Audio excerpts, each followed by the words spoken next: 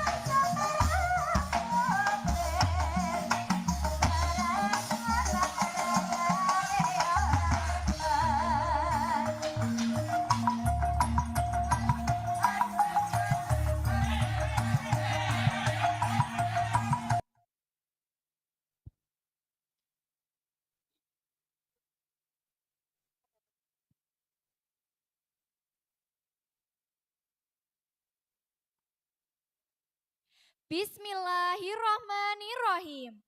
Assalamualaikum warahmatullahi wabarakatuh.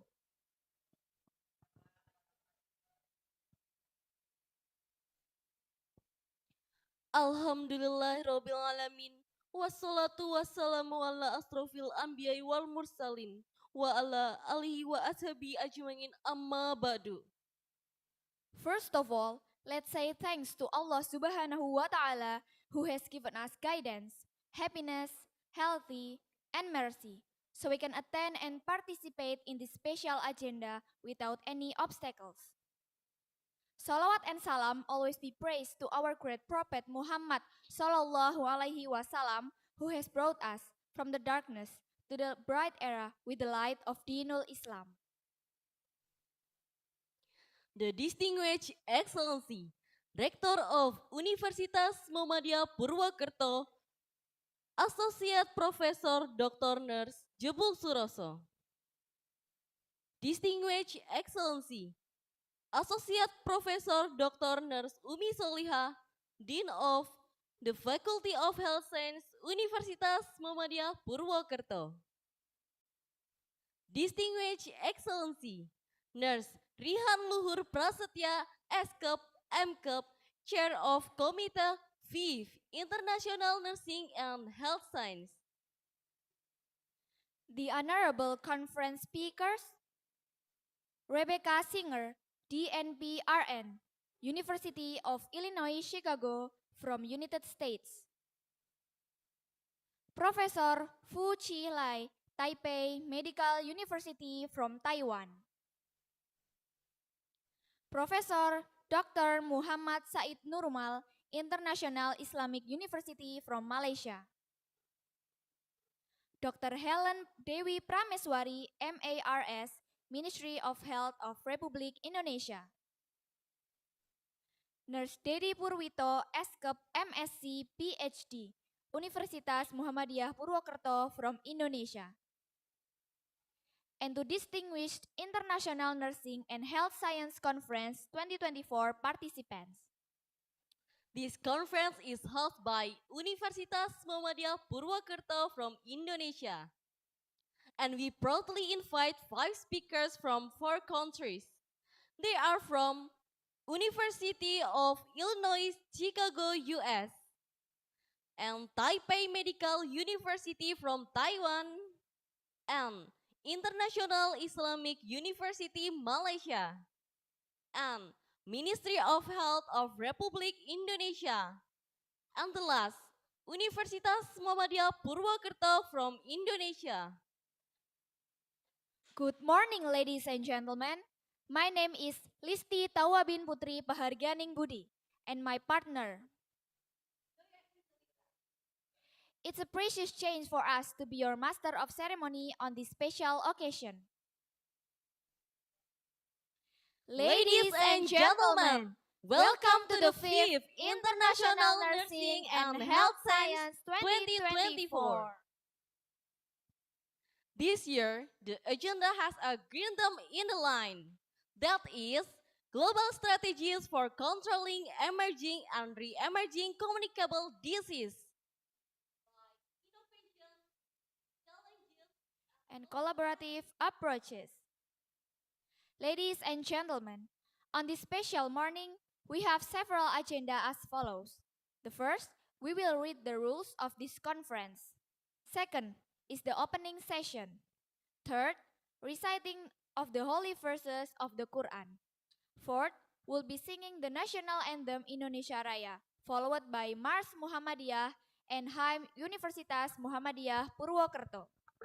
Fifth is the committee chairman report.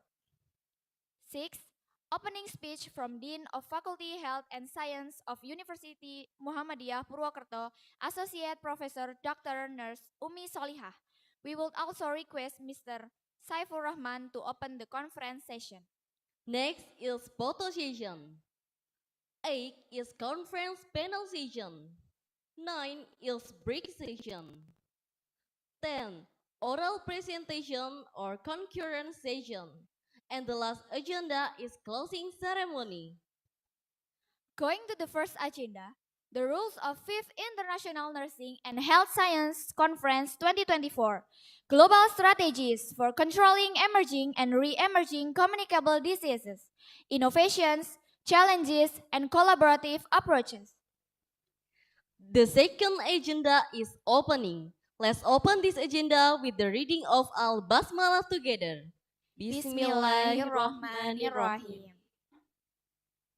The third will be reciting the holy verses of Quran, An-Nisa verse 136, which will be read by Rizky Alia Syabani. For Rizky Alia Syabani, the stage is yours.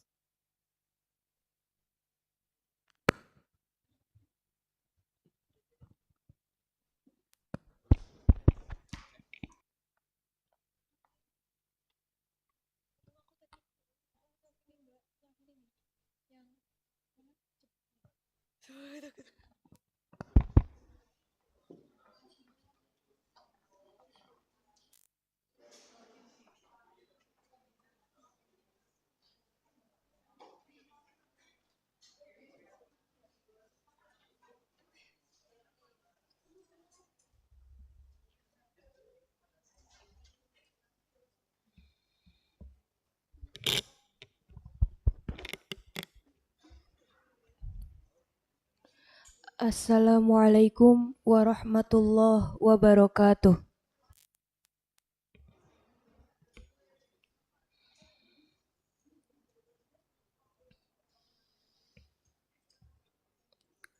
A'udzu billahi minasy syaithanir rajim.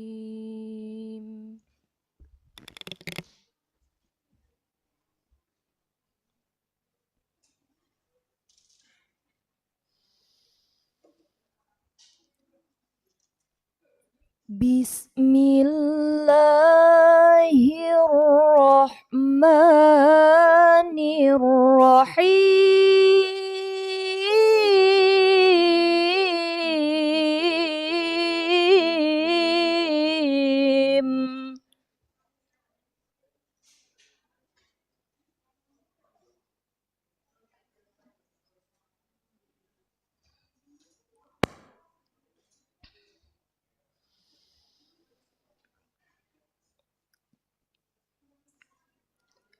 Ya ayyuhalladzina amanu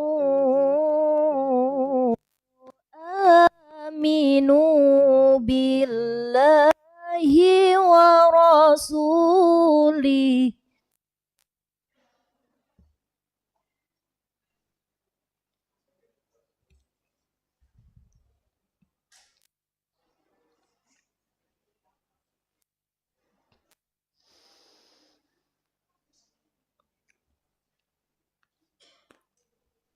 Aminu billahi wa rasulihi wal kitabil ladzi nazzala ala rasulih.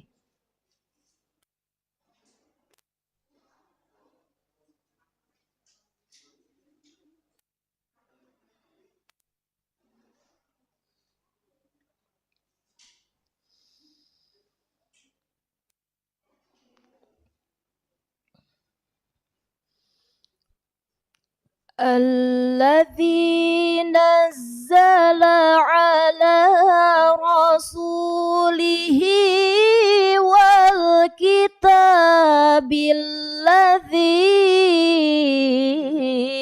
anzala min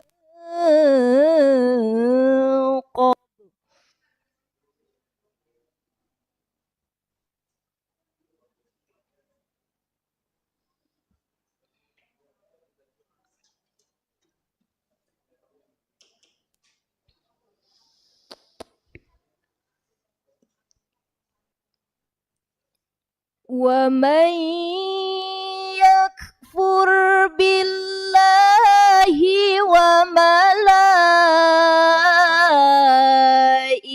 ayatihi wa kutubihi wa rusulihi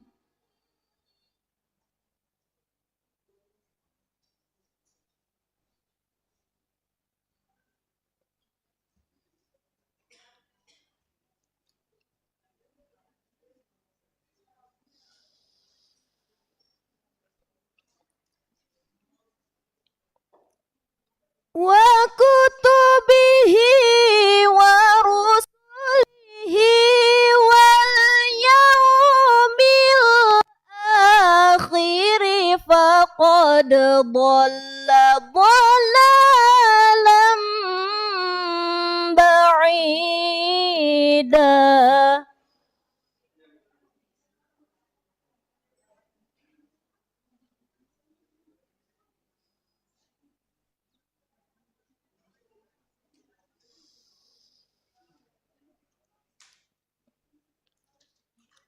Wa kutubihi wa rusulihi wal yaumil akhiri faqad dhalla dhalalan ba'ida. Sadaqallahul azim. Wassalamualaikum warahmatullahi wabarakatuh.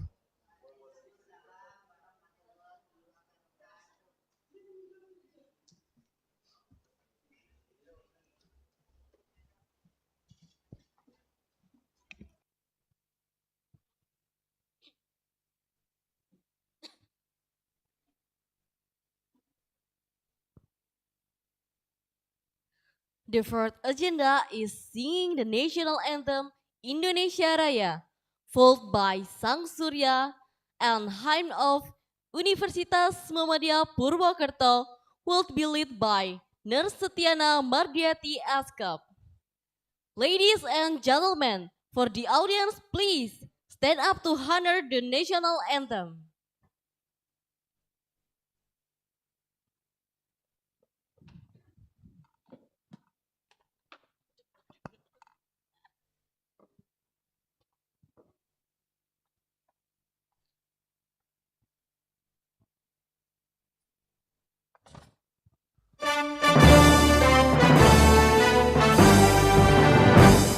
Indonesia tanah air, tanah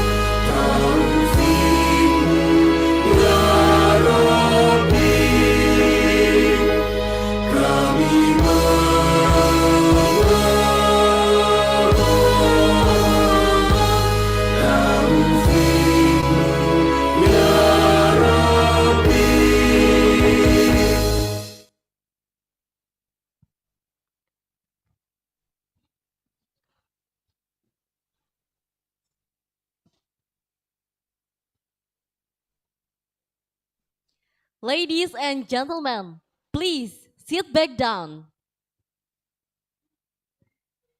The fifth agenda is Committee Chairman Report. To Nurse Rihan Luhur Prasetya, SKEP MKEP. For Sir Rihan, the stage is yours.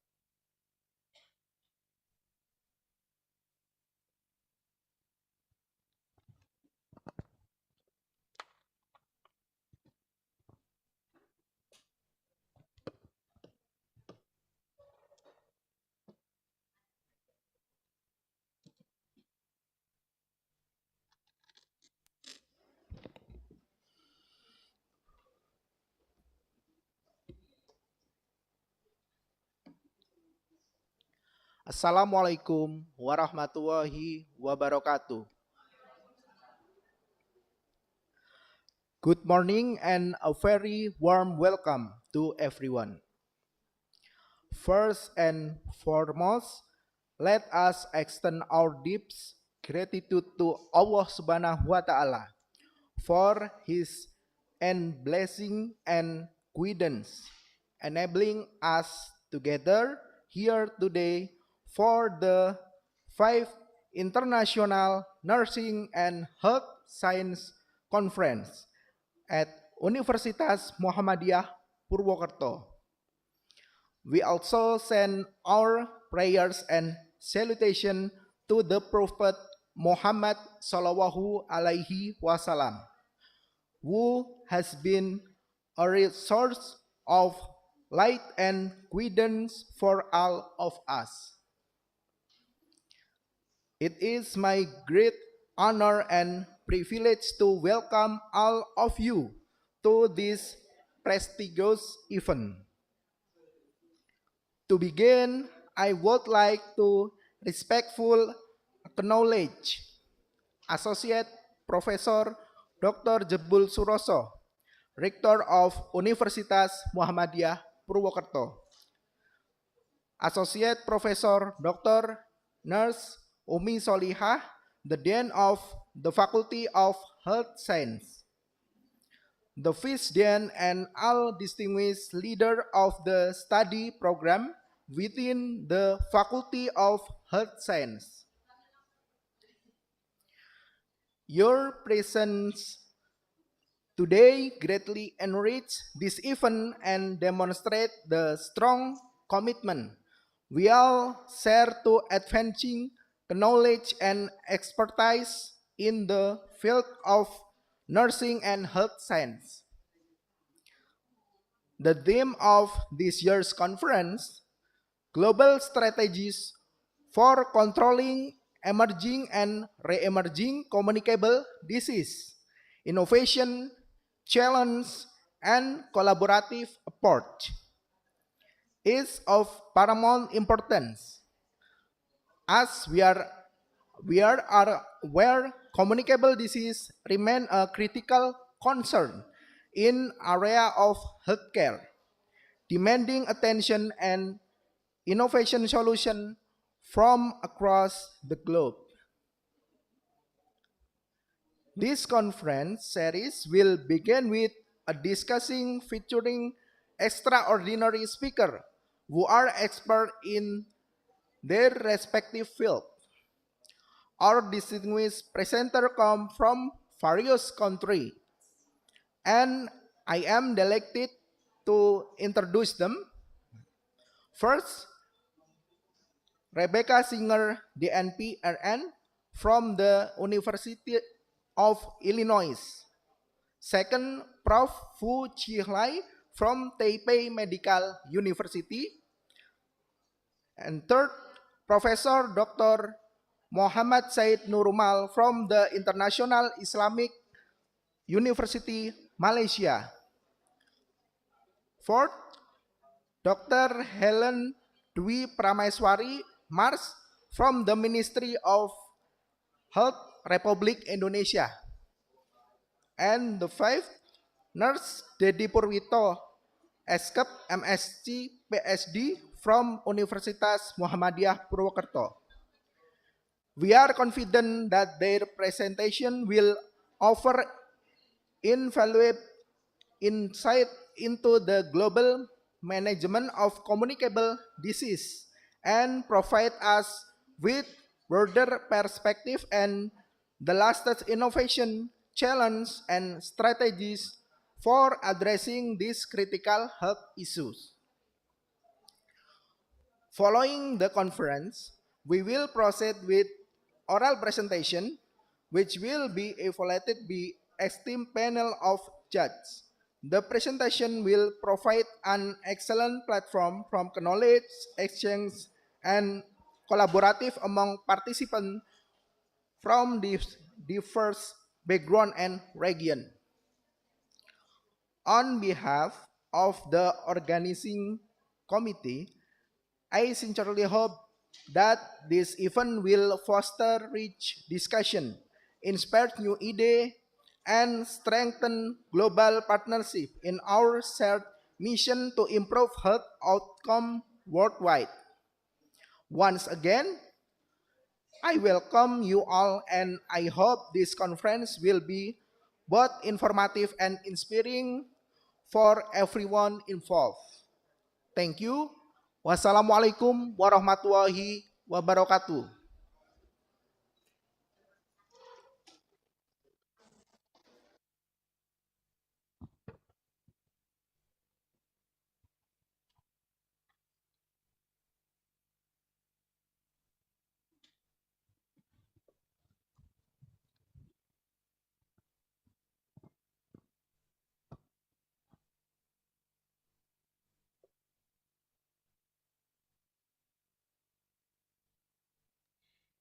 Thank you, Sarihan, for the speech. The first speech is by Dean of Faculty Health and Science Universitas Muhammadiyah Purwokerto. 2. Dean of Faculty Health and Science of University Muhammadiyah Purwokerto, Associate Professor Dr. Nurse Umi Soliha. The stage is yours. Thank you for Master of Ceremony. Okay. Bismillahirrahmanirrahim. Assalamualaikum warahmatullahi wabarakatuh. Alhamdulillahirabbil alamin wassalatu wassalamu ala asrofil anbiya'i mursalin wa ala alihi wa sahbihi ajmain. Amma ba'du. The Honorable Rector Universitas Muhammadiyah Purwokerto, Associate Professor Dr. Jebul Suroso, the Honorable, our distinguished speaker, Rebecca Singer, DNPRN from University of Illinois, Chicago, US, and then Associate Professor Fu Jihui, PhD from College of Nursing, Taipei Medical University, Professor Dr. Muhammad Said Nurumal from IAUM, International Islamic University, Malaysia, Dr. Helen Dewi Prameswari, MIRS, Kepala Tim Kerja Malaria from Ministry of Health of Republik Indonesia, and then Dedi Purwito, PhD from Universitas Muhammadiyah Purwokerto. And dear all participants, students and lecturer from Indonesia, Philippines, and each other, and special thanks for NUST Philippines. Welcome to participating in INHS. We miss you all. Also present here, the Vice Deans, Head of Study Programs, and Committee. Thank you for preparing everything. And good morning, everyone. Thank you for participating in the INHS International Health Sciences event with the theme of global strategies for controlling emerging and re-emerging communicable disease, innovations, challenge, and collaborative approach. Innovation, challenge, and collaborative approach are some of the global strategies that can be applied in the era of globalization. The rapid advancement of science and technology requires professionals to develop and answer the challenge that occur. And then collaboration and appropriate communication strategies with various sector and stakeholders allow for the successful development of methods to prevent the re-emergence of communicable disease, education to the community to prevent the re-emergence of communicable disease through the right strategy is urgently needed. I hope that through information from expert speaker on the day, it will provide more insight for the participants about the material that will be discussed today. And we hope that a participant can apply the knowledge and information obtained and carry out various researches on communicable disease, as well as produce publication that are useful for the scientific community. Okay, enjoy on this conference. I do apologize for the inconvenience in the conference services. Congratulations and success. Thank you so much. Wassalamualaikum warahmatullahi wabarakatuh.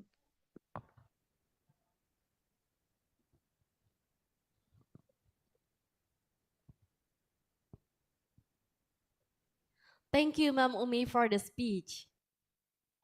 The opening speech as well as the conference opening will be delivered by Rector of Universitas Muhammadiyah Purwokerto, Associate Professor Dr. Nurse Jebul Suroso. For Mr. Jebul Suroso, the stage is yours.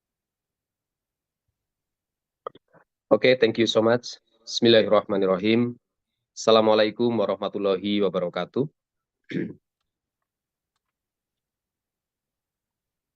Good morning everyone. Alhamdulillahirabbil alamin. Salatu wassalamu ala nabiyyina Muhammadin wa ala alihi wa sahbihi ajma'in amma ba'd.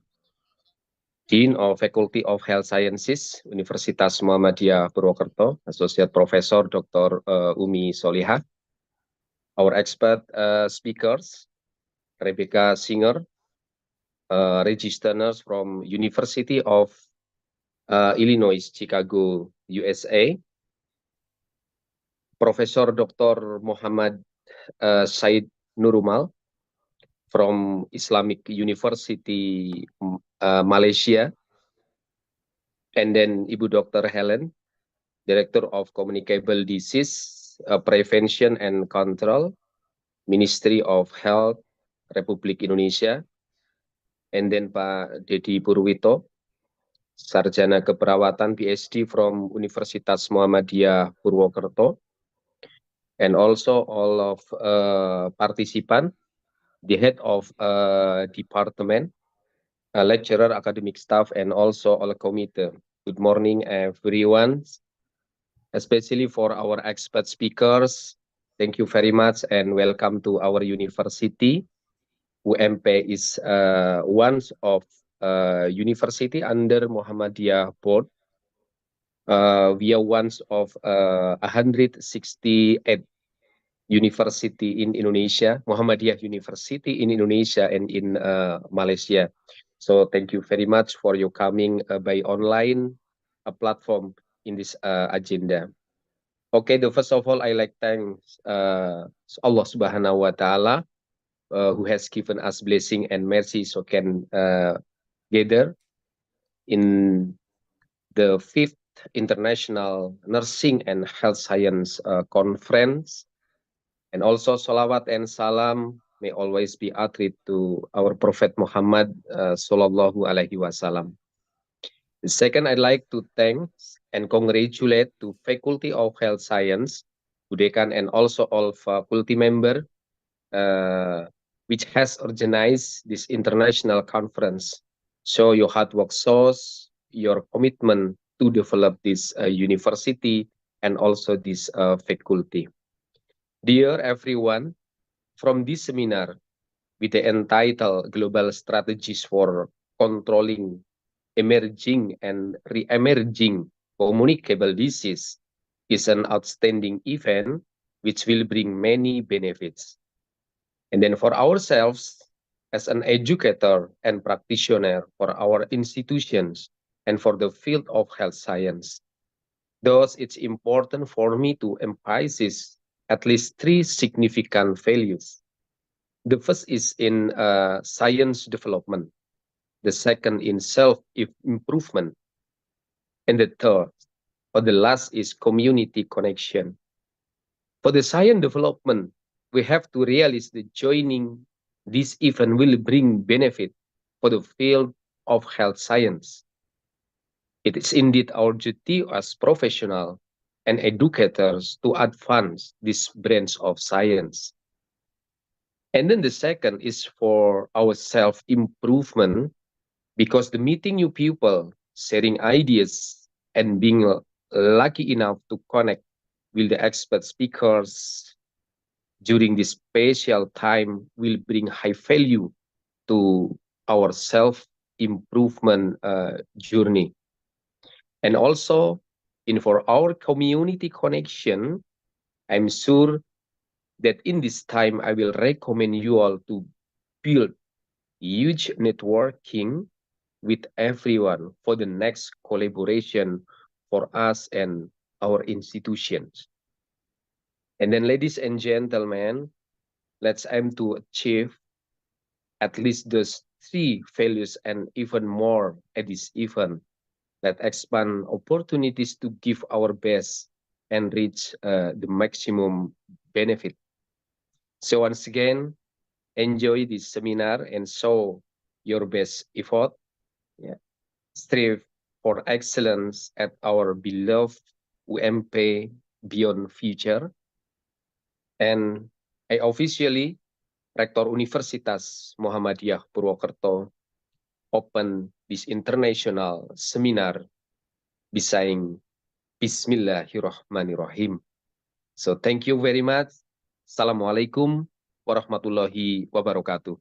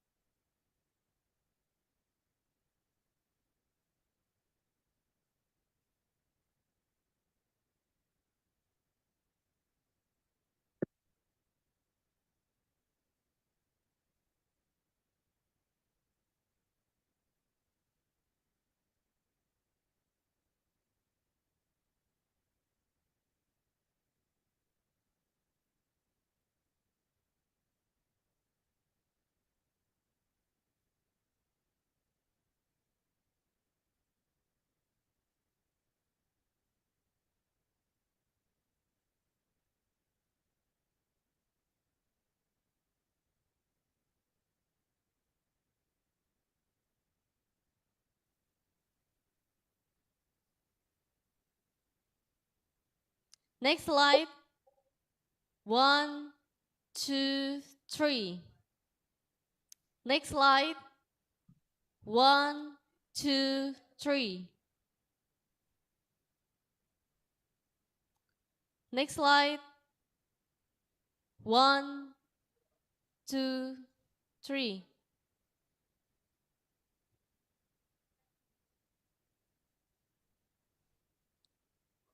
Okay, that's a no, thank you. The seventh agenda is our main session, that is panel session presentation. We proudly will invite the moderator to guide the panel session. Nurse Vivi Leona Amelia, MK PhD. Allow me read the curriculum vitae of the moderator. Nurse Vivi Leona Amelia, MK PhD. She is a nursing lecturer at Universitas Muhammadiyah Purwokerto from August 2017 until now. She is pursuing doctoral degree of nursing in Taipei Medical University, Taiwan from 2020 until 2023. One of her research projects is conducting RCT study. And then, one of her publications is comparison of the associations between self-reported sleep quality and sleep duration concerning the risk of depression, a nationwide population-based study in Indonesia. To Miss Vivi, time is yours.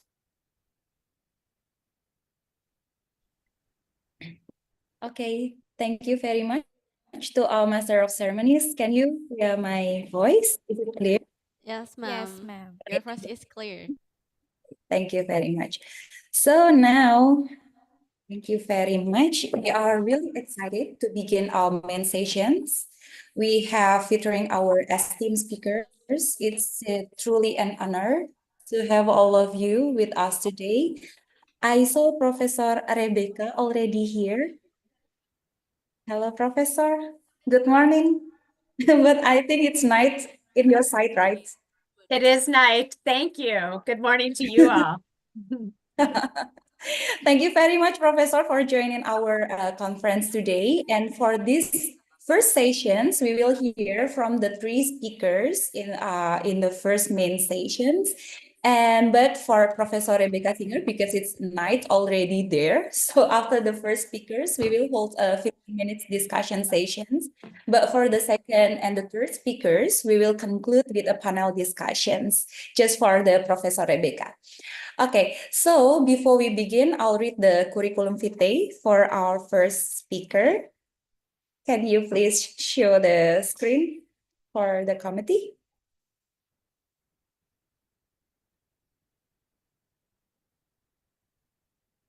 Okay, we have the PPT, Professor. Actually, we wait for this to show in. Boleh minta tolong? Oh, okay.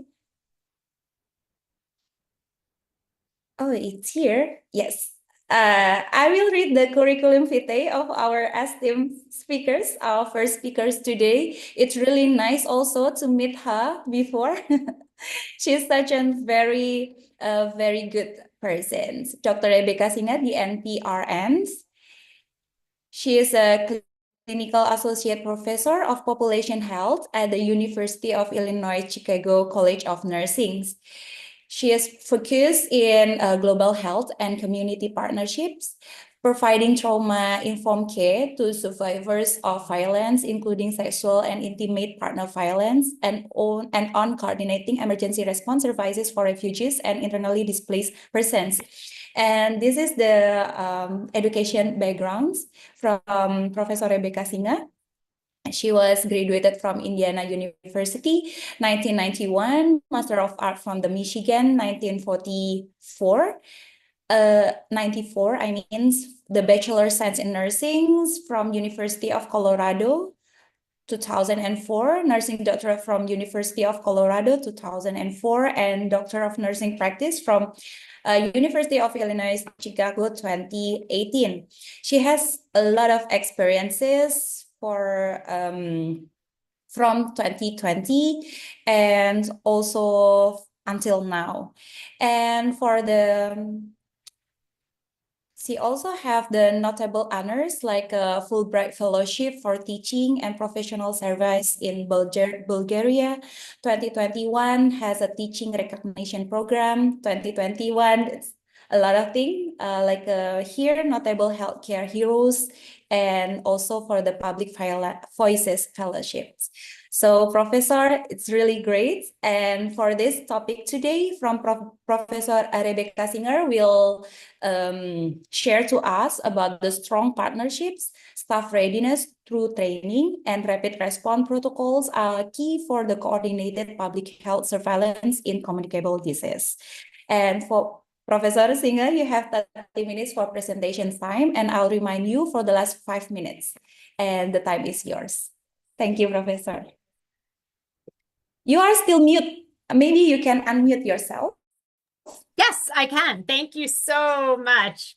Well, Assalamu alaikum, everyone, and thank you so much for inviting me to join you today. I really wish I could be with you there in Indonesia. I have visited Indonesia before, actually. I've been to Java, and I really loved it. Oh, and Bali, and really loved it and thought, this is a country I need to come back too. It's so diverse and beautiful and rich. And so thank you so much for allowing me to share some of my experiences and ideas with you.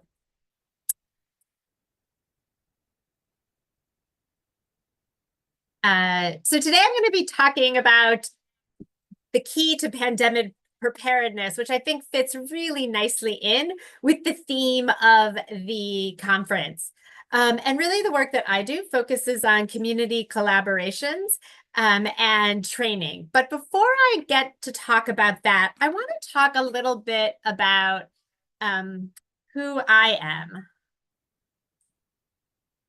So that's a photograph of me that was taken in South Sudan, and where I was doing humanitarian response work for Doctors Without Borders or Médecins Sans Frontières.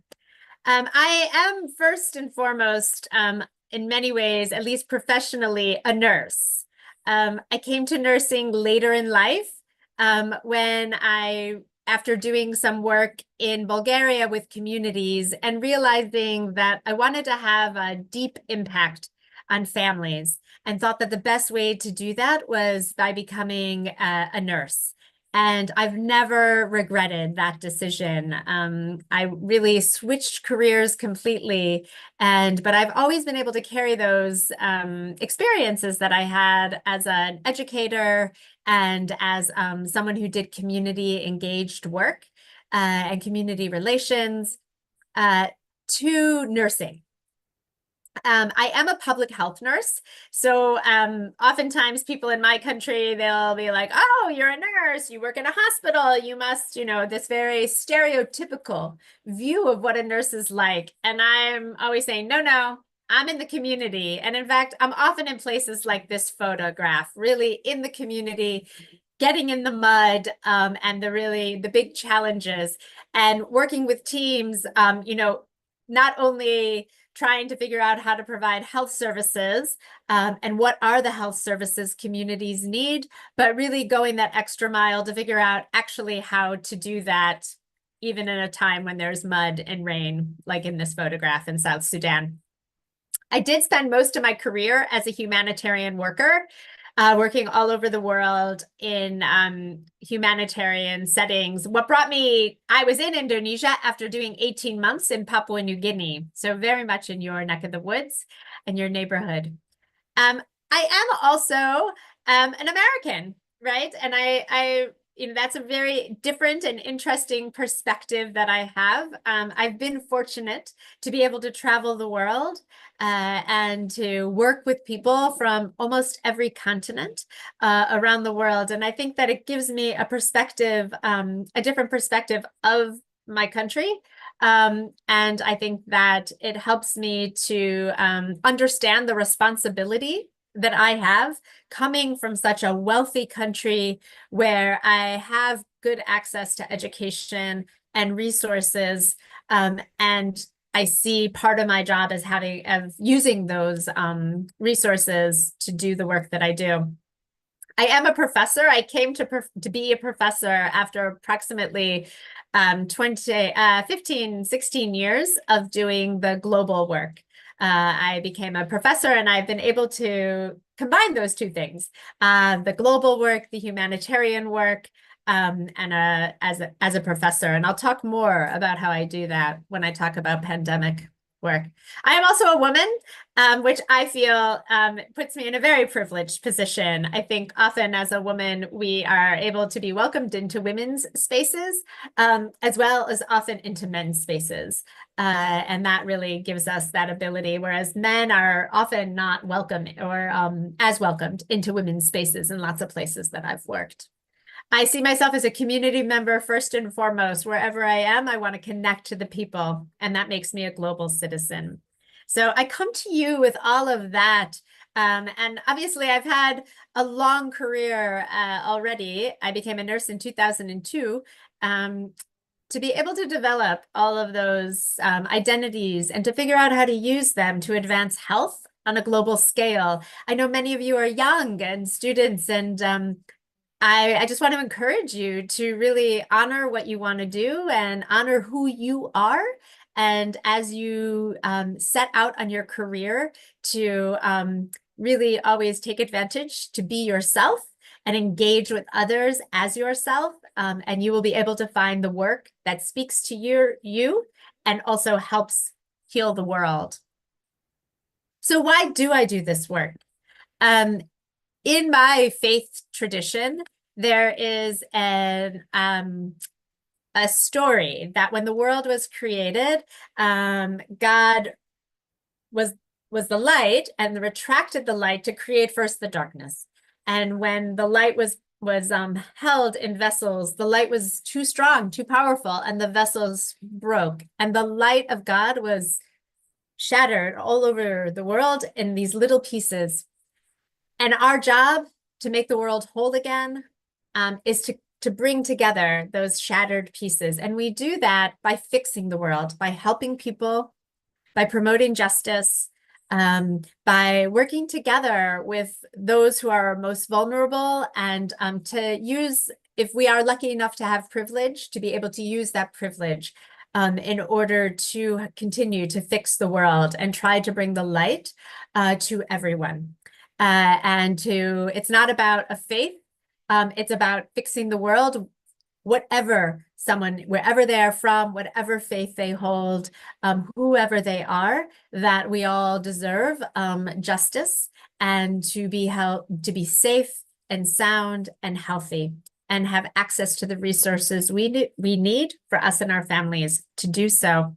And that's really motivated me to do this work, whether I'm here in the United States or whether I am traveling the world and working in Papua New Guinea, in South Sudan, or whether I'm meeting people, wonderful people like your professor at the conference in Thailand. It's always really about making those deep connections so that we can together make this world a better world for all of us, and one in which we all feel safe and healthy.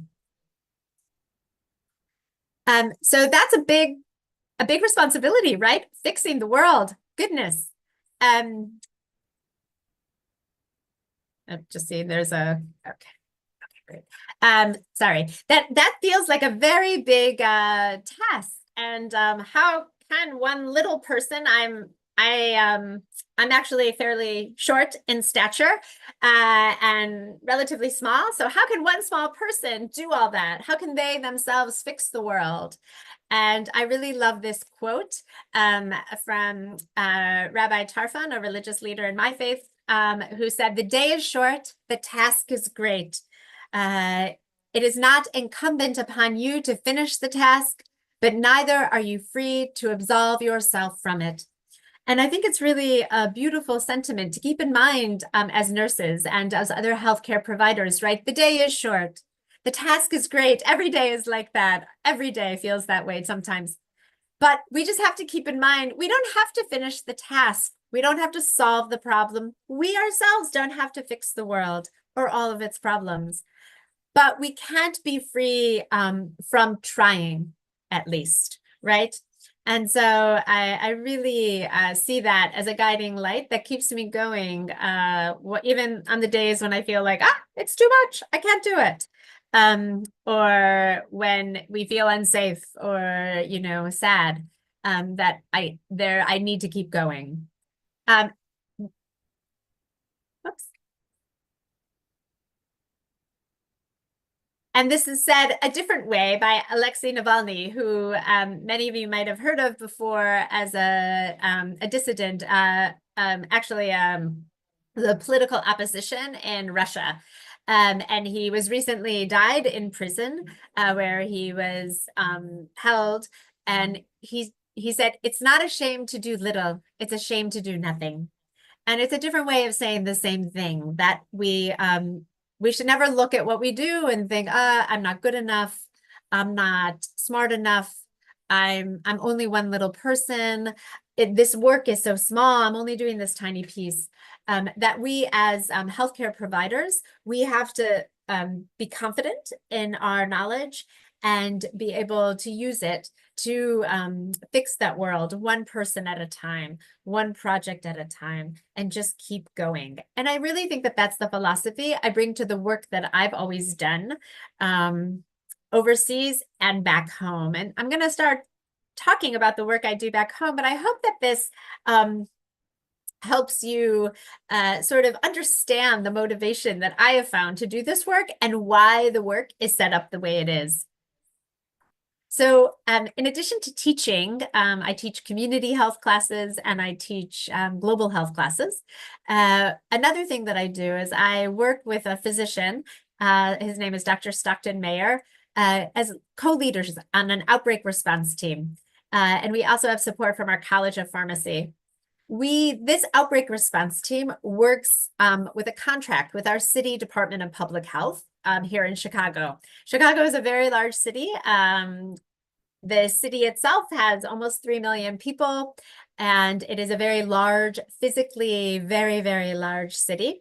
And so we go all over the city providing healthcare services specific to outbreaks. And I'll talk about what that looks like in a minute. And we have and we work with students from 7 different health sciences colleges. And they're from nursing, pharmacy, medicine, the public health school, dentistry, allied health, and then we also have people from our social work school, which is in our health sciences colleges. So really a very diverse group of people coming together to keep our community healthy and safe. This project was begun back in 2020 at the start of the COVID pandemic.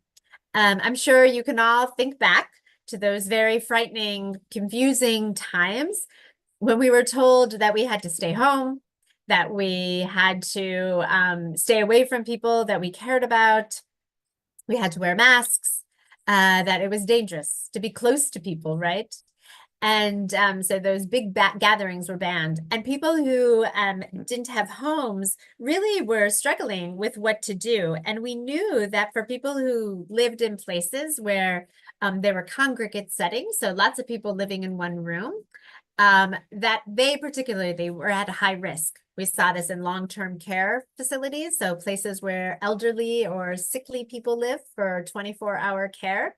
And we saw this in shelters for people who don't have any housing, so our unhoused population. We were brought together, our university, University of Illinois, Chicago, and Rush University, our Chicago Department of Public Health, and then many community-based healthcare providers and an advocacy group specifically for those who are unhoused. And we brought it together and we came up with an idea to test people in shelters for the unhoused and the encampments. And by testing people who are most at risk of very poor outcomes and also most at risk of spreading it, we would be able to identify people who are sick, get them the care that they needed, and keep other people safe. We quickly expanded to testing in long-term care facilities or senior living centers, correctional facilities, so jails and prisons, and also residential treatment centers, which are places for people with mental health disorders or people who abuse drugs and alcohol.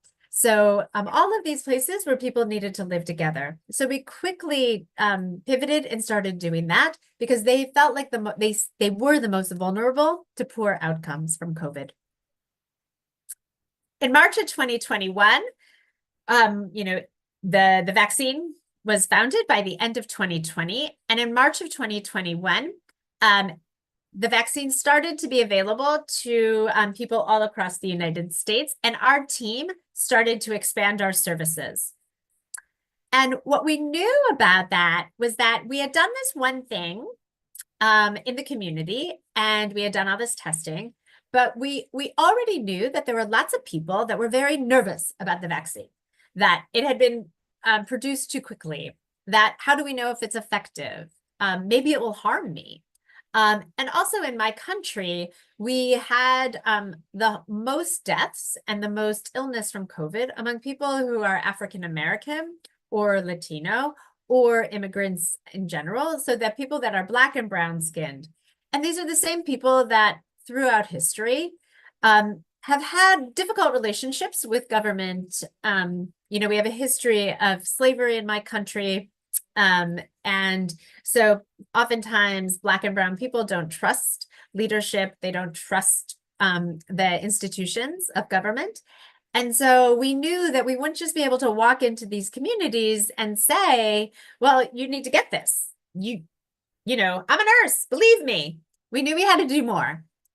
And so we trained our entire team in how to do motivational interviewing, which is a method by which you talk to people about their decision-making.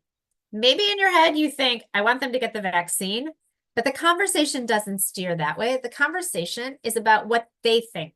What do you think? What brought you to think that way?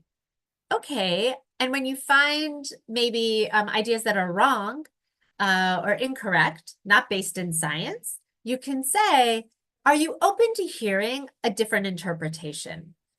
And so really trying to get people to make their own decision that's good for their health.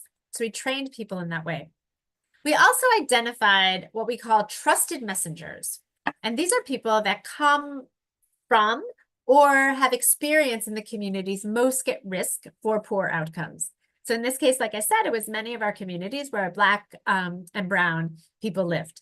And so we had colleagues from those communities who knew how to speak. They shared a historical perspective, they shared cultural perspectives, and they were able to lead us in talking to them as trusted messengers. And so then we also focused on community-based care organizations for people with disabilities, subsidized in public housing.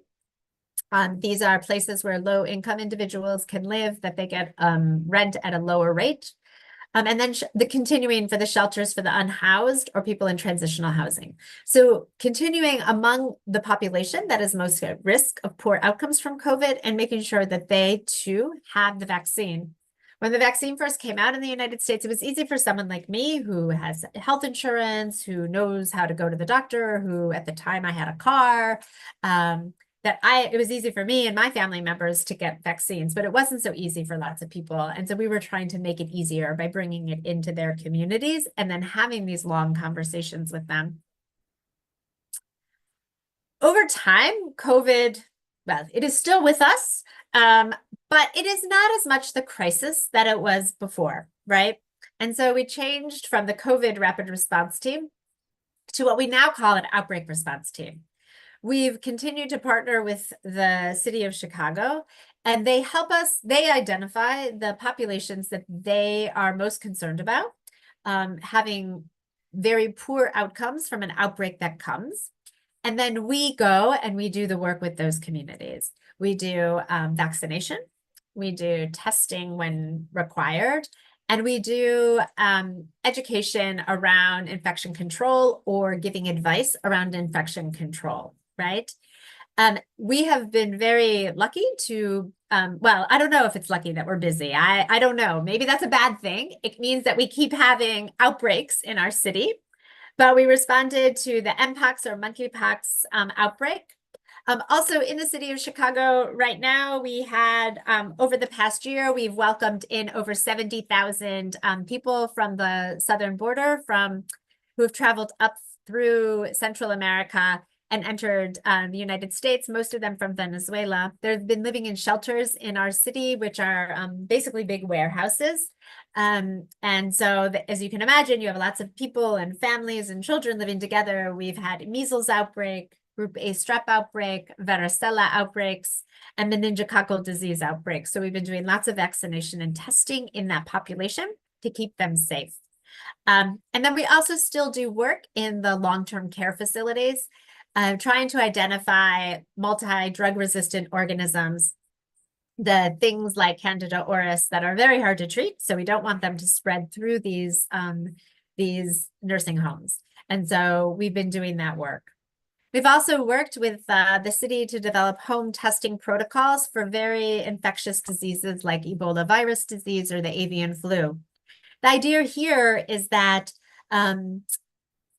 we can keep people maybe outside of the healthcare system, right? So if they travel, there was an outbreak of Ebola in Uganda and people were traveling. So if someone came to Chicago, had a fever, didn't know if they had been exposed to Ebola, we could come to their home, full PPE, do the testing there so that they don't come to the hospital and risk exposing lots of people, right? So we've set up this protocol. We luckily haven't had to use it yet, but we're ready if we need to, because we've done lots of practice. And then we also provide post-exposure prophylaxis for those most at risk of poor outcomes. So really it's that focus on the communities most vulnerable, most at risk, and working with those communities to figure out the best way to communicate with them. When you look at our achievements, it's you know, for me it's a great achievement, right? But for many of you, you're like, oh, 7,500 COVID vaccines since 2021? That's 3 years. That's not very many. And it's true. We had a very big vaccination system set up in a sports arena on our college campus. And they were doing 7,000 in a day. But the difference is for all of these services is that we are working one-on-one with people. What I tell our team, which are still students, we've really been devoted to hiring student workers to be able to give them this sort of experience prior to getting out in the world. I'll talk a little bit more about that later. But as I always tell our students, maybe this is the 2,000th vaccine you've given in your life, and maybe the 20th you gave today. But for that person sitting in the chair in front of you, the person you're talking to, it's really the only vaccine they might receive this year, especially if it's their COVID and flu vaccine, right? Or their measles vaccine, their booster. We want to remind people that we're giving that personalized care so that people who often feel outside the system, outside of healthcare, and thus not cared about, and also just not aware of the ways that they might be spreading the disease, we can have those conversations because we see them as humans and give them care in a dignified way. And so we might be slow, but I think we're very effective in really changing people's behavior and engaging people in their healthcare. So what is our secret sauce? Why are we so successful? And I really think that our secret are things I've already been talking about. And one of them is really partnering with the communities, seeing the community as an asset. They're not just a list of that poor community. They are terrible, they're very much at risk of getting ill. But instead of seeing them as a problem to solve, seeing them as part of the solution, right? The community is not the problem. The disease is the problem. The community is the solution, right? So that's really what I would say is our secret sauce. I'm going to tell you a quick story about what this community partnership can look like by telling you the mpox story. Just checking my time here. Okay. Mpox, or formerly known as monkeypox, started spreading out of Africa where it is endemic to Europe and then to North America. It had not really been seen in these places before, and it was spreading among a population of men who have sex with men.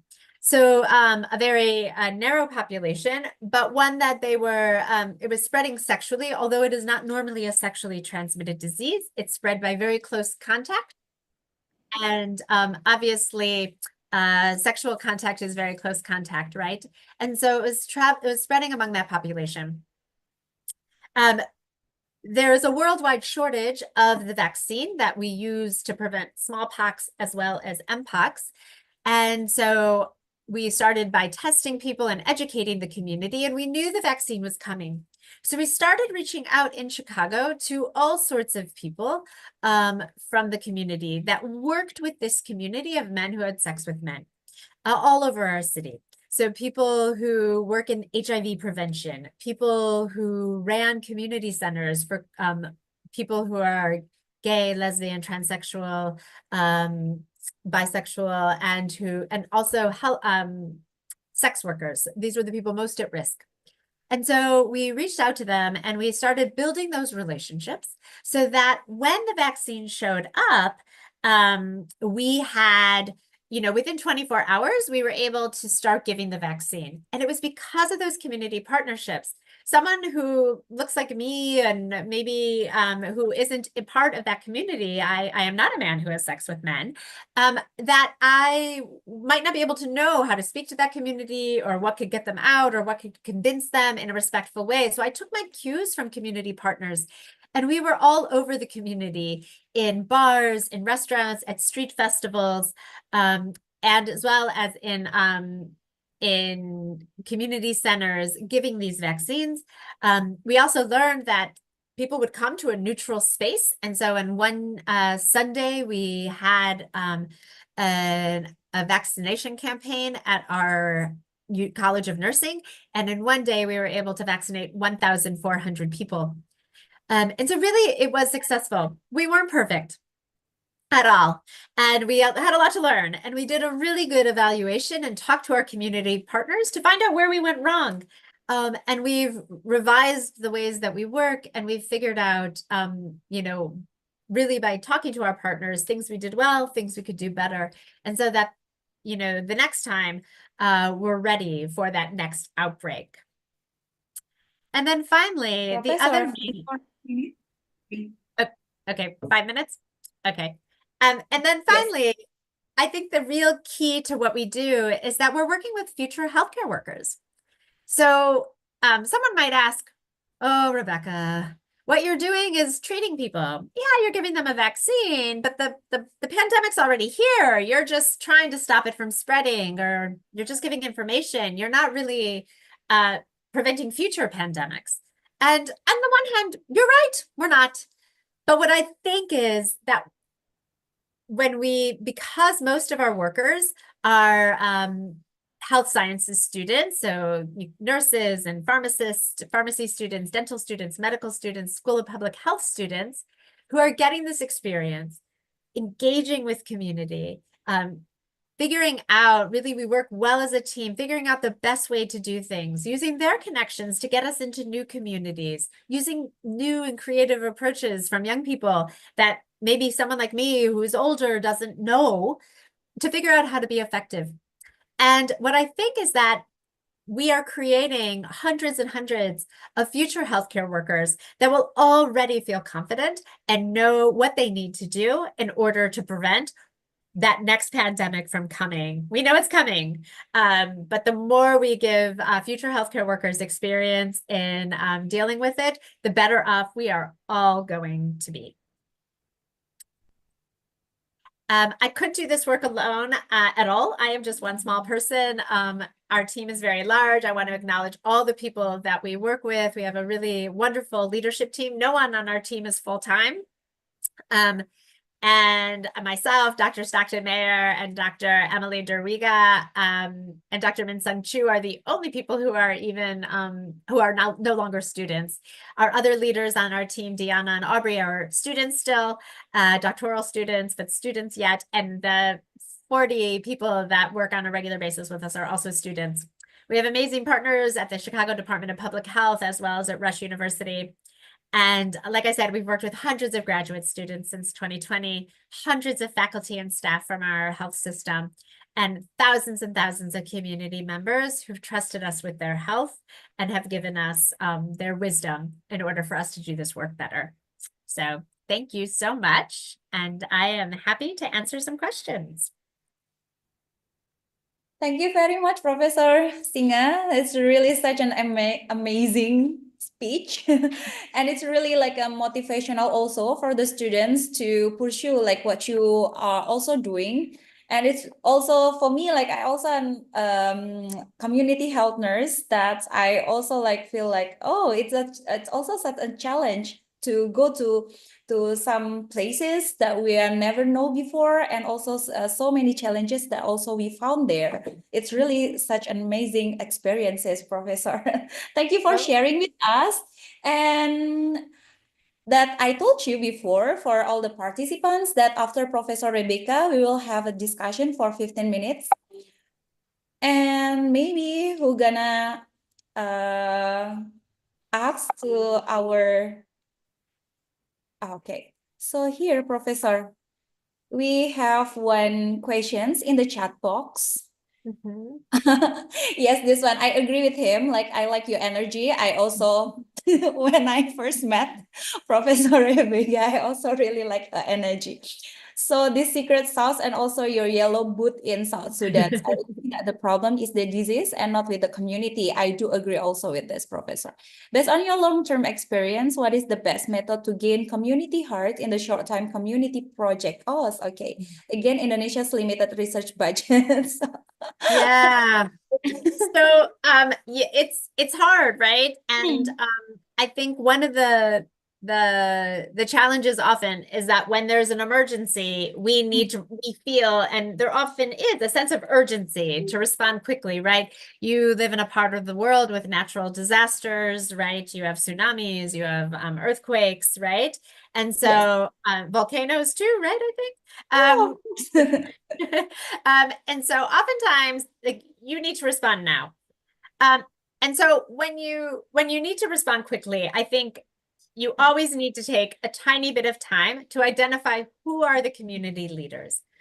Walking in, identifying, really reaching out right away to the local healthcare providers, those people who are going to be your natural partners in this, right? And really taking the time to listen to them. Yes, I have expertise. I know some things, but I don't know a lot of things. I don't know most things, in fact. And so really being able to take that time to listen and collaborate with the people who do know those things, right? And letting them provide that sense. So reaching out to the healthcare workers, but then also really important other leaders. When I worked with Doctors Without Borders, wherever I was, I always reached out to the local elected officials. I reached out to the women's groups. I reached out and made connections with the religious leaders. And when you're getting into that part of where it's no longer emergency, you've gone over the emergency, but you want to keep working with the community, you just have to keep showing up. My friend who does this work really well always reminds me that oftentimes showing up for the community means serving food. You come week after week to the community meal and you're not doing any nursing. You're not doing any doctoring, you think. You're helping them serve the food, right? And you're just greeting people and getting to know them. And it's only by showing up repeatedly and showing that you're dedicated to that community that oftentimes then they will be able to open up to you and collaborate. And right, there are really limited budgets. And sometimes we feel as if our time is very valuable. But if we want to get what we say in English, more bang for our buck, we need to make sure that we create those relationships so that we can collaborate. So, great question. Thank you very much, Professor. It's really such a great tips for us. That's serving the food also. That's All right. Thank you very much, Professor. And also we have the response here from the one that's asking. So now we have maybe one more question. Is it fine, Professor? Yes, of course, please. Okay. Sure. Okay, for one more, I think there's one that wants to ask directly to you. Okay. Okay, one student. Or this one, IG, already raised the hand. IG, you wanna ask the questions? Or June? Okay. We have one participant from Philippines, professors. Okay. Oh, sorry, you still mute? Can you unmute yourself? Hear me? Okay, cool. I can hear you. Am I audible now? Yes. Yes. Thank you so much. And good morning, everyone, and good evening, Professor Rebecca, on your end. I am Mr. John Christian Reguel from the Philippines, from Nueva Ecija University of Science and Technology. I am also a professor in a state university here in the Philippines. And thank you so much, Professor Rebecca, for such an informative discussion based on the topics that was discussed a while ago regarding strong partnership in public health and staff readiness through training as the key for coordinated public health surveillance in communicable disease. A while ago, because supposed to be, I will ask also the challenges, but because a while ago I also heard some answers. But I would like to also dig deeper, because what I would like to ask is about the challenges, if really any, in maintaining strong partnership in public health and staff readiness, and how they can be addressed. And another one, Professor Rebecca, is about the best practices for training public health staff to improve surveillance and response capabilities. All right. So for the second question about surveillance, our group actually partners with a surveillance team at the Chicago Department of Public Health, and so we're not doing surveillance actually. We have people who are trained Others in also. surveillance. I can't really, that's not my area of expertise, so Yeah. I can't answer that. But I Okay. can talk to you about the challenges that we faced. Yes. Very specifically. So one thing that was really, as always, a challenge is how to effectively communicate, especially when guidance changes. So with Mpox, you know, it was a new disease for most people, and we had this vaccine shortage, right? And so first we were giving the vaccine sub-Q injections in the arm using a certain amount, and then it was I think it was 5 milligrams. But then we found out that if you did 1 milligram intradermally, it's just as effective, right? So now we have 5 times as much vaccine, right? So that we can make it stretch. Also, around the same time, it is a 2-dose vaccine.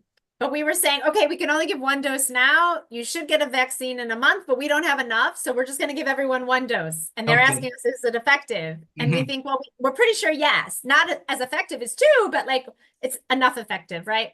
So you keep changing the story. You go from 2 doses to 1. You go from sub-Q to ID. And people start feeling like, you know, they're like, oh, but it's a smaller dose. You're not giving us enough, right? Yes. And so trying to communicate that, okay, a different, you know, to a healthcare provider, it's easy to understand, okay, a different method of injecting is a different dose. That makes sense to us, right? But, you know, oral meds, it's a higher dose than IV meds because of, you know, but for the public, that's a hard thing to communicate. And so really being able to communicate effectively, simply, as things change so rapidly, was really challenging. And just trying to be respectful when people come and be like, but this is what I heard, and not being like, well, you heard wrong, or you've been saying it in a very respectful way at the same time that we're like, let's get the vaccines. Yes. And so it can be really challenging. Also, you know, like, it's challenging when people refuse vaccines. It's challenging when people ask you, what can I do to prevent it? And you tell them all the ways, and they're like, I'm not going to do any of those things. And that can be challenging, right? And it can be challenging to continue that relationship and keep showing up and be non-judgmental in that. And so that's a challenge. That was a real challenge for our team. Yeah. Okay. So Thank you this is some of them. Yeah. Yes. Thank you so much, Professor Rebecca. And I would like to take this opportunity as well to thank Universitas Muhammadiyah Purwokerto for giving us this opportunity to be able to meet also Professor Rebecca, and the Nueva Ecija University of Science and Technology College of Nursing would like to take the opportunity also to say that we would like to collaborate as well with Professor Rebecca. I hope that we could collaborate with you as well. Thank you so much, UMP, and thank you so much, Professor Rebecca. Yeah, feel free to reach out. I'm always happy to talk to people. Thank you so much. Yeah. Thank you very much, Jen, Professor Jen from from NEUST. Thank you very much. Really also really nice to see you from the Philippines. they always collaborate with us, actually, Professor, from each our conference. That's really thank you for your support also, professors. And yes, I think 30 minutes is really tight, right, Professor, to tell us about this, to speech about these things.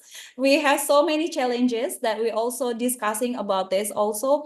And I think 30 minutes it's not it's not enough for that. A But nice start, though. but it's for a warm up, I think. It's from warming up for the students Yeah. also to know about this, for the challenging, and also so many things that have happened in the world that Professor Rebecca gives to us to make our eyes opened about what happened to the world, and also the challenges for the futures and what she also has done before. And thank you very much, Professor Rebecca Singa. And we will close our sessions for Professor Rebecca, but but we have the certificate for you. Thank you very much. Okay. Yeah. Thank you so much for the invitation. I'm very sorry I can't stay longer, but it is getting to be my bedtime here. Yes, it is your bedtime, Professor. Yes. So thank you. And hopefully next time I can be in person with you all, and have a fabulous day. Thank you all so much for inviting me. Thank you very much, Professor. And we will showing the certificate committee. You wanna help me to the certificate? Because they told me that they will show in for this session, Professor. Okay, ada nggak? Okay, so or maybe later, Professor, I'll send it to you directly, and I will yeah, I'll contact you later. Oh, here, the certificate. Thank you very much, Professor. Oh, thank you so much. Really nice. And you'll send me a copy also? Okay, sure. I'll do that, Professor.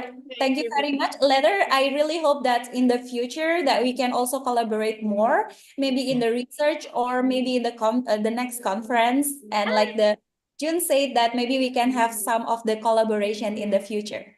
Yes, absolutely. I would love that. So thank you all so much. Feel very honored. Okay, take care. Take care, Professor. Bye. Thank you very much. Okay, we already done for our first sessions with Professor Rebecca Singa. It's such a really amazing speech, and I really hope that you can catch up what the idea from her presentations. We only have 30 minutes. Actually, it's really short and really tight, but I really hope that you can get the idea for that. And our next speaker, we will have Professor Fuchilai from my. Actually, I was graduated from Taipei Medical University, so this one of my committee members for my dissertation defense, actually. So, Professor Fuchilai, are you there? Hello, Professor. Yes, I'm here now. Can you hear me? Yes, I can hear you. Okay, so I will increase the volume. Yes, I'm here. Thank you very much, Professor. Let me read your curriculum vitae first before we begin your sessions. So, Professor Fuchilai is a lecturer in College of Nursing, Taipei Medical University, Taiwan. His education background, he was graduated from Kent State University, Ohio, USA. Master of Nursing from Case Western Reserve University, Ohio, USA, and Bachelor's from Taipei Medical University, Taiwan. Some of the work experiences, now he is an associate professor at College of Nursing, Taipei Medical University before ever became a research assistant at the Kent State University, Ohio, and also an emergency nurse before in the Katai General Hospital. He has a lot of things, such as the leadership experiences, and also for his research field in disability and long-term care, disaster nursing research, nursing management, quality improvement and patient safety, dementia care, radiation disaster, and COVID-19 control strategies researches. And also a lot of publications that have ever done by Professor Fuchilai. And so it's such an honor to have Professor Fuchilai for For our topic today is the best practice for infection prevention in healthcare setting and the role of nurses and health allied staff in maintaining these standards. So, Professor Fusilai, we have 30 minutes, and after that we will begin the third speakers, and after that we will have the panel discussion. Is it fine? Yes. Is it you, Yes, Professor? it was Thank very you. well for me. Okay, so good morning, everyone. I hope you can hear my voice clearly. Is that clear enough? Should Yes, I adjust the volume? yeah, it's clear, Professor. Okay, so now let me do the sharing. All right, so I hope you can see the slide from my university. So can you see that? Can you see my slide? Yeah, Professor, yes. Okay, okay. It's So, okay, I will catch up the very short 30 minutes to talk about very big topic of the best practice of infection control. And also I will share with the experiences that Taiwan experienced before, from the SARS to COVID-19, and what we will do after COVID-19, because we all know we might have a re-emerging, excuse me, we might have a re-emerging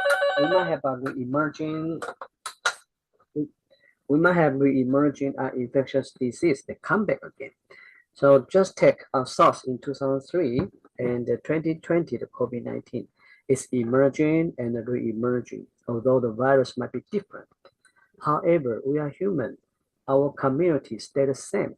So we will take interaction measures to a future unknown or even known re-emerging infectious disease. So I will talk about the importance and resilience of infection control in disaster, even we are not in disaster. But when infectious disease, especially unknown infectious disease come, this all tend to be a disaster.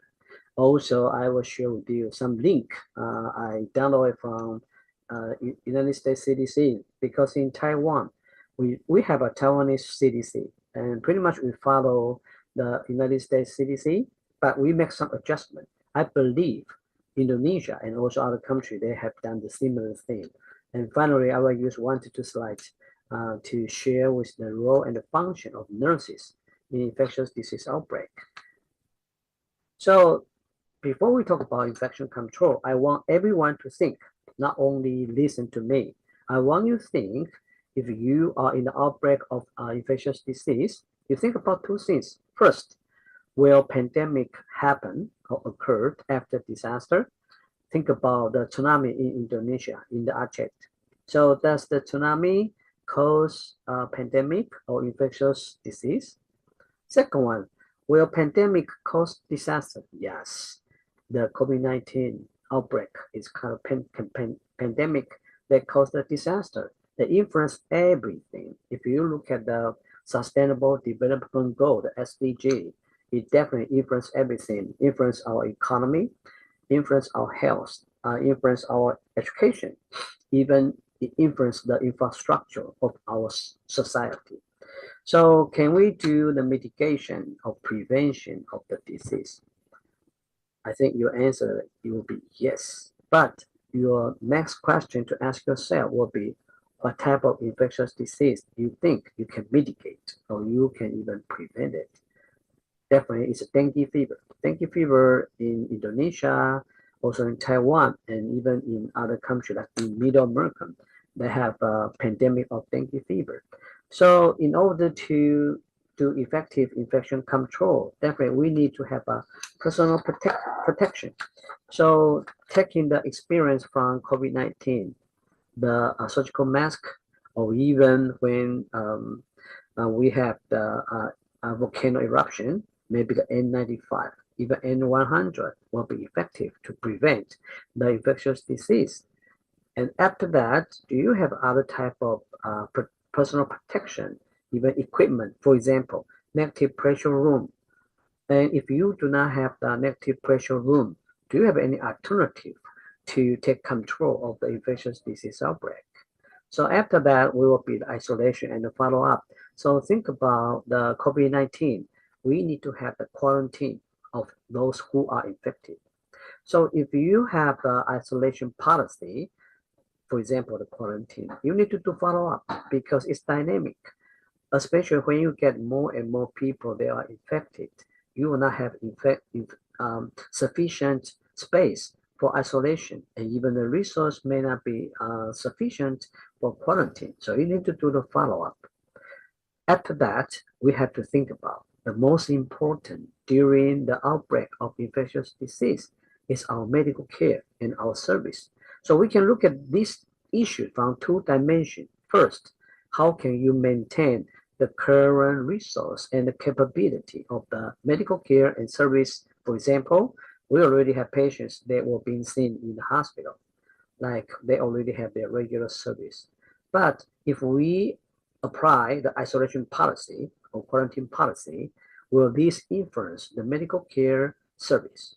And if you have more and more patients that flush into the hospital, how will you do the alternative? And do you even exercise on that?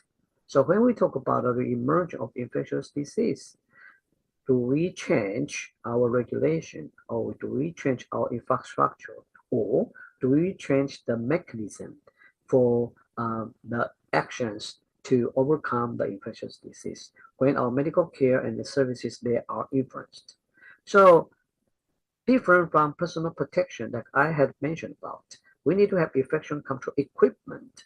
The equipment, if you think about the negative pressure room, there might be one of that, but do you have the airflow detector? Do you have the screening equipment for early screening of whether the patient they were infected or not?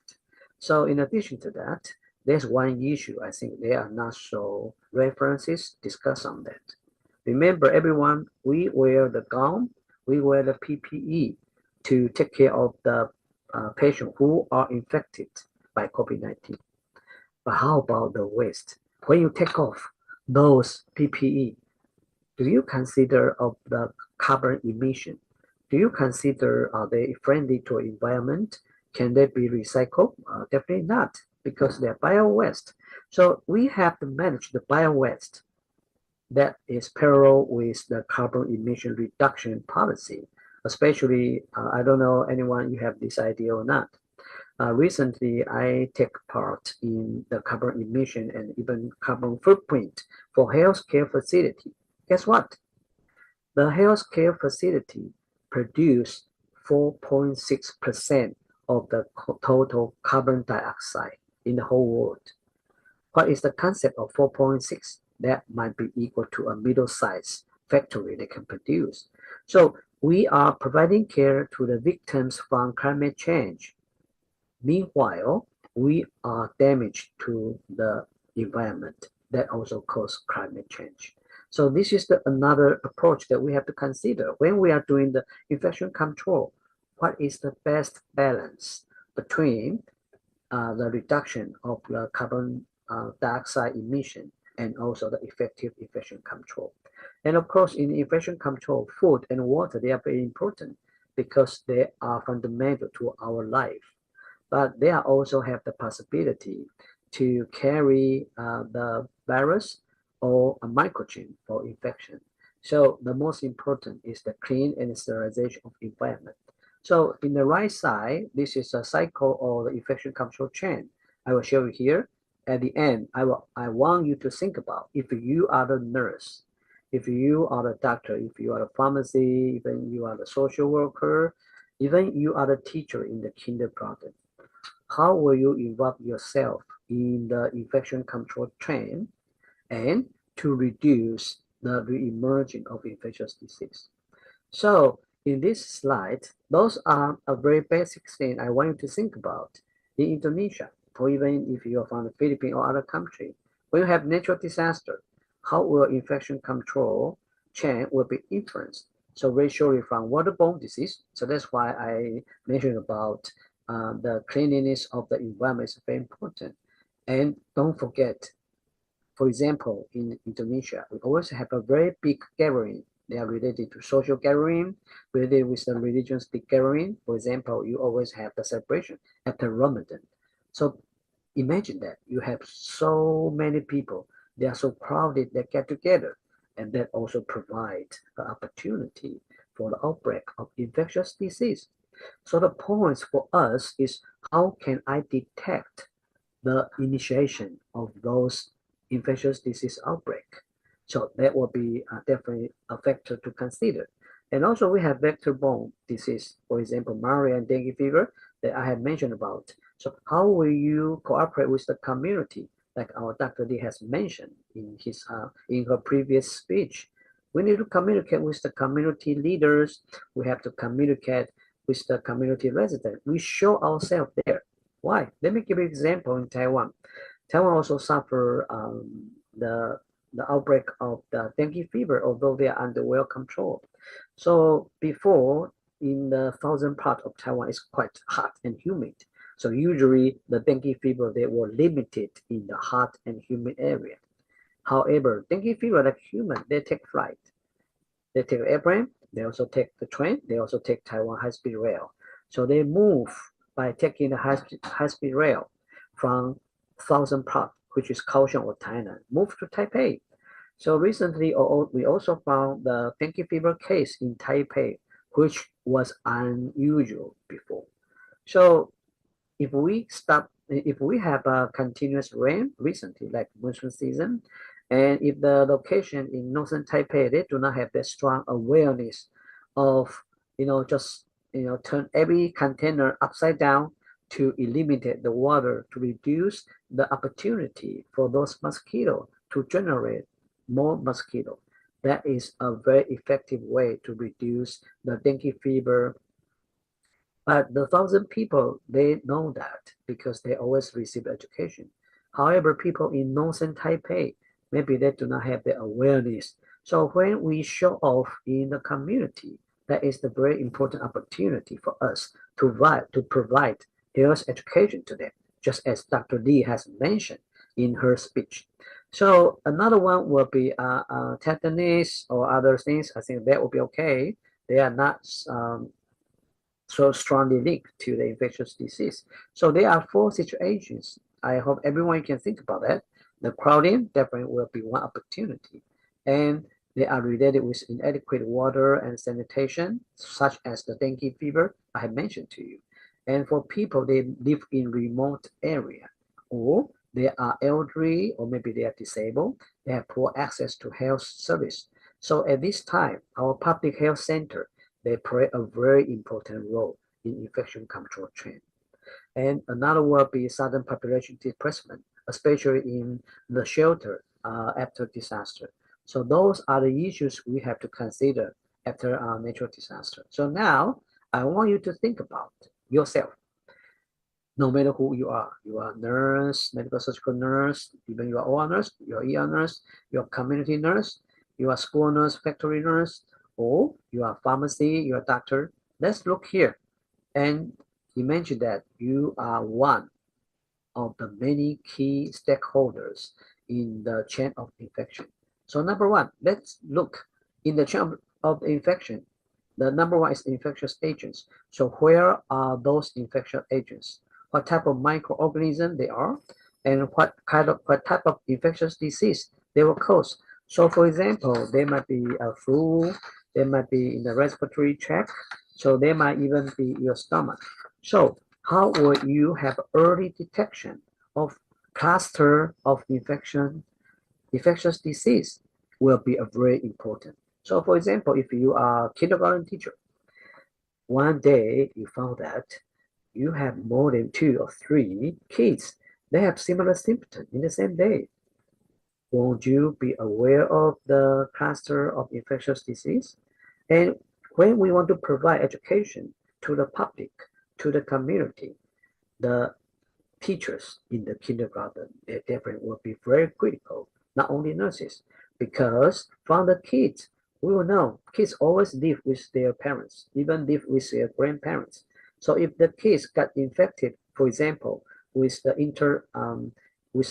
intestine microorganism, for example, they may have norovirus.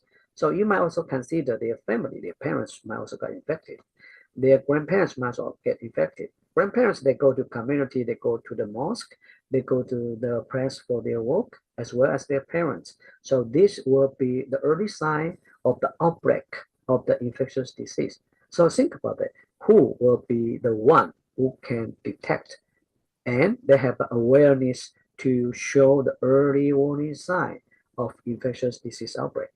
Second one will be reservoir. Reservoir will be the place that those strains or those microorganisms they can live. So we check. For example, let's continue the kindergarten story. So the kids, the school teacher, they might have the awareness. They share with the nurses in the community. Even they bring the kids to the hospital. So the nurse or doctor or whatever healthcare provider, they you need to have a sense about where they live, because the location or the environment they live will be considered as the reservoir of those microorganisms that cause the infectious disease. And when they have the reservoir, the microorganism they live there. So they need to think, they need to have the way out, because the way out will be the way they spread out or the outbreak will be. So take dengue fever as an example. The mosquito, they sting on you and they need a place to stay, right? So they might live in the places that have accumulation of the water or a little pond, and the pond without any fish, because fish will eat the baby of the mosquito. So this you need to consider the portal of the exit way out. And in addition to that, like I have mentioned, for the different type of infectious agent, we need to consider how will they transmit. So the mode of transmission, are they airborne, or they go through from your food, the water, or mosquito, or even animal, because right now we have animal to human transmission infectious disease. So when you have things out, you need to have things in. This means the virus or microorganism, they way out from reservoir and they will enter human. So they even enter your body from the air you breathe, from the food you eat, from the water you drink, and also they might be possible from our medical care equipment. For example, from our dirty hand of the nurses. We always think about hand hygiene. Wash your hand. Guess what? Who is the first one to tell us to wash our hand? Everyone think about it. Who? Back to 150 years ago. Nightingale. Nightingale told us we need to wash our hand, but humans did not get progress on hand washing. So that's why even nowadays we still keep, advertising on please wash your hand. Effective hand hygiene will save patient's life, even will save your own life. So we need to consider the exit out. We also have to consider entry in. But finally, we need to detect who will be the suspectable host. They might be human, they might be animal, they might be the equipment like your IV line, your urinary catheter line, or even your arterial line, your CVC line.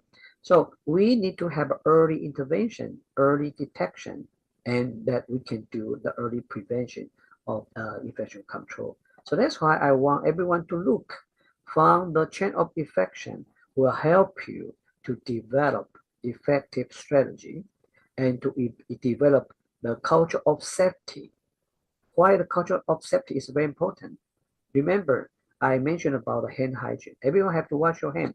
So I want everyone to ask yourself right now, if you are providing care in hospital, in public health center, or even in your own home, how many times you wash your hand? And when you wash your hand, do you follow the 5 occasions that is the minimum requirement for hand hygiene? And even do you forget sometimes that the occasion that you're supposed to wash your hand, but you did not? And also, do you know the data that your hospital might have the hospital acquired infection that were caused by insufficient hand hygiene? And most important, we are human. Look at the human nature. Sometimes we forget, even sometimes we ignore. So how will we enhance your willingness and your motivation to be adhere to the hand hygiene guideline? So think about that. And the chain of infection will be a very useful guideline for yourself to think about. So this is when we talk about the infection control. Infection control is not only doctors' responsibility, not only nurses. It takes everyone's effort to do effective infection control. So similarly, it's similar like in the English idiom, it says that it takes a whole village to raise a child, to save a patient. It takes a whole hospital, whole community's effort to save our safety, to keep us away from infectious disease outbreak. So look at those parts. I believe our previous speaker also mentioned about the leadership. So leadership, we have three categories. One, from the government. So the policy from the government, from the CDC, those are example. And then we also have to take the second tier of the leadership from our local government. Third one will be all level of the leaders in hospital, head nurse or superintendent or director, or also the director in the public health center. So leadership definitely will be very important. Another one will be the NGO or the community. We call it interest group. So we have a researcher or organization that include professional organization and patient organization. We get involved and we work together to advocate the importance of the infection control. So the interest group will be an important role in effective infection control. But in addition to that, as I mentioned, we are human. We have a human error. We have human factors that will develop to be perceived as the barrier for effective infection control. So we need to approach the multidisciplinary approach. So doctor, pharmacists, microbiologists, nurses, even our hospital management, social worker, occupational therapist, everyone, you need to get involved. And don't forget, I mentioned general public and health insurance company. In Western country, if they receive the private insurance, they're important. But for the country, they provide national health insurance. This will be the Bureau of the National Health Insurance. So the primary care, and don't forget, the infection will not be only occur in hospital, not only occur in the ICU or they might occur in the dental care. So the dentist, they also need to get involved. That's why I say it takes all specialty to keep us away from infectious disease. Then dental care, they are also critical in the infection control and elderly care, especially nursing home. Think about during the COVID-19, we have lots of elderly, they die, or they have a greater exposure to COVID-19 infection. So elderly care is also very important. And as I mentioned, currently we have more and more animal to human transmitted infectious disease. So livestock industry, they are important. So when we want to provide health education, don't forget the farmers or veterinarians. They will also have the early detection of those disease outbreak. And pharmaceutical. So pharmaceutical, actually, they are very important for big data. Let me give you an example. If you open a drugstore or if you open a pharmacist in the community, and the pharmacist, suddenly they found that there are more and more people, they want to buy the medication to reduce the high fever. But why they go there? Because they don't want to go to the hospital. Maybe they don't have enough healthcare access, maybe because they don't have enough money. So they choose the alternative way to buy medication from the pharmacy. So the pharmacist is the very key person, because if the pharmacist, he or she, found out we have the greater use or greater purchase of the medication for fever control, they might think about the important sign that fever might link to infectious disease. So that's why I give you this graph to share with you. It takes everyone to keep us, the keep whole community, to keep the whole hospital away from infectious disease. So this is CDC guideline. Because of time, I have all of the link, and I definitely, I'm very happy that our host, that you can share this PPT to all of our participants, because there are lots of link from United States CDC that you can use for your guideline. But let me suggest to you, you need to look what they really work for you. Don't follow all of them, because you have to make some adjustment. So they are co-practice for all specialties, isolation precaution, and multiple resistance of the drug, and the county for the caster and for the CDC line. And this is very important, culture of safety. as one of my topic, how can we make everyone to be adhere to the guideline of infection control to build up the culture of safety is very important. So I think pretty much there will be the close to my time and need to have some time for Q&A. So think about that. If you are nurses, because we are most of that we are nurses, and think about if you are doctor, if you are pharmacist, what is your role and what function you can do in infection control cycle. So for example, in hospital or in the community, we recognize infection risk. So that's why everyone is very important. And please clean your hand. The Nightingale have mentioned about this one over 150 years. Still, human, you use your iPhone 16, but you still don't know how to do effective hand hygiene. And we need to have a effective monitor of the hand hygiene and use appropriate PPE. But as I mentioned, please do the best balance of infection control and the carbon emission reduction.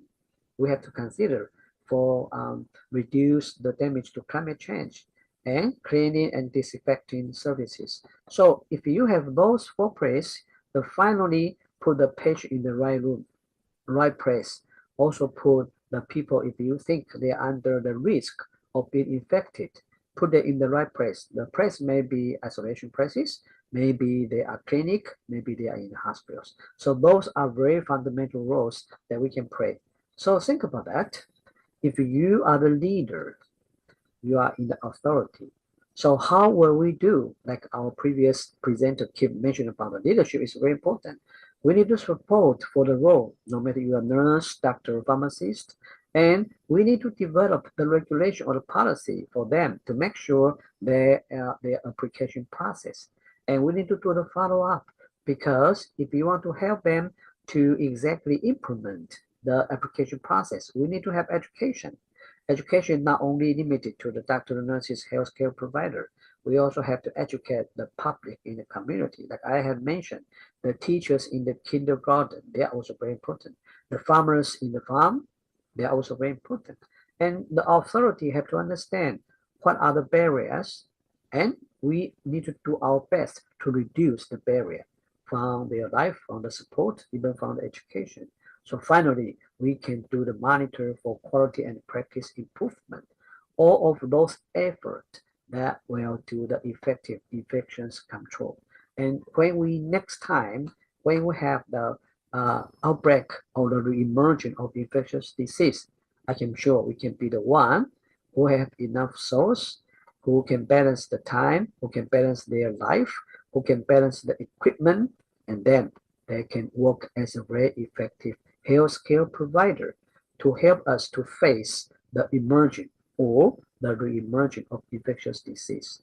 So I think that will be all of my presentation. And here, Vivi, can you tell me how much time left Yes, for me so far? 5 minutes more, Professor. We still have 5 Wow. minutes. Yeah, Okay. you really.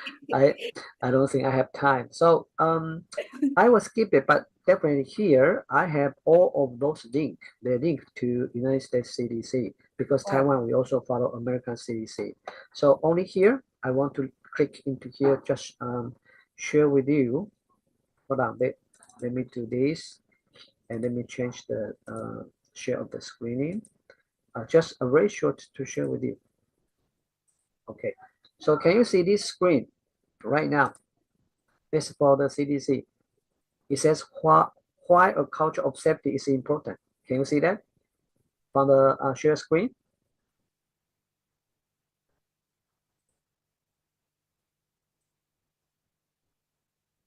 Maybe can you see that? Yes, Professor, I can see your screen. Okay. Yes. So here, like at the end, like Vivi asked me, how should I tell the audience?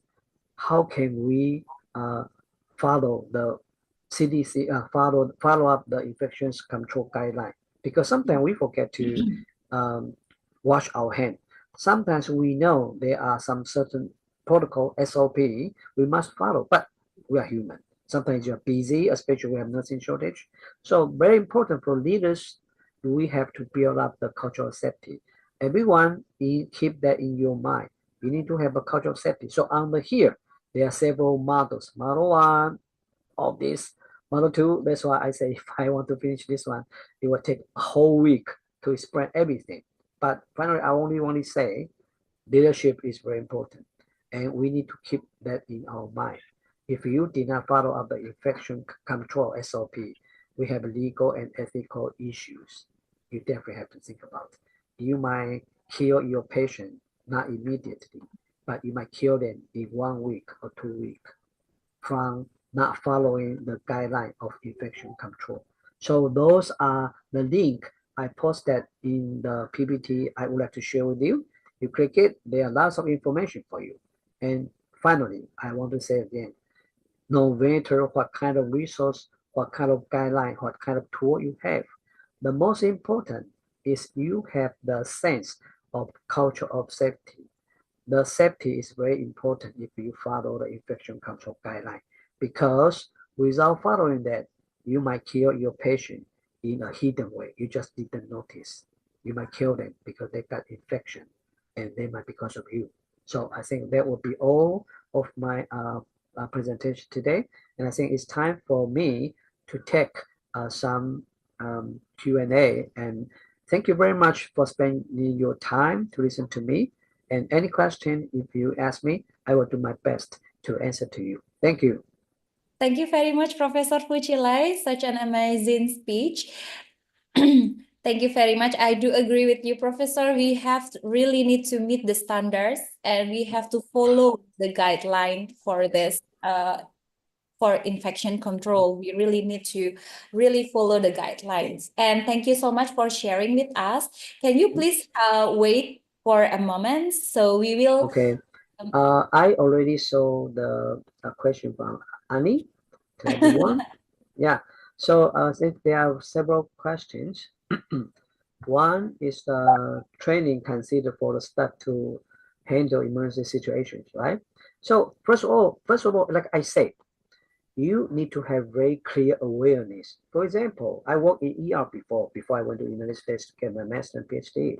So ER nurse, let me ask you, when you work as an ER nurse, do you receive enough or even more knowledge on early detection of infection? Do you know that? For example, if in a very short of time, 1 day or 2 days, you receive more and more patients, they have the sign of infection. For example, flu. So sometimes we say, well, we already know flu, but how about other disease, infectious disease that you did not encounter before? And how will our nurse or the head of ER, maybe the doctors, or even our hospital, they give the statistic data, they give the accumulated data in short time, 1 day, 2 days, 3 days, to our nurses to remind them we might develop the trend of one emerging infectious disease. So I think this is a very important. So those training need to link with the big data. So I want to ask you, if you work as an ER nurse, how frequent your hospital give you the patient's frequency, the patient's disease category when they visit data to share with everyone in ER? We have this in Taiwan. That's why the big data and the information is very, very important. And if you want to use AI in your emergency room, it's easy. Every day, for example, if we take the night shift, every day we accumulate, we calculate, we analyze all of the data, what kind of disease, what kind of symptom the patient they visit ER. So we can analyze whether we have a trend of unknown communicable disease. So I hope this can be integrated into the training program. But even the receive training, the hospital need to have such kind of mechanism. Otherwise, I just receive training, but I never use the knowledge I have been received in my real practice. So that's the answer for the question number 1 from Afifa. Then the question number 2 from Annie. So Yes. Annie, you asked me what are the for the PPE in Taipei. Actually, in Taipei, right now we do not have mandated policy that you must wear a surgical mask, but in hospital we suggest that. So we still, I think I can say when you enter the hospital, almost 90% of the patient or the visitors, they all wear surgical mask. This is the awareness of culture of safety. Even government said, no, it's not necessary. You must wear mask inside the hospital. But people think hospital maybe is not clean. Not clean. Yes, yes, Yes. So they Still think, well, not. it's better for me to wear that. So this is a culture of safety. That's what I say. We don't want to force you. We don't want to punish everyone for healthcare provider if you do not follow the SOP. But if I give you the awareness of culture of safety, you're aware that you follow it by yourself. This is autonomy, right? Autonomy will make sure you will not kill your patient. I want to say that. Actually, we are killing our patient if we did not follow the SOP. But you didn't know you're killing your patient. So we still wear the surgical mask. But for COVID and the mpox in Taiwan, like I say, the government, they constantly monitor all of the data. I think Bibi knew that. So once we found certain trend, the government will tell everyone. They tell you from the television, and of course they will notify the hospital. Hospital will take required action. So far, it's not required to wear surgical mask in hospital. But like I say, everyone knew hospital is not clean. But actually, hospital is clean, so they will wear that. So I think those are the two answers to the question I have. So anyone, you have any question to me? Thank you very much, Professor, for answering the two questions here. And yeah, I do agree in Taipei. I also seen that it's just an habit, right, Professor? Like we have a good habit to prevent the disease, such as we still using masks, but different. But in here, Professor, in Indonesia, like I think we are forgetting about that. So in the hospital, when last time I went to the hospital, and we are not You're the really only one who wear mask? put on the mask right now, Professor, but different in Taipei. In Taipei, we still have, we still have that habit in every day, because we know the disease is really impactful, so we really have to prevent it. But in here, Sometimes it was influenced by the weather, because in Taipei we are now getting colder and colder of the weather. So people think in the cold winter, wear mask will keep your face warm. So you can tell the differences.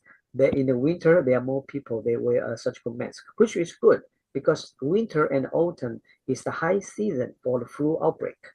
Yeah. So that can also be another good way to reduce the outbreak of the infectious disease. But again, that I want to say, the education, I forgot to mention, should be also provided in the mosque, because I know you practice many times. On weekend, you go to the mosque. So mosque should take the responsibility to provide the education to the public. I think that will be a good way how we can reduce that. Yeah. I do agree, Professor. Like maybe in some places that has a lot of people there, so we also have to give the education to them in that places. Yes. Thank you very much, Professor. I know that it's tight for you. Okay, no problem. Thank For you. your speech, but it's really nice to have a really great experience from you, and also such a really good speech from you, Professor. Because our time is done. Thank you very much. So please share the PPT to our participant. There are lots of links there. So you are very free to use that, and don't forget, adjust that to your environment. Don't only follow that. That will be the best practice for you. Thank you. Thank you very much, Professor. Thank you. Yes, sure. Thank you. We will share your PPT to the participants. Thank you. And thank you very much, Professor. And we have the certificate for you. Maybe for the committee, Okay. can the screen for us. Thank you very much, Professor. But now Taipei is a bit colder, Professor. Well, now it's not cold. October will be colder, and you will feel that in December, when the weather comes with the rain, you'll feel the cold air sneak into your bone. Yeah, thank you very much, and please send me the PDF file as well. Thank you. Thank you very much. I really hope that for the next, for the future, we also can still collaborate, Professor. Yes. Really nice to have you today. Yes, sure. And the next for research or another things that we can collaborate more and more again with the Medical University. Okay, Thank you definitely. Professor. See you again. Bye-bye. Bye-bye. Bye-bye. Bye-bye. Okay, it was a really great speech from Professor Fushilai. Actually, he was, yeah, I told you that he was one of my committee members for my dissertation defense. So, okay. So we will begin. We will move to our next speaker for Professor Muhammad Said Nurumal. Are you here already? Yes, I'm here. You can hear my voice? Yes, I can hear clearly, Professor. Thank you very much for your yes, it's really nice to see you, Professor. Before we begin our speaker tree, so I'm gonna read the curriculum vitae for Professor Muhammad Said Nurumal. He's a Deputy Dean from Kuliah of Nursing International Islamic University, Malaysia. Here's the academic qualification from him. He was a BLS instructor for National Heart Associations, HRD for Corp Accredited Trainer, Ministry of Human Resources Malaysia, Global Health Nursing Leadership Program 2021 from University of the Philippines, Manila, and Leadership in Nursing Development from Manila 2021, Doctor of Philosophy in Nursing from Chiang Mai University 2014, Master of Science from University Science Malaysia, Penang 2008, Bachelors of Nursing Studies, Dublin City University, Ireland, Dublin 2005, Diploma in Nursing, University of Malaya, Kuala Lumpur 2001. Very long, Professor. It's really such an honor to meet you here. I went to Chiang Mai last time, Professor. It's just an intermezzo. Okay, so this is for the professional qualification from Professor Muhammad Said Nurumal. He was a leader for Scientific Committee, International Islamic University, Malaysia, 2023. Plenary speaker, IIUM Malaysia, 2023. Plenary KPJ Malaysia 2023, keynote speaker for University Malaysia Sarawak Malaysia 2023, and forum panelist IIUM Malaysia 2023. Many have work experiences, but for now, he is a Deputy Dean for Kuliah of Nursing, International Islamic University, Malaysia. And this one is such the research grant of him, and also so many things that ever done by Professor Muhammad Said Nurumal. And I think it's really long, Professor, so maybe our participant can read by themselves. Okay, so for now, the topic for Professor Dr. Muhammad Said Nurumal is preparing nurses and health allied staff to respond to emerging infectious diseases through specialized training programs and continuing educations. Professor, like the other speakers, you have 30 minutes to talk, and after that, we'll have the 50 minutes for discussion session. Yes, the time is yours, Professor. Thank you very much indeed, Dr. Vivi, for such a wonderful introductions about myself. I'm not such a grand person, I'm just an ordinary person. And I think your conference made me eye-opening. We're looking at 800 participants in the Zoom platform. It is indeed make me so envious with your university. First of all, Bismillahirrahmanirrahim. Assalamualaikum warahmatullahi wabarakatuh. I would like to thanks to University Muhammadiyah Purwokerto for inviting me to be one of your speakers in your esteemed conference of 5th International Nursing and Health Sciences Conference UMP, with the theme of Global Strategies for Controlling Emerging and Re-emerging Infectious Disease. Such a very important topic that we really need to tackle at this present, regardless you are nurse or you are healthcare providers, and etc. So I would like to congratulate this to the University Muhammadiyah Purwokerto for making an effort of sharing this wonderful knowledge to your audience. Such amazing 800 people at your Zoom platform. That's something that we always have to learn from Indonesia. Okay, allow me to share the screens.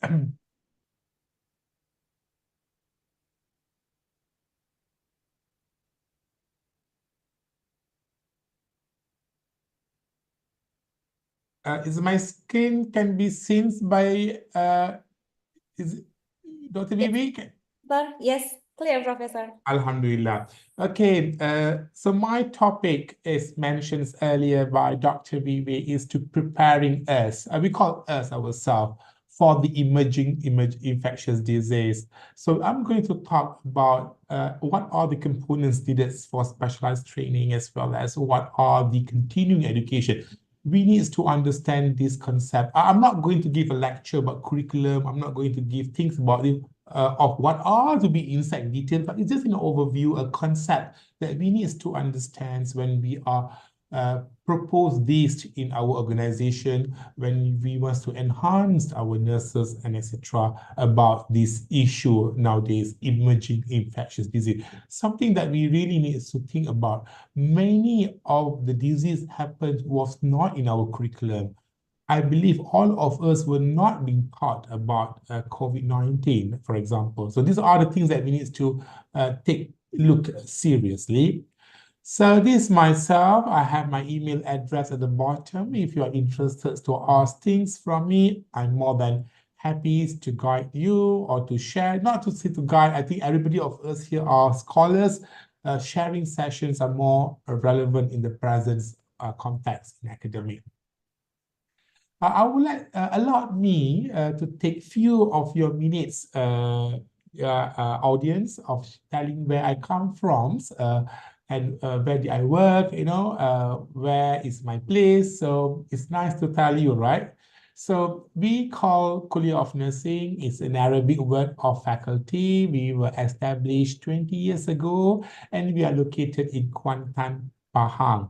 Kuantan is about 2.5 hours away from Kuala Lumpur, and we have 5 departments, and we are independent faculty. We have around 64 staff, and nearly about 700 to 800 students. Please visit us in our virtual Kuliah of RUM to know more about ourselves. So this is where the location, you can see a beautiful waterfall, a beautiful river, a beautiful beaches, a beautiful mosque, and tower. This is all near to my place. If you come here, we can bring you here. You can see the wonderful scenery in Kuantan, Pahang. This is our building in university. We have several campuses. And one of the campus located in the Kuantan, and Kuantan is mainly medical campus. We have Kuliah of Medicine, Kuliah of Pharmacy, Kuliah of Nursing, Kuliah of Allied Health and Science, and we also have our teaching hospital. Something to share with you all about our programs. So we have postgraduate programs for undergraduate as well as a professional certificates programs. You can all have this in our website. Let's go to our main business of today. I'll be taking about 20 to 25 minutes, or the maximum is 30 minutes to share a little bit thoughts. If I finish early, then we can have more time to discuss. I believe the discussions are two-way, are more effective in learning rather than listening on one-way side. That's what everybody have his own way of feeling, of believing in teaching and learning, as well as sharing knowledge. Okay, my outlines will cover on the introductions, and I will talk about specialized training program, continuing education as well, and about training adaptation. I also would like to share 2 research findings of the issue that we're going to discuss. What are they doing it, or what are the best? These are the reasons finding, and I will talk about collaboration and interdisciplinary teams, and as well as empowerment strategy for nurses, and the conclusion. So, my dear brothers and sisters, my presentations is mainly going to talk about how we're going to strategize these 2 nurses, which I put nurse as a lead. So all of us working in the team, but in my presentation, I would like to highlight the allied health nurse teams and nurses together, but in the context of nurse take the lead. So then we can say, because we're talking about emerging diseases, disasters, crisis, as I think our previous speaker also highlighted about leadership. It has to be a properly planned. Who are the commanders of doing things? Other than you cannot expect everybody jump and make things to be at the front. These problems could be a problem if we are not overcome or we're not making the culture clear. A leader should be. So in this context, it could be a doctor, it could be a nurse, it could be other, but in my presentation, I bring a direction where the nurse take the lead. Of course, we all work together. So all of us aware, as I mentioned earlier, okay, over the past few decades, numerous communicable diseases have spread in human society. Some cause I still remember during my days, anthrax, Japanese encephalitis, all happening when I was working in the ED, and this was not taught in my curriculum. Same goes to SARS, H1N1, all these Ebola virus. And the current of coronavirus diseases. So we all learn this along the disease coming, monkeypox, all these are things that we need to take things very seriously because it is infectious. Yep. So outbreak of infectious disease have increased in frequency and intensity, posing much greater challenge and burdens on medical system.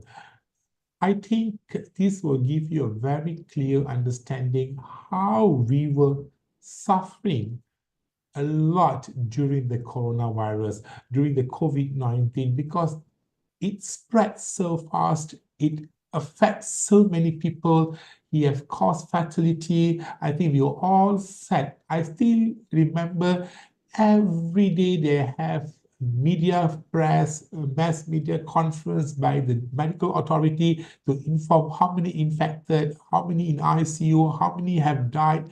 Those are giving us something that we have to do something to prevent this in the future. This is where the government and medical system response or the ecosystem, the abruption and rapid spread of infectious disease to highlight the capacity and the speed the government medical system to respond. So what I'm trying to say, so now I'm going to talk about nursing direction, but remember, those will be not happening if we doesn't have a good government's ecosystem, a good medical delivery system or healthcare delivery system. The ecosystems are failed, and then no point asking nurses to take the nurse lead. This is the problem. Many put a pressure to the profession, yet they don't make the ecosystems are clear. So we're going to work all this very clearly to prepare our healthcare team in the emerging outbreak disease. Yeah. So I put my points here. Nurses are often the first responders to infectious disease outbreak, and they play a vital role in emergency preparedness, including disease diagnosis, prevention, screening, symptom assessment, etc. So this is not something that people can ask us, why are you referring on nursing? I'm giving an example for the emergency department context. If you look at the triage, I think most country, the triage officers, they are a registered nurse. So if at triage points, they do not know how to handle pathogens of outbreak, that it will become a disaster, okay? Because everybody will get infection, yeah? So emergency preparedness has frequently been addressed in the field of healthcare and disaster nursing. Therefore, we think that we can be the best in lead the team, okay? I believe every professions will then touch, because disaster is not belongs to the medical, emergency preparedness is not belongs to the medical or belong to nursing. It is belongs of every profession, even non-health related also will talk about these things, and etc. So we need to be very careful, but we are taking our role here. So it has been used as a basis for individual, institutes, government, preparedness plan for enhancing readiness and increased response capacity to public health emergencies. So this is what I would like to highlight you, that when you want to teach our nurses to specialized training and continuing education, that you need to understand about this concept first, okay? Then we come to the second point. the nurse role in emergency preparedness. I bring a more deeper of putting a point where nurses are the largest group in the healthcare system around the world. When you throw in the any health setting, yeah, in the emergency, in the ICU, in the general ward, the first layer of human of the healthcare providers visibility is in nurses. That's why I put the largest group in the healthcare system around the world, and they have been in the front line responding to every infectious outbreak history. If you look at the case study, I think all of us know, right? In ED, in a disaster, in emergency preparedness, we always refer, we always use a lesson learned point, right? A case study of H1N1, SARS, I think Hong Kong, Taiwan, they were all brilliant with these things of handling, and which is confirmed and it is proven led by nurses. Yeah, during an emergency infection disease outbreak, the demand for nurses is much greater than demand for the other healthcare personnel. Not to say what is clear cut, the number of human of there is nurses. Okay, so I would like now to bring on the competency where the International Council for Nurses has categorized core competency in disaster nursing. So we got disaster nursing, disaster medicines, or whatever field that we are into. The first, which was emergency preparedness. So now we are talking about emergency preparedness just only for emergency nurse, or is meant for every healthcare. This is always confused. The general nurse thinks that, or the ICU nurse thinks that, oh, I'm not an emergency, so I doesn't need to know about disaster and preparedness, which is not right notion. So we need to be very careful educating our nurses that emergency disasters or emergency preparedness or any calamity, it is everyone's business. Okay, even the administrative, in the hospitals, they have to be, non-clinical people have to be responsible. So this competency include maintaining a preparedness plan, participating in emergency drills, maintaining up-to-date knowledge of emergency, and familiarizing the approaches to accommodate vulnerable populations. Okay, remember, nursing in whatever, we must bring a vulnerable group with us. That is our profession's identity. Regardless of what, you must get these people with us, the elder, the child, those special needs, everything. So this is what ICM said. There are many drill, up-to-date approaches. So I will share in my slide later what are the one or two the best for us to maintain the continuing education.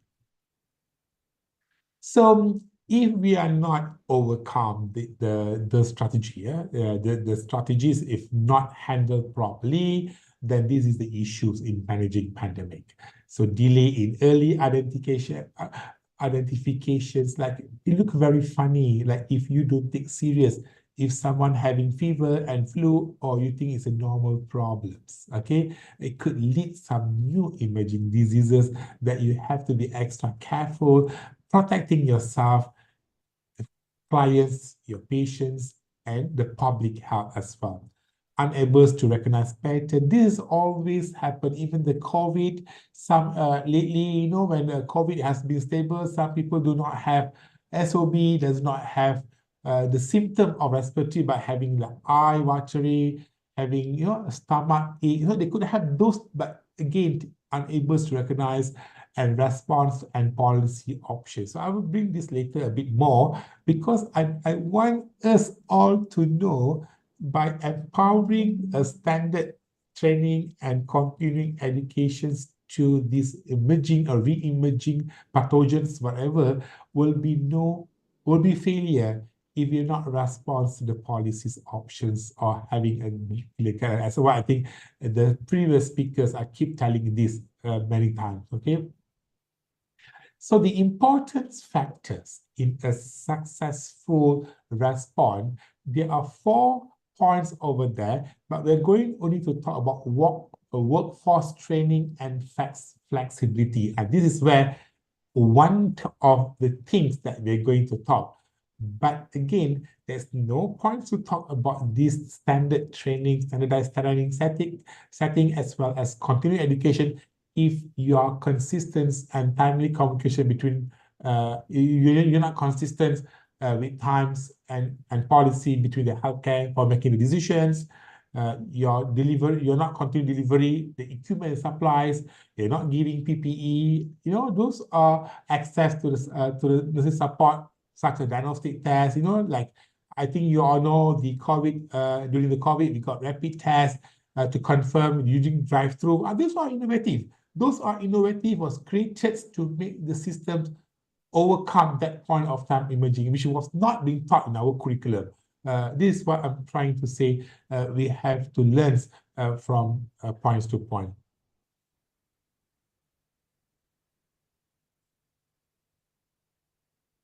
These are some things that I have extracted and I want to share to all of you with your wonderful 800 audience. This was a review, a narrative review, a synthesis of qualitative evidence saying that nurses' preparedness for infectious disease outbreak. The result, 3 key themes was mentioned is personal resources, workplace resources, and situational influence. This is what to suggest.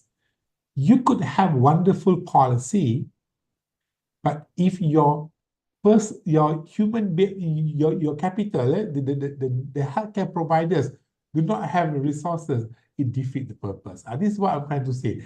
And you're not having a government who influence the situational, giving a mass media, informing the important, again, defeat the purposes. This is what we are trying the ecosystem.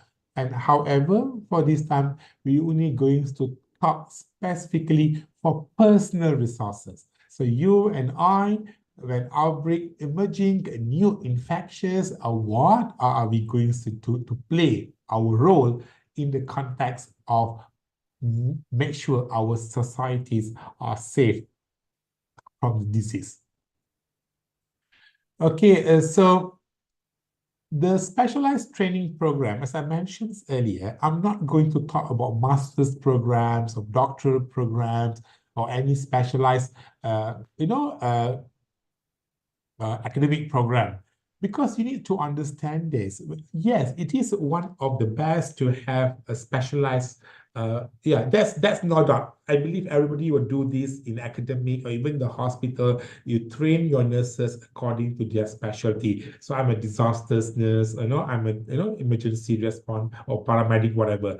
But what we're trying to highlight over here, what you have learned for many, many years ago could be not an issue for this context, okay? The disaster curriculum that you had might be not relevant at the present. So you have to update, you have to focus. That's why the continuing educations are very important. The specialized training program that I'm going to point here is a small part that bring readiness, preparedness to our nurses, our team, okay? So specialized training programs are crucial for nurses to effectively respond to emerging infectious diseases, okay? This program equips nurses with the knowledge, skill, a unique way of rapidly evolving pathogens. We don't know, funny names are coming, we like, after COVID, monkeypox emerge, so we don't know what are these all, and people start saying, do not worry, do not shake hand. Then when we will say, even COVID also we say no shake hand, distance, like monkeypox, so things we don't know, and to what extent we work out. So this is what we need to put our focus on rapidly evolving pathogens, okay? Enhancing preparedness. This is what I'm saying, that day and night that we have to prepare. So nurses can enhance their preparedness and response capability in the face of outbreak. This program focuses on infection control, biohazard management, and emergency response protocol. So these three things that we're going to talk on the next slides to give you a better understanding. This is what a specialized training needed. Instead of talking about the pathogens, we want also understand on biohazard and also the protocol, protocol, because you cannot every time call people, asking your boss or your immediate superior, but you need to have a well-written directive you can embark and execute it. Okay, of course, we are doing all this to improve patients' care outcome during infectious disease crisis. So these trainings enhance the ability. Remember, I mentioned earlier in my slides, we responsible to look on the society, especially the vulnerable groups. These are the three things that I'm going to address, the types of specialized trainings needed for our nurses, okay, and our team. Same, but in my point here, nurse lead, but it's meant for all, include allied health teams, the paramedic, all the teams, yeah. So emergency response training equip nurses with the skills to effectively respond to public health emergency. This training cover crisis management, disasters, coordination among the healthcare professional. You need something from the laboratory. You need some medication, the pharmacy. All these are training needed. And another part that we don't emphasize in the past, but in reason after the COVID, we have put this something very important, biohazard training program, educate nurse on protocol for safely handling hazardous and materials. This training is essential for minimizing exposure risk and protecting both workers, patients, all. So I just want to share you something. When I was newly worked in emergency departments about 20 years ago, 23 years ago, that time's anthrax outbreak. If some of you who are in my age, you might be remember about anthrax. It comes with the mail letters, and I was assigned to in charge. So we will have a training of that point of time, how to have the PPE, how to bring. So the infrastructure of the hospitals are different to handle because we want to make safeguard of everyone. Last not least, infectious disease control training focus on the mitigations, preventions, the outbreak, and nurses learn about surveillance. The surveillance was very much discussed by the first speaker, isolation technique and infection prevention practice. I still remember how COVID we do on civilians quarantine, how we do all first contact, secondary contact, all these. We do the mapping, we do the, how to trace back. Oh, that was a real disaster. But this what disaster is all about. It make you learn a lesson that you can prevent for the future. So this is such a wonderful, it's not a wonderful things that we want, but this is something that a wonderful knowledge that we gained through our experience, right? All of us was having a pain, suffering, but that made us strength in handling. So from specialized training, that the three things I highlighted earlier, now we need to talk about continuing education's benefit. It is a very crucial. So I do not know why our nurses, superiors, our hospital administrators sometimes feel very annoying if our nurses wants to go for upgrade their knowledge. For me, you should be very fortunate because your staff are putting an effort because it's benefit to your own organization. So this is another issue that could be happen, but we're not going to discuss that. We're going to talk about continuing education's benefit. So staying updated is a very important. As I mentioned earlier, your curriculum in the past couldn't be handled at the present. So abreast of so continuing education enables nurses to stay abreast of the latest developments in infectious disease, by remaining informed about emergency pathogens and evolving treatments. strategies, nurses can adapt their practices for better skill enhancement. This program offer opportunity for skill developments, as well as improve patients' care, continue education, promote evidence-based practice, and etc. So we have many platforms. You could have online, you could have online courses. Yeah, you could have workshop, conference, certifications. Let's say we talk about online. It is a flexible learning opportunity to enhance their knowledge and skill in infectious disease management. These courses enable healthcare professionals to access education remotely at their own pace.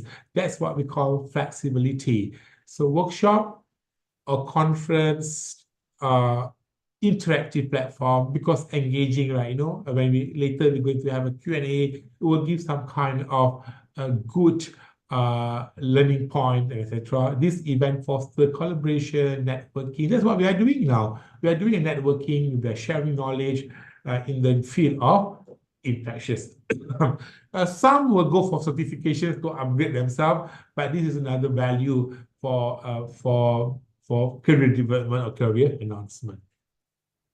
So important, I think I've mentioned the first one quite some time, quite frequent for the past few minutes, but I like to bring the points of sustainable expertise and adaptability, because regular training will then maintain them expertise, competency, and they will then ongoing acquisition of knowledge, skills, strengthen nurses so they can handle wherever you put them, whenever you place them, they can function, okay? And this is another point that you must understand, adaptability, foster nurses have to navigate changing landscape of infectious disease from whatever pathogen, from waterborne, airborne,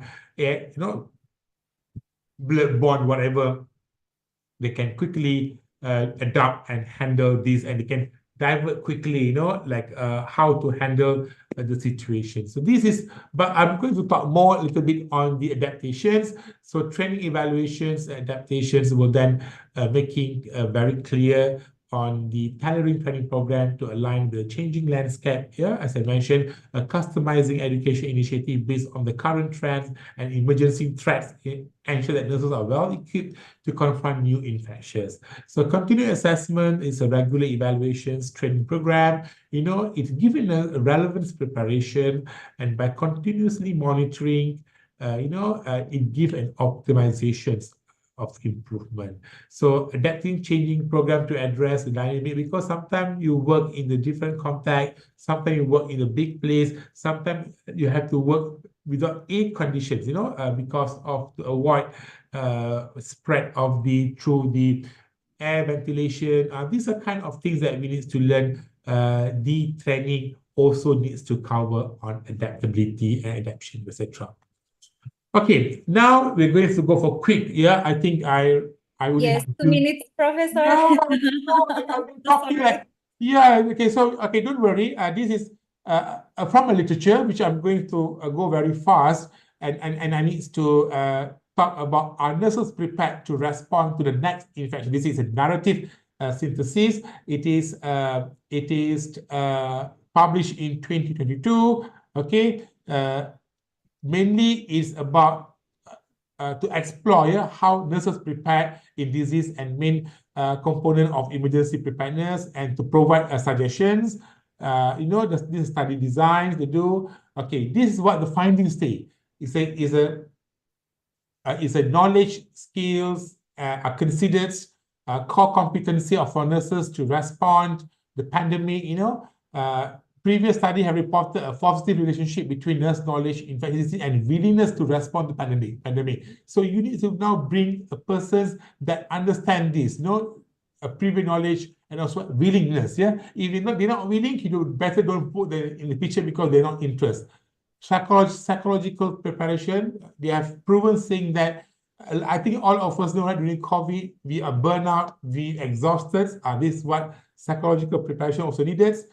External resources, we're talking about personal resources just now in my very first slide.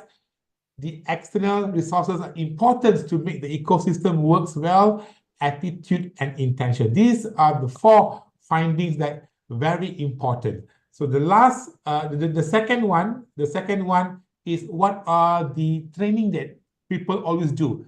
Effect of tabletop program for training emergency infectious disease response in the nurses at the small to medium size in the Korea. So in 2023, it published in Healthcare. It's also very interesting, but I would like to talk something about tabletop. Tabletop is a discussion-based session where team members meet in an informal classroom setting, discuss their roles, with the guide, participation, discussion, and the duration. Tabletop depend on audience and topic. They can change from time to simulation, and many tabletop exercises can be conducted in a few hours, so they are cost-effective tool and they make a good ideas of learning for future. Okay, so these are the results of the study because of this outbreak emerging. Okay, this in the Korea because they got this problem. Could be similar happen in Malaysia, in Indonesia, in other country because of health access disparities. So they are taking these issues. So they highlighted the importance of nurses training, and they come up with this program. So they have an online lecture understanding the emergency infectious diseases and putting on and taking off PPE. They put this one of the biggest agenda, I think, from the Taipei professor also highlighted the same thing, and nurses response plan. And this is why I say nurse lead. So my presentation is referring on the nurse lead, and this is what we call a tabletop. They do an exercise, okay? So they go for focus group interview, then the emerging infectious disease and the training mode, and the findings say tabletop exercise program effectively improve nurse knowledge, awareness, and competence regarding infectious diseases. So future research should include experimental or multi-institution studies to compare and analyze the tabletop exercise program. So this is my ideas for all of us in this platform. Last, I'll go quick on the collaboration and interdisciplinarities because I'm running out of time. I think it's a very important to have a team. I have integrated these.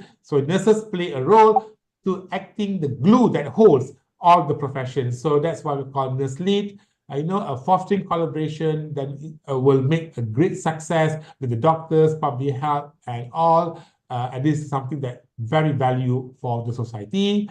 And I think we have proven this. But my next slide is talking about, despite of all those I highlighted, you need to have your empowerment strategies to maintain this continuing education. So through training, empower through training program, clear communication channel, access to the essential resources could be internal, external from government. Yeah, we need to understand this. Leadership opportunities, psychological support from our first research finding, and empower nurses are better equipped with handling the infections. We must trust nurses to take the lead. I did a few examples of the case and of innovative and community outreach program. I think we are proven and we have to maintain this. Last but not least, I would like to say, provide ongoing training. So provide ongoing training and frequent retraining of infection disease knowledge is very important. Improve nurse resilience. So you must have these skills and psychological support for patients. Look after their welfare. Do not abandon them, okay? Provide adequate external support, external resources. Don't rely on nurses without empowering them with those resources, okay? Last but not least, accelerate the sharing of scientific information because evidence-based will then make things. So, Dr. Vivi, I'm so sorry. I've taken a few minutes more. Here we go. I end my presentations and I welcome question and answers from your 800th audience. Thank you very much, Professor. It's really fine. I know 30 minutes is really tight for you to talk because for this great speech, it's really tight for 30 minutes. I think it's really not enough for 30 minutes. I do agree with that, Professor. But it's such an amazing, and I also want to learn more with you, maybe in the future, Professor, about the narrative synthesis or about the tabletop. So we can also maybe next, we can make some of the collaboration in research about that. Okay, so we already have one participant that want to ask directly. Her name is Fatin Karimatu Nisa. Okay, Fatin, you wanna ask directly, right? Okay, yes, that's her. So you can unmute yourself. Maybe for the committee, can you help for her to... Okay, cool. Can you hear my voice? Yes, clear. Okay, thank you for the opportunity. My name is Fatin Karimatunisa, and I am from Bachelor degree of Nursing. So I have two questions here, Professor. First one is, how does the collaboration within interdisciplinary teams enhance the ability of nurses and allied health staff to provide comprehensive care during disease outbreaks? And the second question is, what strategies can be implemented to foster effective communication and teamwork among nurses and other healthcare professionals during an outbreak of an infectious disease? I think that's all. Thank you. Thank you, Sister Fatin, for a wonderful question. Thanks, Vivi, for making my life easier. So you have typed there. Yeah, I understand her question. So how does collaboration within interdisciplinary? If you look on the tabletop, or if you look on the disasters management, or there are one commander that will give a work. So, they will tell that, we want to make sure that the waiting hours, let I give example, right? There's a queue of people who are coming for a screening for COVID, for example, yeah? COVID-19. There's a long queue, and you are nurses that you cannot do yourself alone. So you need a laboratory people to do the rapid, for example, and how fast, and to give the result for you to sort who to quarantine, who not to quarantine. If these teams are not work together, it defeats the purposes. It's very simple. So we must empower to take the lead. So we have 100 are coming within these 10 minutes to do the screening. How rapid can we handle, and how we're going to make the surroundings safe? So this is one of the way that we have to work. I think your second questions are also quite linked with the number one. What strategies? So the strategies here is we need to have a respect, and we need to think about not to say who is superior, but we all work to make sure that the society call for action here is clear, that we want you and I do the best for not having the worst disasters context. And these are the notions that most probably we need to work in the forms of professionals. Inshallah, this will be happening. Okay, thank you very much, Professor, for your answer. Fatin, is it okay for you? You're clear with the answers? I think she's okay, Professor. She cannot talk right now. Okay, so it's really great that, yeah, we know that we work together. It's not one profession that... It's not one-man show. Yeah, you're right. Yes, it's You're not right. have one that is the superior, but we work together as a team, even though maybe we can be the leader, or maybe the other profession will be the leader. But it's really fine that we know that our outcome is for our patients, Safeguard our society, yeah. Yes, for the community to be healthier. So it's not just one person's show, right, Professor? It's not just one person's show. Okay, it's really fine, Fatin. You cannot open your microphone. That's really clear. Okay, it's clear, Professor. So do we have one more questions, or... Okay, let me check the time. It's not easy, Vivi. There are so many people in your conference. I'm so it's really a lot, Professor, because we make it as a mandatory for our students. I see. Very good. Excellent. I'm so jealous looking at the number of your... Yeah, because our institutions, like, we provide the students so they can have the experience about the international conference, how it feels. Because before we have to go somewhere, right, Professor, a bit far to join the join the international conference. But for now, it's easier for us to do that just for Yes, online. online. And so that's why we Cost ask. effective, cost effective. Yeah, and also effective, and also from your PPT, you also showing that about the conference and workshop or maybe online training, something like that. So this is also one part of that for their learning process. Yeah, you always mention 800, Professor. No, I'm impressive. I'm impressed. So I was like, wow, wow. I didn't look at I more focused my number with the numbers. Focus on the numbers. Yes, Professor, we have a lot of students and we make this Alhamdulillah. Hope we can see one day by physicals and share more ideas when I come sure, visit Professor. your place, inshallah, soon, yeah. Yes, yes, we really want to see you in person, Professor. Last time IIUM came here, but I Yes, was they give salam to you all. They give the salam because I say I have a talk with I have my slot with their conference. They say, please give my salam to them. I say, inshallah. Yes, Professor. Thank you very much. I think we have to resume our session for now, and really, really such amazing speakers today. We have 3 speakers for now, and we still have 2 more speakers again in the next session. So for this session, I'll close this sessions. Really, thank you. Thank you very much. Thank you very much. And also, such a honor to have you here. I really hope that in the future, so we can have another collaboration.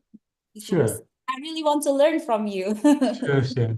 Okay, so this is the certificate for Professor Dr. Muhammad Thank Said. you very much for having me. Thank you, Dr. Vivi. I hope continue with the 800 and see you soon. Assalamualaikum. Waalaikumsalam warahmatullahi wabarakatuh. Thank you very much, Professor, and we'll see you again next conference or in the next collaboration. Thank you. Okay, thank you very much for our 3 speakers. We are really such an honor to have them in our conference. So I think for my session, it's done for today, and I will back to the Master of Ceremony. Thank you very much.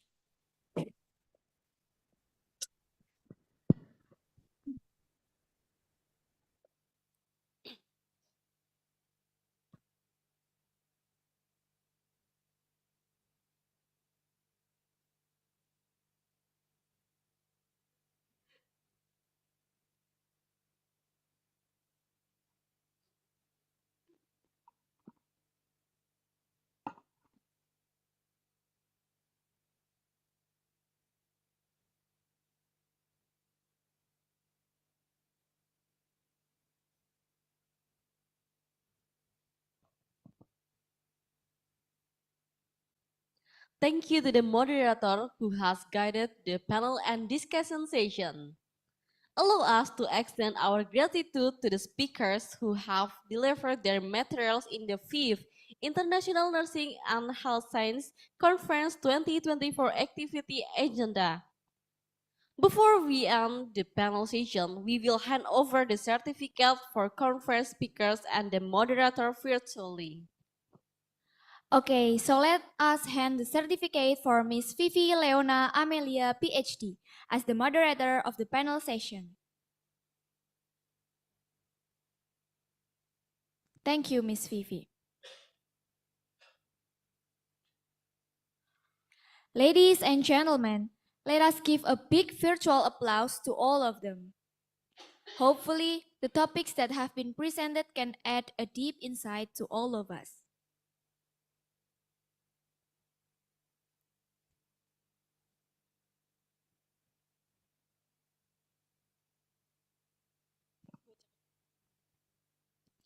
The next agenda is second panel session. We proudly will invite the moderator to guide the panel session, Nurse Zafria Asna, SCUP MPH.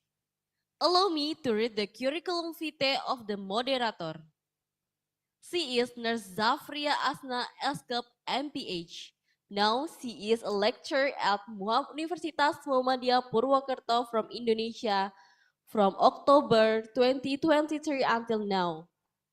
Her last education is master degree, Master of Public Health or MPH, BRAC James P. Grant School of Public Health, Dhaka, Bangladesh from 2018 until 2019. One of her research and publication is Malaria Budget Advocacy in Indonesia. To Nerzafria Asna, Eskep MPH, times is yours.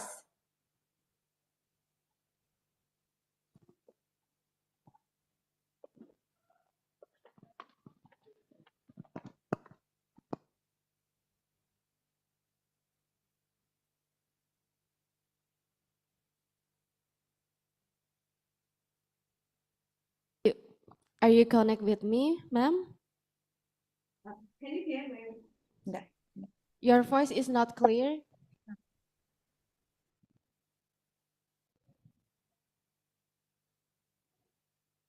Can you unmute?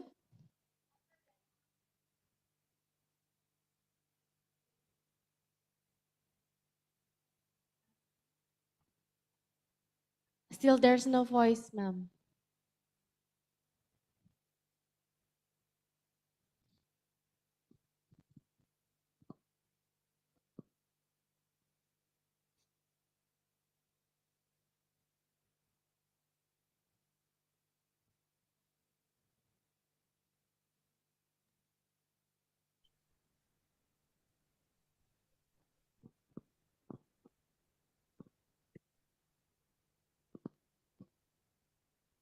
Hello, I'm sorry for having little trouble here. Yes, ma'am. Okay, thank you so much for the master ceremony to allow me being a moderator for this session. Okay, in this second discussion, we will have the speaker here. And the first speaker will be delivered by Dr. Helen Dwi Prameswari Mars.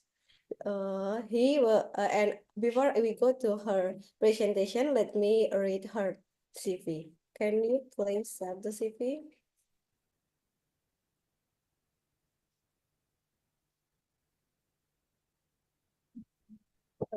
Hello, the committee.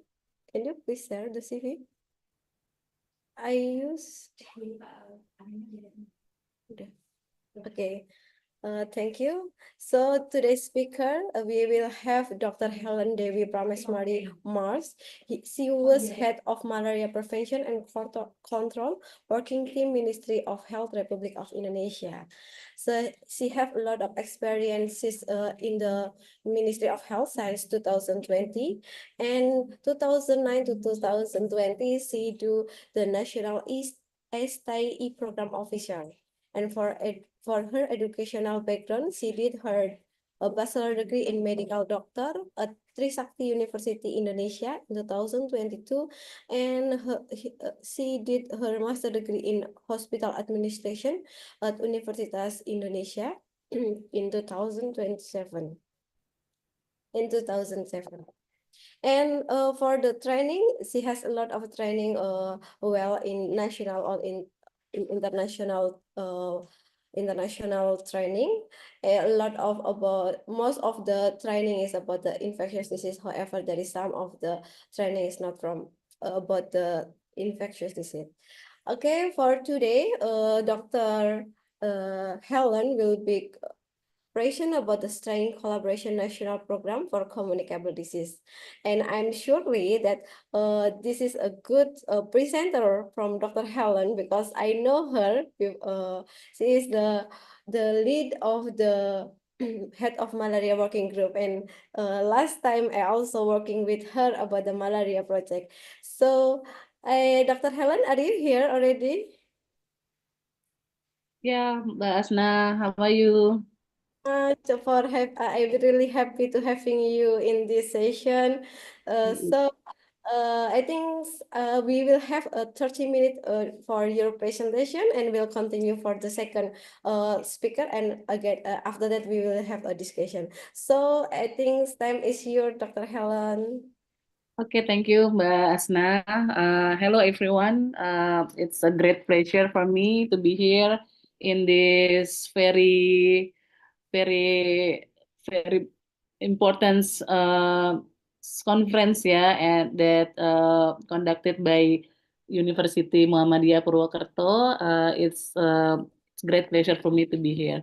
So maybe my presentation will be the slides will be in Bahasa, and I will mix Bahasa and also English because most of the participant is from Indonesia, and yeah, maybe I will mix Bahasa and English. Yeah, and Bu Asna, I will share my presentation. Yeah, I will share my slide.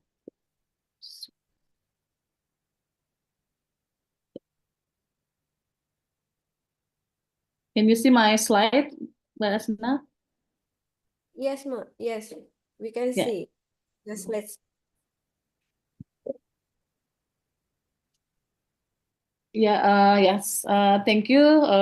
And for today, I'm on behalf of Dr. Anas Ma'ruf as acting director of Communicable Disease. I representing him because he's have another important agenda in the attend the Asia Pacific meeting. So my slide is regarding the kebijakan pencegahan dan pengendalian penyakit menular di policy of communicable disease from Minister of Health. Yeah, the topic that I would like to share today in this meeting is about the program situation of communicable disease, about tuberculosis, HIV, malaria, arboviruses like a dengue and hepatitis and other intragastrointestinal disease and neglected transmitted disease (NTDs), and also zoonotic and disease regarding the bites from animal, and also the ISPA infection of low tract pernafasan atas ya, infeksi pernafasan atas. And also in this topic, I would like also the role of nurse in communicable disease program. So this is the situation of tuberculosis, situasi dari tuberkulosis secara global. Kita tahu bahwa diperkirakan saat ini ada 1 miliar kematian akibat tuberkulosis di global dalam 200 tahun terakhir. Dan tahun 2022 diestimasikan ada 10 juta orang yang dengan TBC. Dan 1,3 diantaranya meninggal dunia akibat TBC. Dan juga di tingkat global, India sebagai negara yang tertinggi untuk kasus TBC menduduki persentase sekitar 26%. Dan Indonesia sebagai second place di dunia terkait dengan transmisi penyakit TBC, dan Cina di peringkat ketiga dengan 7,1%. Indonesia di angka 10%. Kita lihat bahwa dari estimasi ada dari 1 juta kematian, kita sudah mengidentifikasi ada sekitar 134.000 kematian akibat TBC di Indonesia. Dan berikut adalah kita lihat di sebelah kanan, ini adalah capaian tahun 2024 dengan target 900.000 pasien TB yang dapat dinotifikasi. Kita sudah menemukan sekitar 500 ribuan kasus TB yang sudah dinotifikasi atau sekitar 46%. Dari 46% itu 98%-nya merupakan TB sensitif obat, dan sisanya adalah TB resisten obat. Jadi ini adalah permasalahan besar jika kita menemukan kasus dengan TB resisten obat ya, karena memang pengobatannya lebih detail, lebih spesifik, dan harus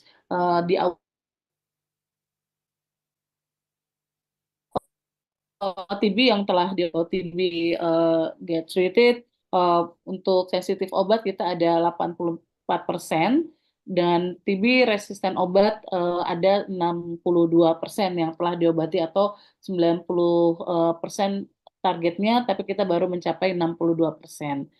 Dan untuk keberhasilan pengobatan atau treatment success rate for TB, kita mencapai 80% dari target 90% untuk TB yang sensitif obat. Dan saat ini sudah 55% dari 80% target untuk TB yang resisten obat untuk keberhasilan pengobatannya. Dan untuk pemberian terapi pencegahan TB atau TPT, ini yang masih menjadi tantangan yaitu sekitar 8,9% yang kita capai dari target 50%. Kenapa menjadi sulit? Karena memang ini kita berikan kepada orang yang belum TB, tapi kita minta untuk meminum obat TB, sehingga memang butuh pemahaman, butuh pemberian edukasi yang tepat, sehingga mereka yang berisiko untuk TB itu mau meminum obat TB sebagai pengobatan pencegahan. Dan yang kita lihat di slide memang untuk peningkatan notifikasi ada sekitar 6% ya, dan untuk enrollment itu ada peningkatan sebanyak 8% berdasarkan data di tanggal 1 Agustus 2024. Dan untuk HIV, tadi kita bicara mengenai TB, sekarang kita bisa berbicara mengenai HIV. Untuk Indonesia saat ini menjadi negara di urutan ke-13 untuk HIV, dengan estimasi orang dengan HIV tertinggi, dan urutan ke-8 infeksi baru HIV yang tertinggi. Kita lihat,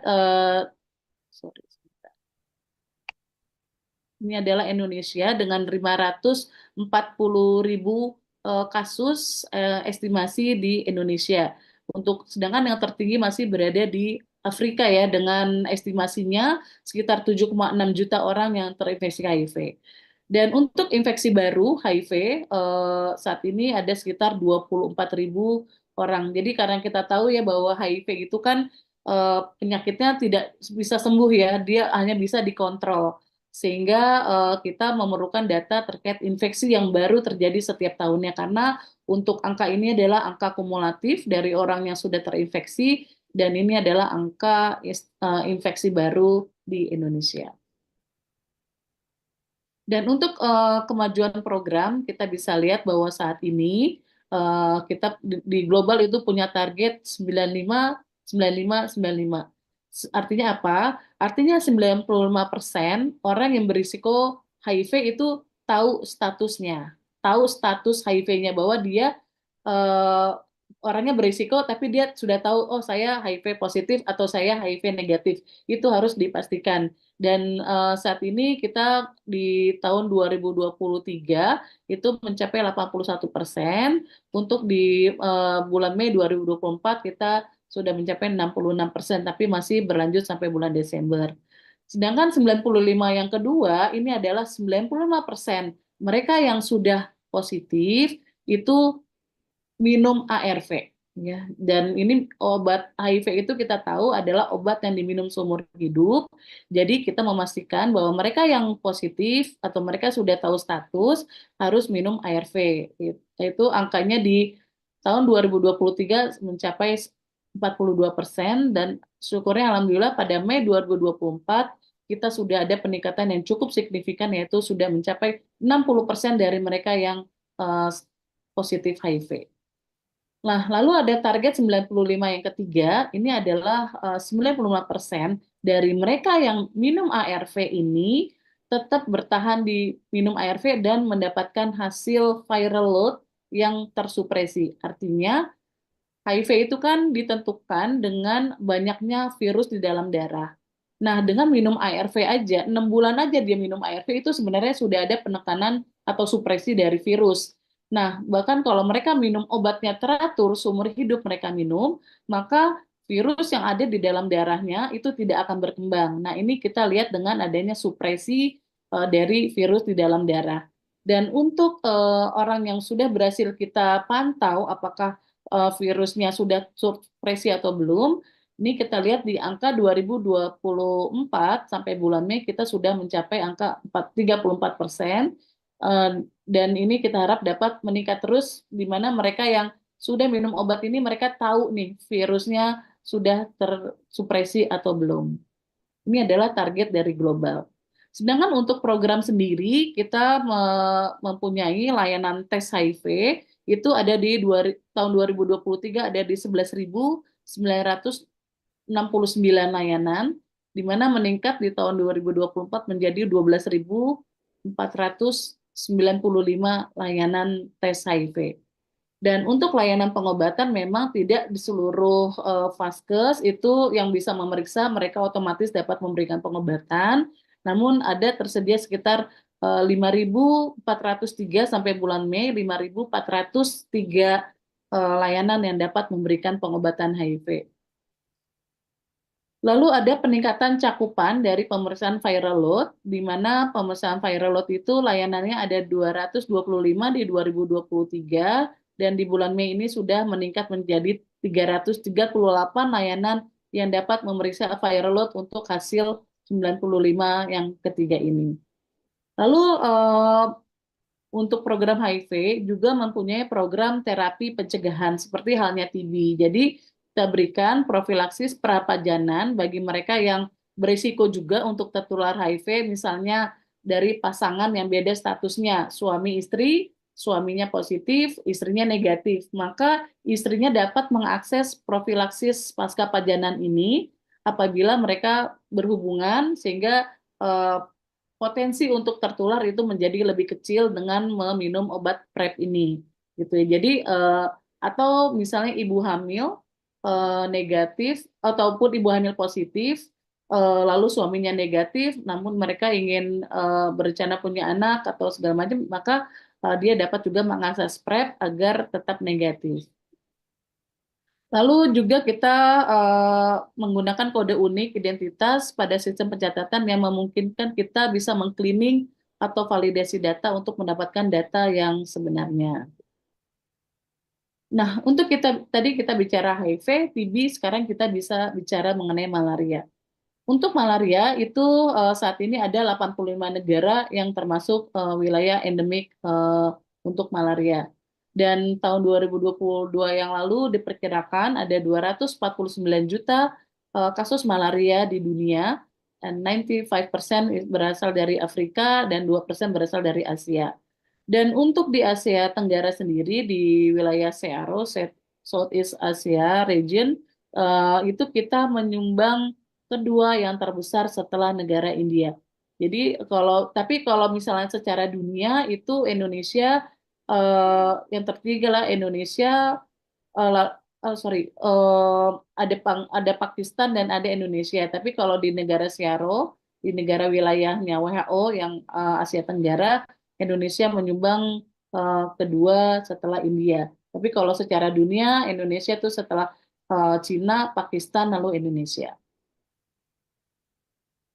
Dan untuk situasi malaria sendiri secara nasional, 76% distrik are free of malaria, and 90% of citizen of Indonesia is live in free malaria area. And for the malaria in Indonesia, for now we have target is 405 district that should achieve malaria elimination, but the achievement for now we have 398 district that already malaria free by June 2024. And this is the trend of positivity rate. For 2023, we achieved 12.08% of positivity rate, and by June 24, we have achieved that 5.9% of positivity rate. It's because the tests from 24 will not finish yet until if in December, probably the positivity rate will decrease. And this is for annual parasite incident or API, or for target API is below 1, but now we achieve like 1.5 of annual parasite incident in 2023, and with the cases for 418,546 cases in 2023. Now we talking about the dengue in globally.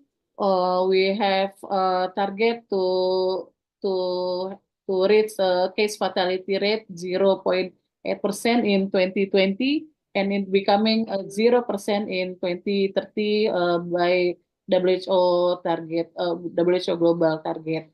And cases in dengue, majority coming from the Latin America and from Southeast Asia. And this is the situation of national dengue. In 2024, we have cases in 181,000 cases in 2024. And but for incident rate, if we see in the graphic, incident rate is increasing. It's probably because of the impact of the climate change. We know that in increasing of the temperature, it will be the frequency of the mosquito to bite person will increasing too. For example, for temperature below 30, the mosquito will bite someone, and the frequently is 2 times a week. If with the temperature more than 30, the mosquito will bite person. The frequent will be increasing like 4 times per week. So yeah, maybe it's impact from the climate change. We start to feel the impact of the climate change. And for case fatality rate, we have a decreasing number. In 2023, we have a 0.7. In 24, 0.6 for case fatality rate. And this is the number of for that because of dengue. In 2023, we have 894, but in 24 until August, we have data that 1,079% has died because of dengue. And this is for Japanese encephalitis. Japanese encephalitis is found in Japan in era 100s, and the first epidemic on that era. And after that, it spread in all Asian country. Asian country like Korea, Japan, China, Malaysia, South Asia, and Southeast Asia until Australia. And more than 3 billion people infected by the GE, Japanese encephalitis, and live in 24 countries that has risk to GE transmission. And for now, 10 from 11 in South Asia country is endemic of GE, Japanese encephalitis, except Maldives. And for the case fatality rate, beyond the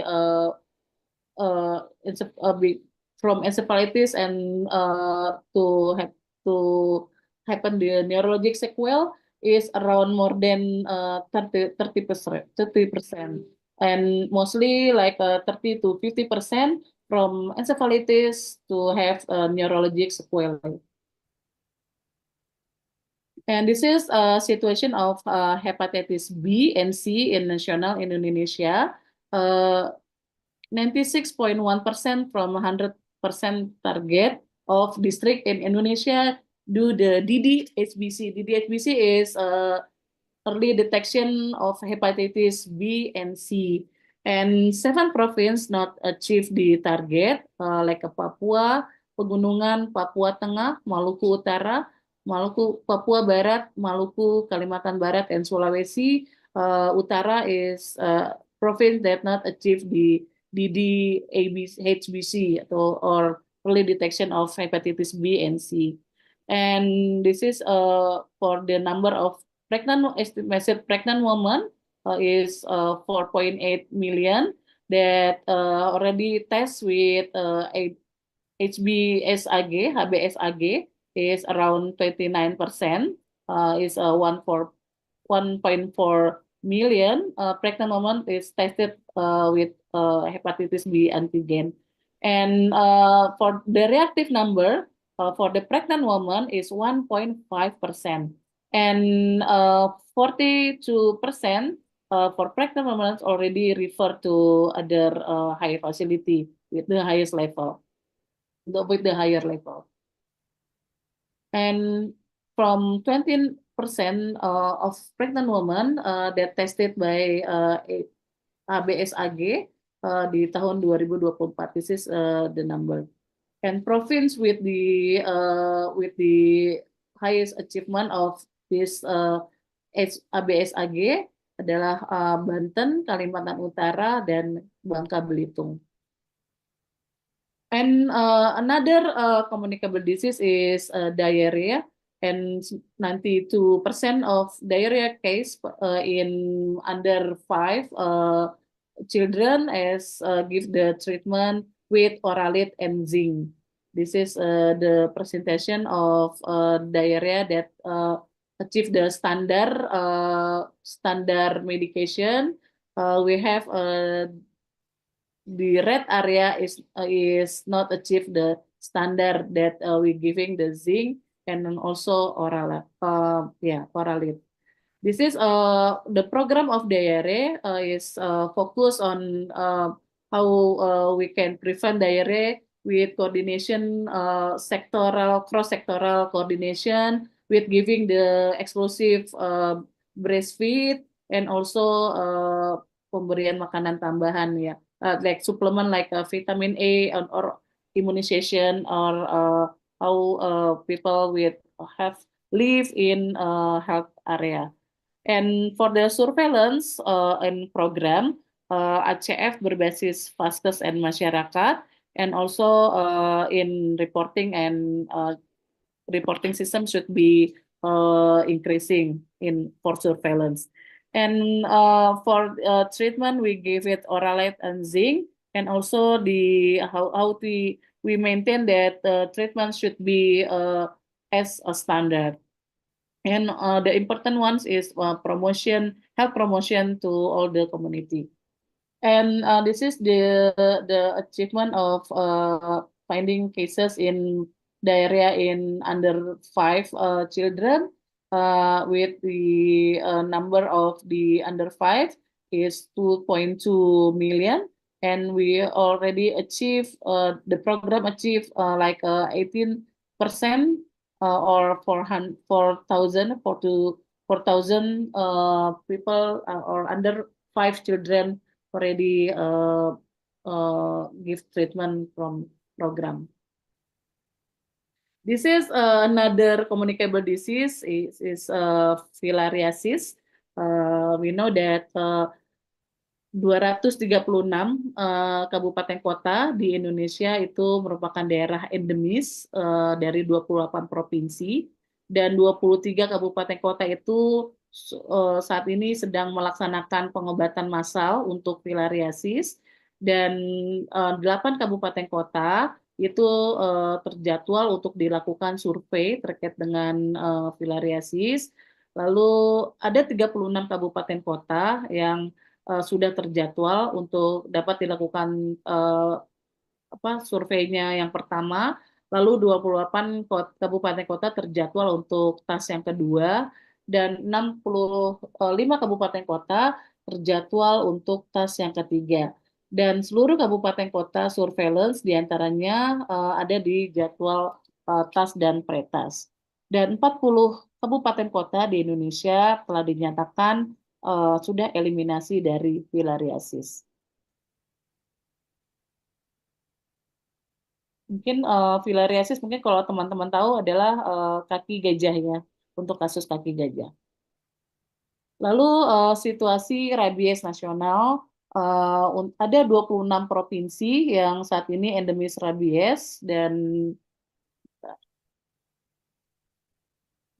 hanya 12 provinsi di Indonesia yang bebas dari penyakit rabies. 5 provinsi dengan kasus yang tertinggi itu adalah Provinsi Bali dengan 34.582 kasus, lalu Nusa Tenggara Timur dengan 16.180 kasus, lalu Sumatera Utara dengan 6.450 kasus, Sulawesi Selatan sebanyak 4.868 kasus, dan Kalimantan Barat sebanyak 4.392 kasus rabies. Lalu 6 provinsi dengan kasus kematian tertinggi itu berasal dari Nusa Tenggara Timur ya. Ada 27 kematian yang sudah teridentifikasi di tahun 2024. Sumatera Utara 10 kasus, 10 kasus kematian. Kalimantan Barat ada 7 kasus kematian. Nusa Tenggara Barat dengan 7 kasus kematian. Dan Sumatera Selatan ada 4 kasus kematian, dan Bali ada 4 kasus kematian ya. Jadi sesuai dengan yang tadi saya sampaikan bahwa yang tertinggi saat ini memang berasal dari Bali untuk kasusnya, namun kalau kematian yang tertinggi berasal dari Nusa Tenggara Timur. Untuk situasi nasional leptospirosis, nah ini leptospirosis penyakit yang disebabkan oleh tikus ya, hewan tikus, terutama kencing tikus, dan terutama di daerah-daerah perkotaan ya, kebanyakannya atau persawahan. Jadi dari 38 provinsi, baru 12 provinsi yang melaporkan adanya kasus leptospirosis dengan kasus 919 dan 85 kematian. Jadi angka kematiannya cukup tinggi, yaitu 9,2%. Lalu ada 3 provinsi dengan kasus leptospirosis yang tertinggi adalah Jawa Tengah, yaitu ada 357 kasus, Jawa Timur ada 281 kasus, dan Yogyakarta ada 104 kasus. Di mana kasus kematian tertinggi di Jawa Tengah itu ada 48 kematian, Yogyakarta ada 10 kematian, dan Banten ada 7 kasus kematian ya. Jadi karena memang banyak sawah ya, jadi banyak persawahan, jadi memang banyak terjadi penularan leptospirosis di wilayah Jawa Tengah. Dan ini adalah untuk kasus antraks ya. Untuk kasus antraks sendiri kita lihat rata-rata hampir di beberapa daerah dia masih kosong ya untuk di tahun 2024 untuk kematiannya. Namun ada 3 kematian di 2023 yang berasal dari daerah Yogyakarta. Jadi untuk tahun 2024 nih kita menemukan ada 1 kematian karena antraks dari wilayah Yogyakarta. Nah, untuk flu burung sendiri, kita tahu bahwa flu burung itu kita temukan pertama di Indonesia itu tahun 2005, dan yang terakhir flu burung itu ada 1 kasus dan meninggal, itu di Bali, di wilayah Kabupaten Kelungkung, dan sejak dilaporkan di 2005 sampai 2017 dilaporkan ada 200 kasus flu burung dengan kematiannya 168. Jadi memang case fatality rate sangat tinggi ya, yaitu 84%. Jadi hampir semua yang kena flu burung itu meninggal ya karena flu burung. Jadi memang ini yang menjadi perhatian atau emergensi pada saat kita menemukan kasus flu burung, terutama waktu di awal tahun 2005. Nggak tahu mungkin adik-adik banyak yang udah lahir atau belum ini. Lalu pada kurun waktu tersebut, flu burung sudah menyebar di 15 provinsi dengan 59 kabupaten kota yang sudah terdata ada kasus flu burung. Hingga kasus terakhir, flu burung itu penularannya masih terjadi antara hewan yaitu unggas ke manusia. Walaupun ada rumor-rumor yang menjelaskan, oh ini mungkin nggak ya dari manusia ke manusia. Tapi saat ini ditetapkan bahwa memang masih antara unggas atau binatang ke manusia, belum dari manusia ke manusia. Dan ini adalah kasus ISPA, walaupun kita tahu kita baru melewati masa COVID ya, tapi kalau ISPA ini kita lihat hampir setiap saat ya di puskesmas kita banyak menemukan kasus ISPA ya, terutama di wilayah-wilayah yang memang masih terjadi cuaca yang buruk, atau kalau misalnya di daerah Jogja itu biasa karena ada letusan gunung ya, mungkin asap dan lain-lain itu, atau daerah yang punya kebakaran hutan itu juga menjadi tinggi. Namun secara nasional ada 96% kasus ISPA yang memang sudah diobati, sudah ditemukan dan diobati. Rata-rata pengobatannya cukup tinggi, yaitu di atas 95%. Namun ternyata masih ada juga di wilayah-wilayah yang ternyata pengobatan ISPA-nya belum diberikan gitu ya, yaitu di bawah 90%. Sorry, Itu, Dr. Helen. ya. Oke. Ya. Ini untuk program Kementerian Kesehatan secara nasional, kita mempunyai visi untuk karena kita punya target RPJMN, kita berupaya untuk meningkatkan kesehatan ibu anak serta keluarga berencana, mempercepat gizi masyarakat, bagaimana memperbaiki pengendalian penyakit, mensosialisasikan GERMAS, Gerakan Masyarakat Hidup Sehat, dan memperkuat sistem kesehatan dan pengendalian obat dan makanan. Dan Kementerian Kesehatan mempunyai program transformasi, yaitu transformasi layanan primer, lalu transformasi layanan rujukan, dan juga transformasi sistem kesehatan. Dan dari juga kita bukan hanya kesehatan saja, tapi kita juga mempunyai transformasi dari sistem pembiayaan kesehatan dengan tujuannya pembiayaan kesehatan itu tersedia, cukup, dan berkelanjutan. Lalu ada transformasi SDM kesehatan dengan menambahkan kuota beasiswa di dalam dan luar negeri yang untuk mempermudah penyetaraan tenaga kesehatan. Lalu ada transformasi bioteknologi kesehatan dengan pengembangan pemanfaatan teknologi, salah satunya adalah bioteknologi maupun molekular teknologi di kesehatan ya. Lalu ada di dalam program pengendalian dan penanggulangan penyakit, kita mempunyai tujuan yaitu mencegah terjadinya KLB atau wabah atau mereduksi terjadinya kasus, lalu capaian atau target eliminasi serta eradikasi. Eradikasi ini adalah tujuan kami di program pencegahan dan pengendalian penyakit. Lalu upaya-upaya yang kita lakukan adalah mempersiapkan laboratorium surveillance yang terus-menerus memantau, lalu upaya pengendalian vektor, upaya peningkatan lingkungan, ada surveillance yang juga dilakukan terus-menerus, lalu ada program imunisasi ya, untuk secara dini diberikan imunisasi untuk kita dapat mencegah terjadinya penyakit-penyakit yang berisiko. Lalu kita juga punya kegiatan karantina kesehatan untuk menangani dalam semua upaya ini kita lakukan untuk mencegah adanya risiko dari global maupun adanya perubahan iklim dan juga perilaku, serta adanya ancaman-ancaman terkait dengan penyakit penular, penyakit tidak menular maupun penyakit emerging disease.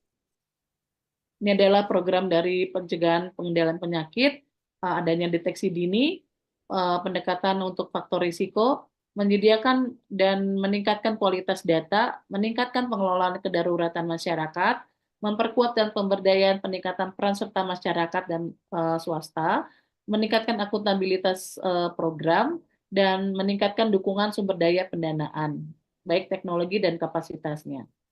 Lalu strategi yang dilakukan, yang pertama meningkatkan kapasitas nasional, penguatan sistem deteksi, pencegahan, dan respon, integrasi dengan sinergi ya dengan mitra-mitra lainnya, lalu kolaborasi program, fasilitas implementasi program dengan kegiatan pencegahan pengendalian penyakit, penguatan jejaring dan kemitraan, serta penguatan nilai-nilai organisasi dan individu dan peningkatan SDM.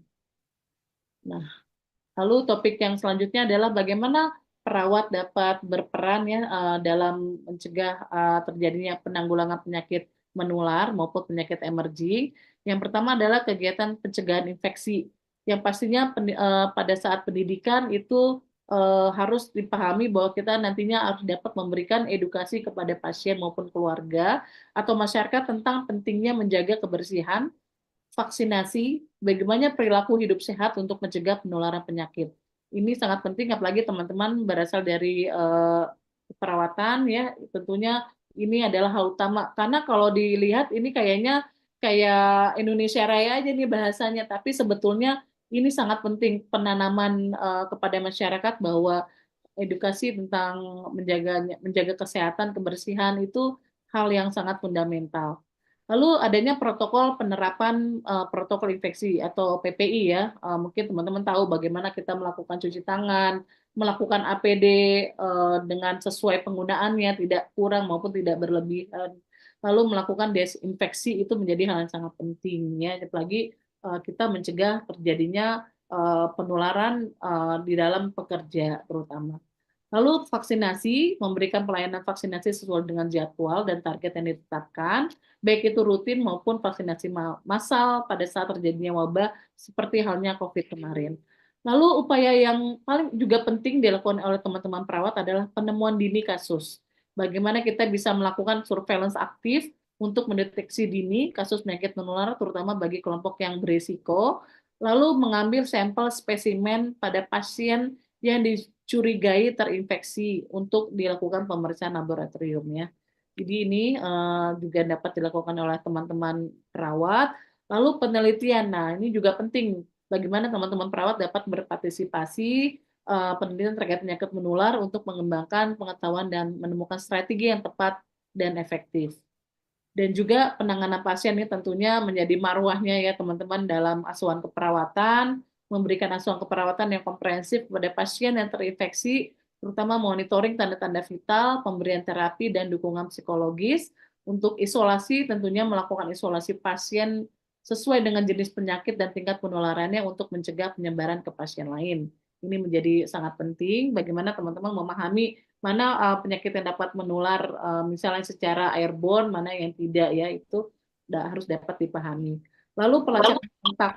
Ini kita melakukan identifikasi kontak dan karantina. Ini seperti halnya COVID kemarin ya. Bagaimana kita bisa turun ke lapangan, mencari orang yang dengan COVID, lalu bagaimana keluarganya atau orang-orang yang kira-kira juga terkonfirmasi ya atau tertular COVID atau COVID kemarin.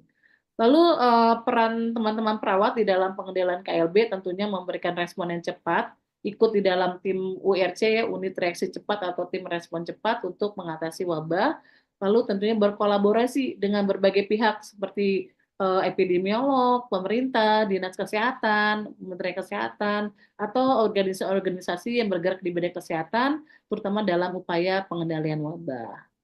Nah, mungkin itu saja Mbak Asna yang dapat saya sampaikan. Mohon maaf tadi waktunya kalau kelewat. Semoga apa yang disampaikan ini bisa bermanfaat bagi teman-teman yang berada di dalam conference ini. Terima kasih. Wassalamualaikum warahmatullahi wabarakatuh. Thank you so much for your introduction, Dr. Helen, very good presentation.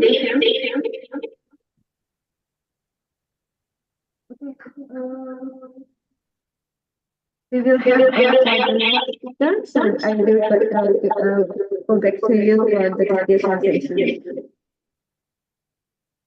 Okay, for the second speaker, we will have Pak Dedi. Are you joined with us already? Can the committee help me to make Pak Dedi as the co-host?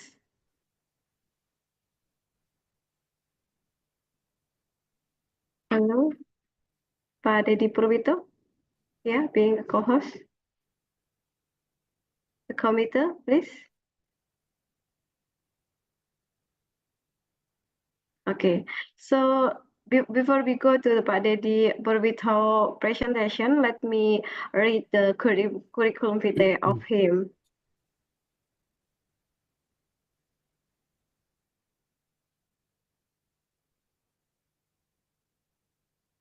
Hello, can the committee help me to open the CV of Pak Dedi Purwito?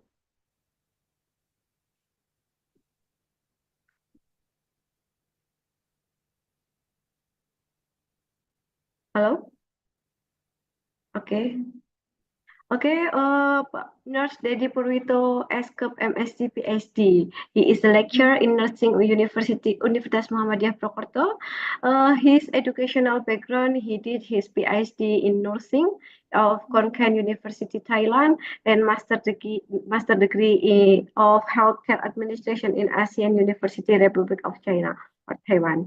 And his working experience, he has a lot of experiences working together with WHO Indonesia, especially for infectious disease program such as polio immunization for surveillance also and rubella and others. And also he also the ex-dean of the Faculty of Health Science Universitas Muhammadiyah Purwokerto in 2009 to 2013.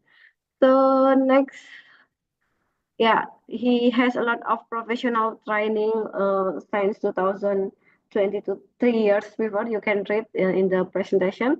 And he also have been a speaker or a participant in a lot of conference. So today he will talking about the role of community nursing in preventing and promoting health for communicable disease in Indonesia. So time is yours, Nurse Dedi Purwito. Thank you. Let me check. Is my voice clear?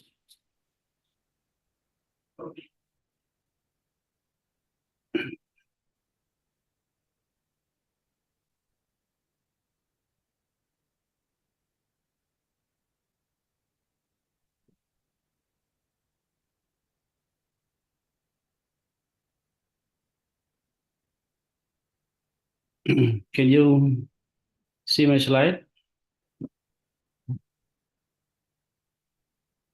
Check. Yes, sir. Yes. Okay. We can see. Assalamualaikum warahmatullahi wabarakatuh. Good morning. In the last session, I would like to present a role of community nursing in preventive and promoting health for communicable disease in Indonesia. Some part of this topic already delivered by Ibu Helen, so maybe just I skip some slide. Before we talk more about what kind role of nurse in the primary care setting or in healthcare service delivery in Indonesia. So we need to understand the whole system in Indonesia itself. So we divide into three-level healthcare service provider that consists of primary, secondary, and tertiary. That three-level running not only under the government but also in private sector. They have provide also look like government kind of care services. So talk about my part is at the primary care setting or in Indonesia.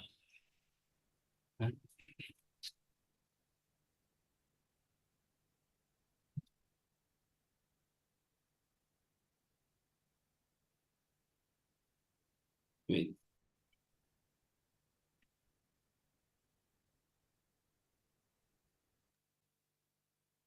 Excuse me. For Mr. Teddy, your PowerPoint is not showing. Can you please share screen?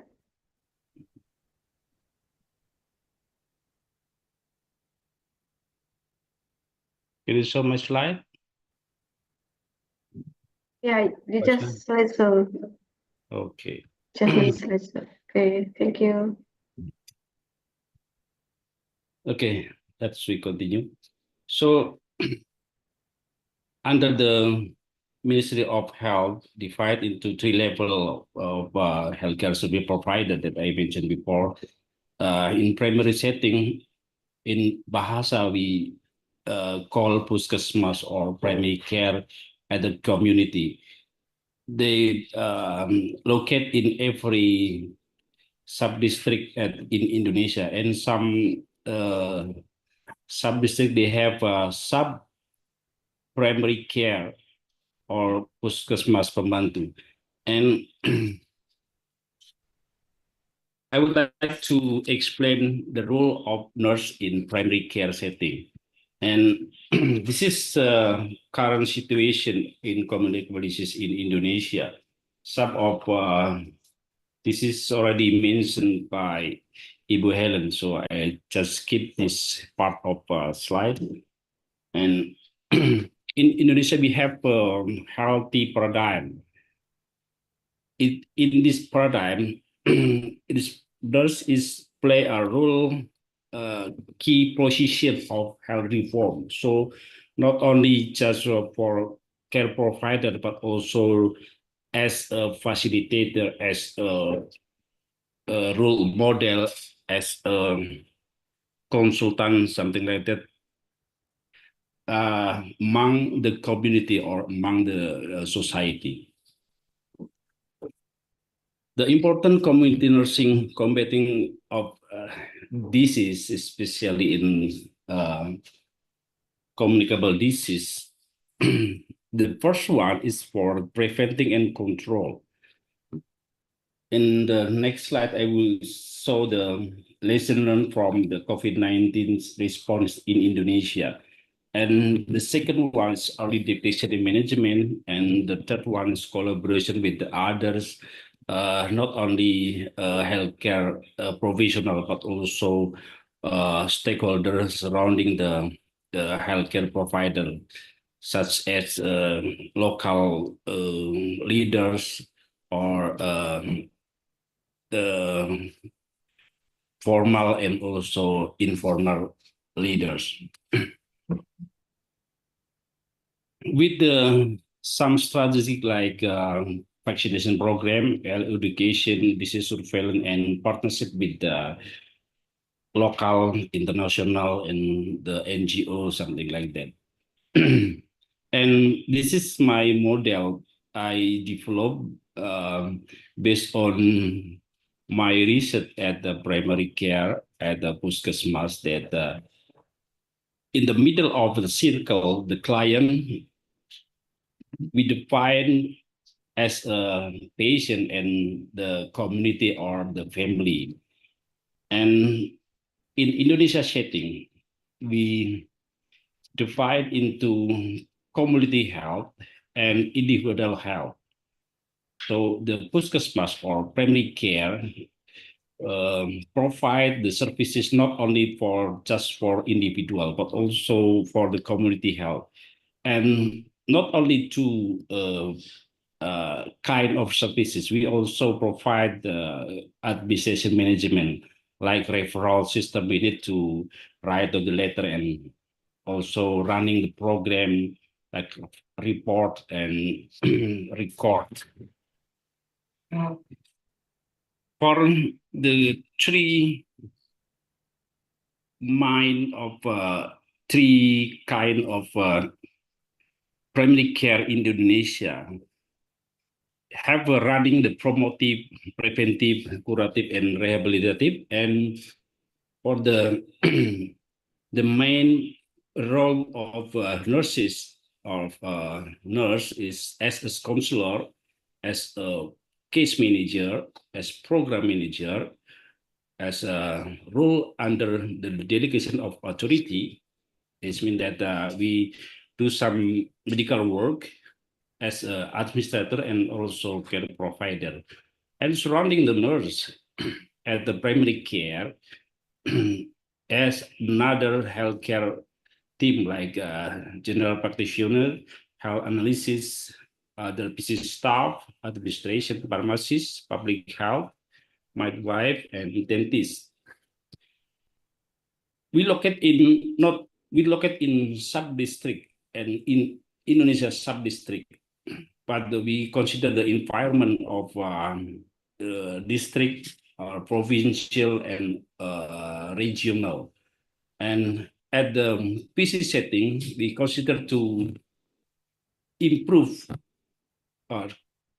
continuous improvement. So the improvement is need to meet the quality, start with accessibility, that the community and family can easy to access and need to they have willing to accept what kind of services they provide by PC or Puskesmas. And this is for situation analysis in Puskesmas of primary health care or primary care setting. They have, like I mentioned previously, Indonesian healthcare service delivery, and we adopt from Almata Declaration, Puskesmas or primary care, and consider about the availability for each for all of community and in Indonesia with the human resources with skill mix. I mean that not only for nurse but also that others healthcare human resources on health and meeting the requirement of Indonesia Universal Coverage or National Health Insurance that Puskesmas as a gatekeeper in the referral system in Indonesia. And one of human resources on health is nurse. And this is based on job analysis that nurse also require at the need to deliver or provide the services not only in the hospital setting, but in the primary care or closely with the community. And in Indonesia, common that we divide into two kind of nurse. The first one is vocational, and the second one is professional. Vocational means that somebody with already passed the diplomatry of nursing education, and professional nurse, it means that somebody already passed the bachelor degree. Move to lesson from COVID-19 response in Indonesia. As a PC nurse, we provide direct patient care and coordinate and case management in the case, and the loss of perform at the COVID-19 response in Indonesia is as a health promoting and disease prevention. At the patient care, we giving the healthcare services at the isolation self, individual self-isolation, and also in healthcare provider like in PC or in hospital. We do the tracking, testing, and treatment in community with running the surveillance during the outbreak or during the pandemic. And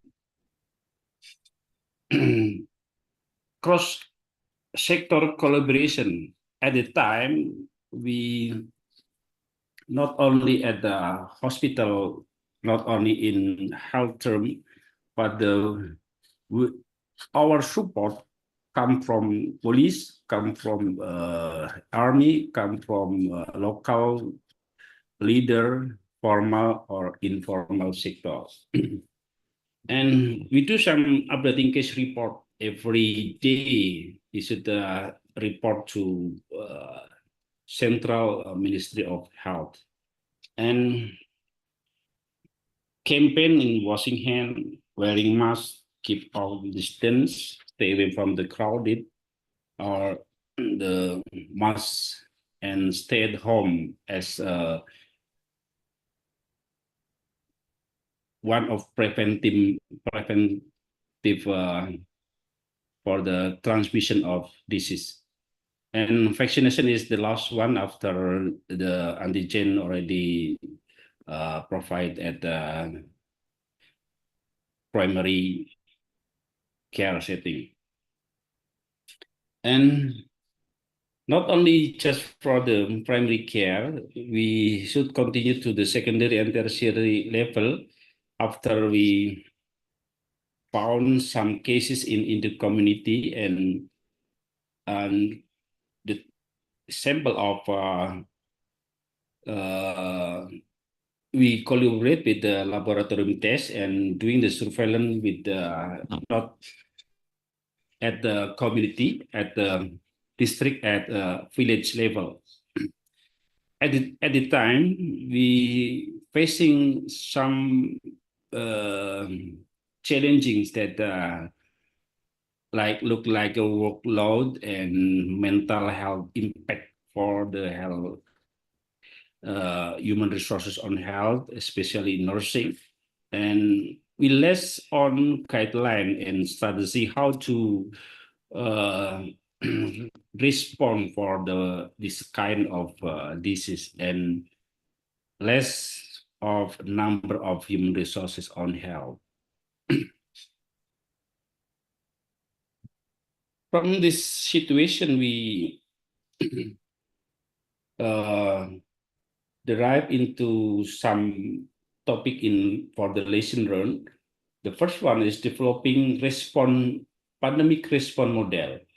From the COVID-19 situation, we aware that we need to prepare for the future or the others outbreak when or before they occur. And as a preventive activity, not only for the routine immunization, we consider to expand program on immunization. So I think this is related with availability of antigen or availability of funding at the ministry, at the Ministry of Health at the Jakarta or at national level. And strengthening the surveillance for not only for the COVID-19, but also the other potential outbreak, like in last years, we facing polio in some province, so we need to aware about this kind of outbreak. Strengthening regulation for long-term vaccine, diagnostic tool, and medicines. Continue for the risk communication and community involvement. The community involvement is one of important thing that we need to continuing not only when the pandemic occur, but also we do running as a daily activity and community setting. And the last one is the research activity on preventing and control, like in Ibu Helen slide also mentioned about this kind of activity. And we're facing some challenges that are limited resources in not only in nursing but also in others healthcare health resource on health, accessing for adequate lack of adequate training, inadequate facility in some district or some post capacity. They have not limited medical equipment, and also not only the equipment but also the drug or the medical equipment for giving the cure for the patient. And the geographic barrier is mostly in the out of Java Island. They still facing the infrastructure problem. So this is time constraint. So when have in some area they facing outbreak, so the district or provincial head office cannot immediately go to eradicate or go to treatment days, that kind of outbreak. And also the culture issues is not just now, but we have facing for a long time. Like for the immunization issue that have a halal haram or maybe reject for the community in some area. They asking about the content of the antigen, or they asking for they did or no need to approve that the children to get immunization, something like that. And misinformation also facing in the current situation with the more easy to explore the information with us in social media. Workload in the nurses especially is also happen in Indonesia, and with the numbers of staffing is not that much, so need to improve the number of healthcare resource on health. This role of nursing to continuous how to continuous improve improvement with the capacity building, with the educational, or maybe like our colleagues from Malaysia mentioned about the online or offline course, and for the next maybe for master program or maybe for doctoral program, something like that. And consider the other consideration is resource allocation for each primary care or puskesmas level, with supporting for government and NGO support.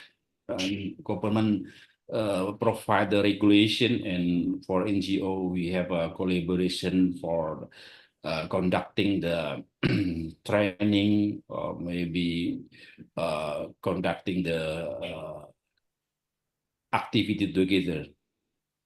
And for the public or the community, we consider about the continues to campaign to involve that this is kind of community needs, not only for the Ministry of Health or maybe from Puskesmas or maybe from public primary care setting.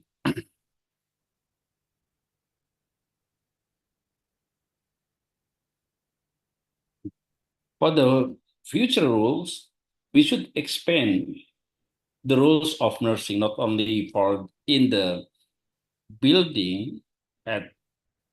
We talk about the primary care, we consider not only at in building services, but we consider also out building services, like finding the case at the community, going in the schools, perform the health education, or maybe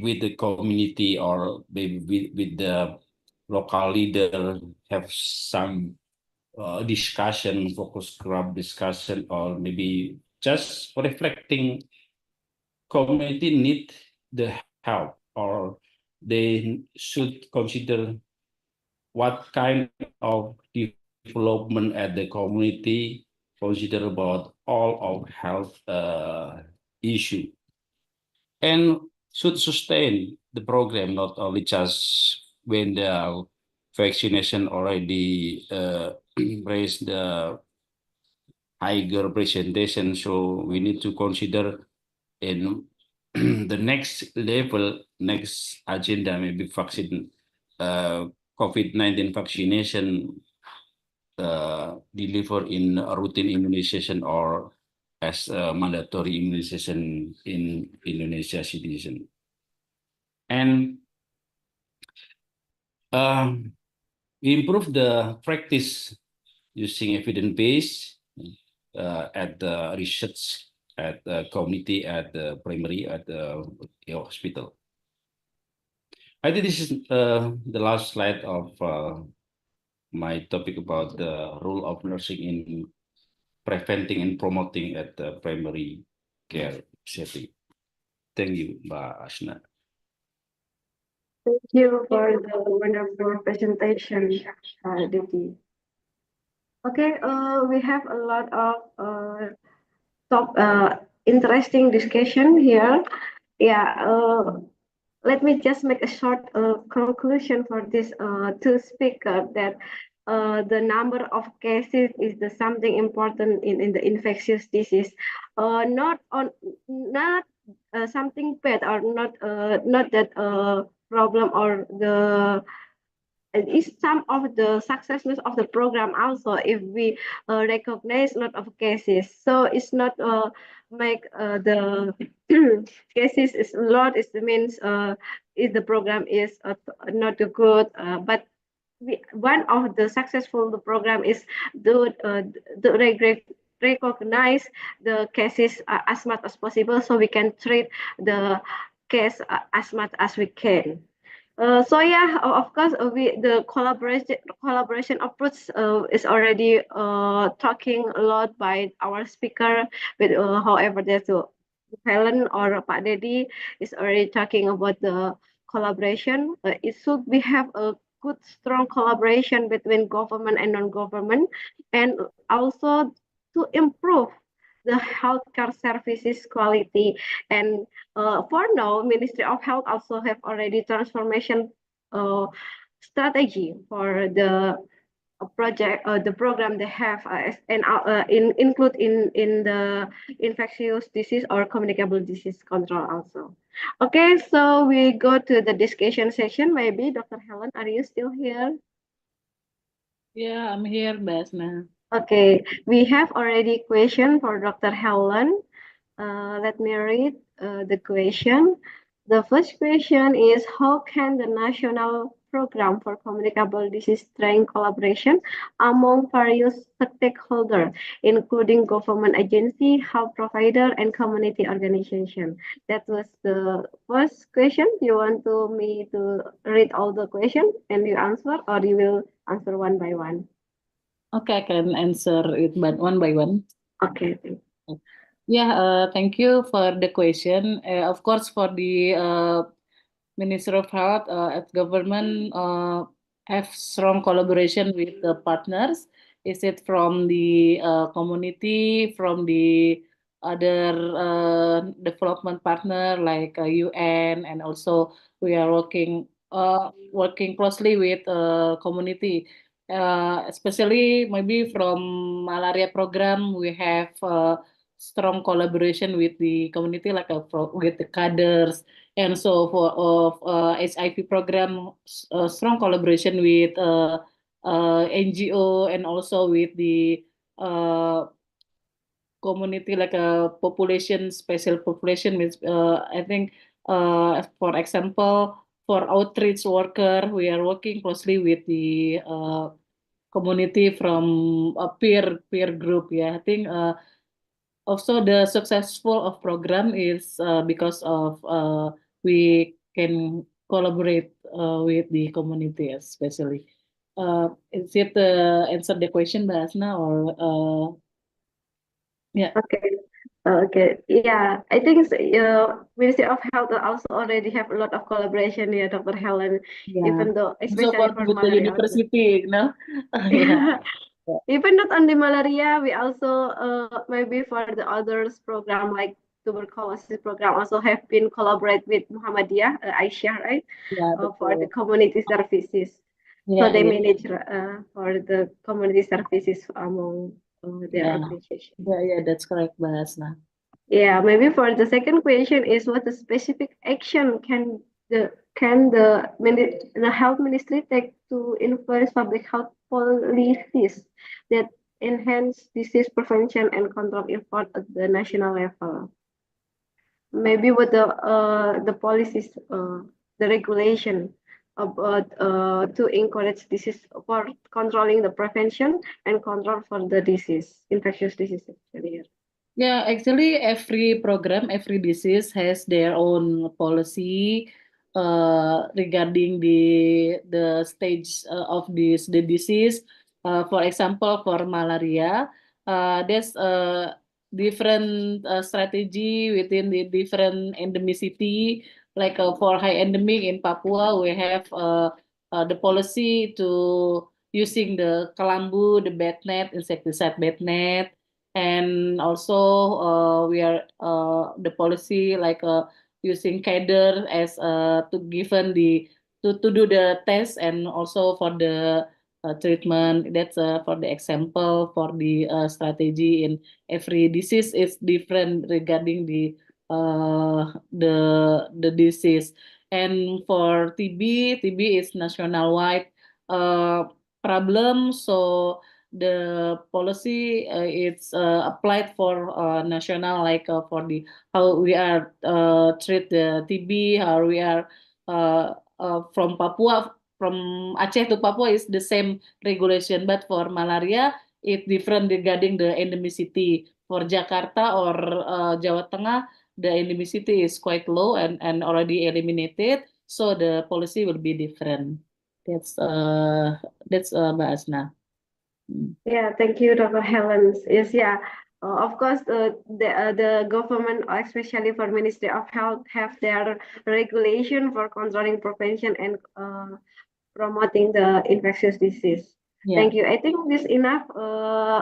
The question is answered by Dr. Helen. Wait. Here there is one question. Okay, thanks. Yeah, thank you. Who is asking? I think Fitri, the previous question there is I forgot the question is about the HIV, I think. Wait, let me see. I think you just have two questions here, Dr. Helen. Okay. Yeah, I think we'll move to the other question. That is Shawalia. Yeah, you can open your mic. Okay, thank you, Miss. I would ask for Mr. Teddy. What specific strategies can community nurses employ to effectively prevent and promote health related to communicable disease in Indonesia?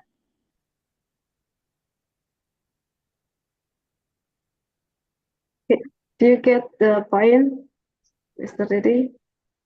Teddy? Yes. Yeah. The strategy for preventing disease among the community, the health is not for the health care person only, but also talk about the community is also their responsibility to adopt. In Indonesia, we have PHBS, perilaku hidup bersih dan sehat. Starting with their habit, starting with their daily activity, eating activity, sleeping, and so on, not only in physical, but also mental.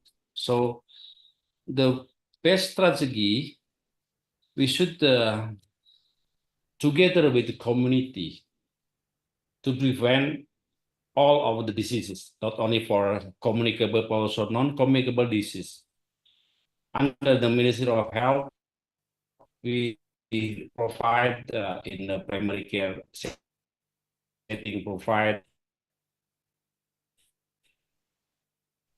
posyandu,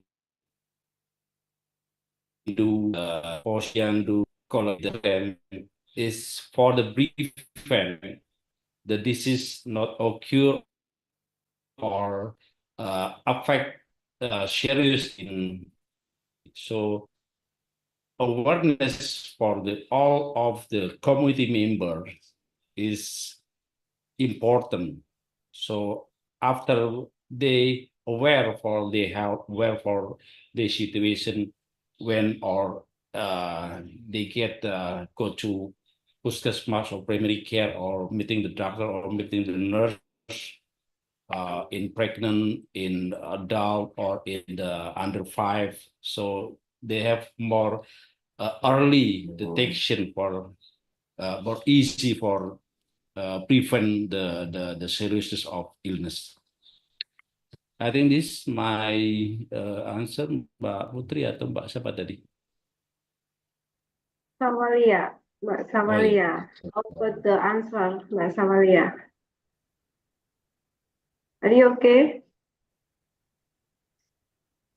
Are you still mute? Okay, Miss. Okay, thank you so much. Okay, there is one more question. Is there any question more?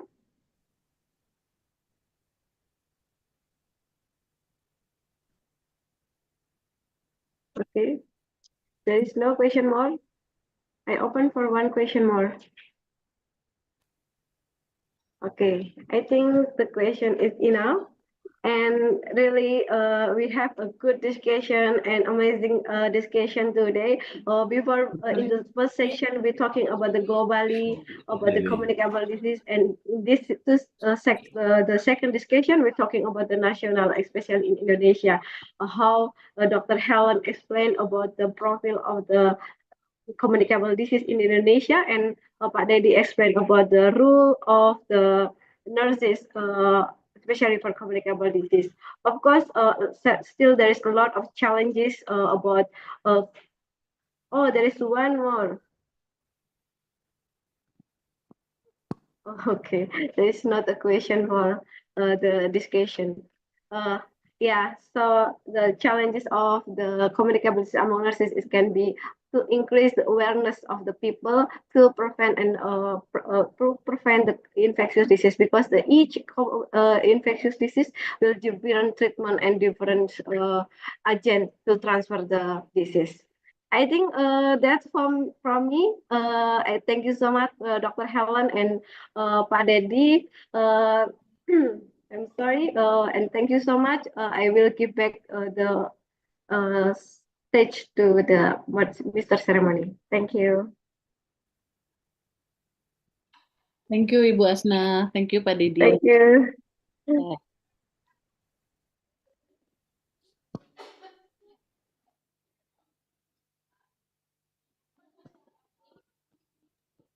Yeah, maybe we'll deliver the certificate to Ibu Helen and also Pak Dedi.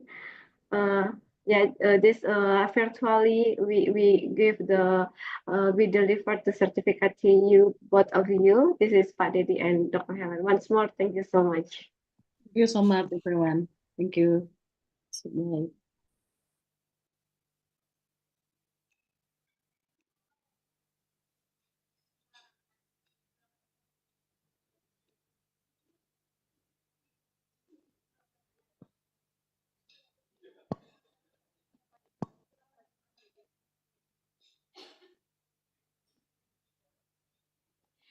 Thanks to the moderator who has guided the panel and discussion sessions. Allow us to extend our gratitude to the speakers who have delivered their materials in the 5th International Nursing and Health Science Conference 2024. Before we end the panel sessions, we will hand over the certificates for conference speakers and the moderator virtually. The first is the certificate for Nurse Dedi Purwito, SKEP MSc PhD, Universitas Muhammadiyah Purwokerto from Indonesia.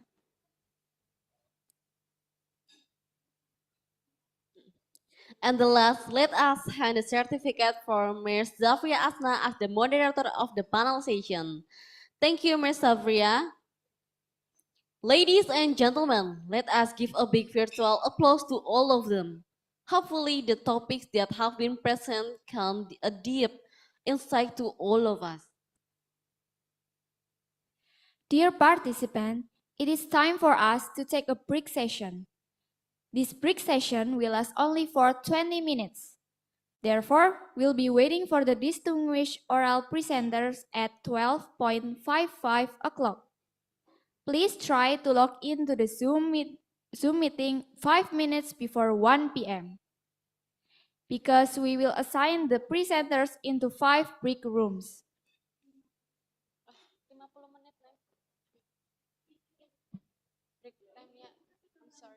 Okay, I'm sorry. This break session will last only for 50 minutes.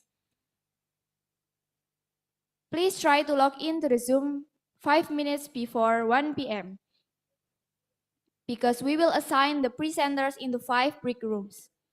We will start the oral presentation at 1 o'clock sharp.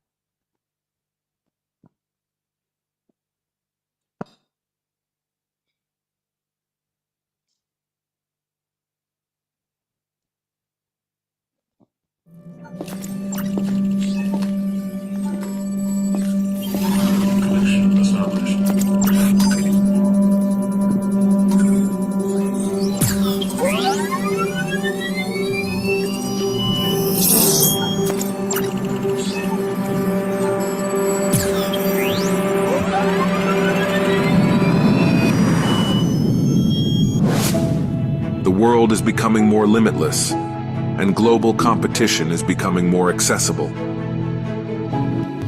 But that doesn't mean compromising our essence and abandoning our cherished values.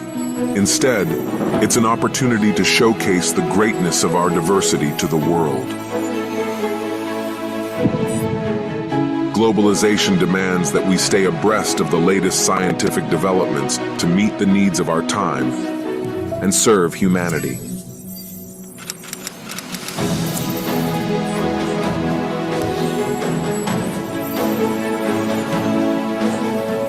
That is why we need to open our hearts, continue learning, and never be content in our quest to become individuals who are excellent, modern, and guided by Islamic values.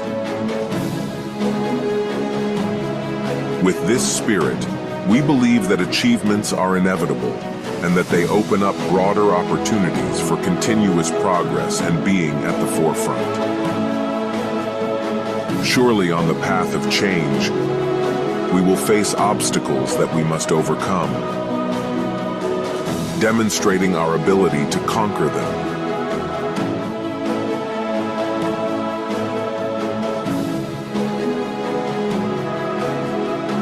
Health, environment, economic development, and other areas in need of improvement. To what extent can we stride forward and contribute to supporting our nation?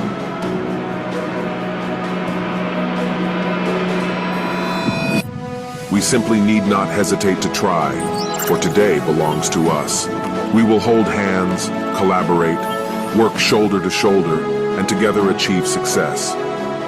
Because we are UMP.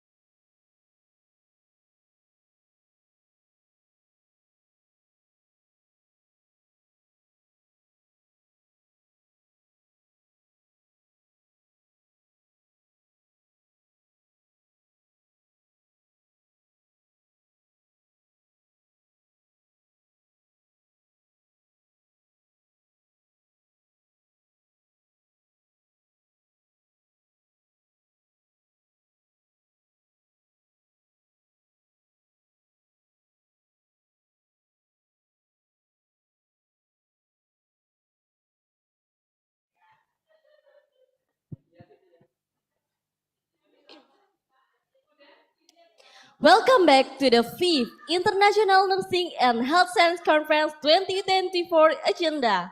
And thank you to all distinguished participants who have done their presentation. Before we close the event, we are delighted to announce that the award for best presenters for today's oral presentation. There are 5 best presenters selected from each room for students categories and best oral presenter for non-student categories. The best oral presenter from room 1 is Umi Nuryati.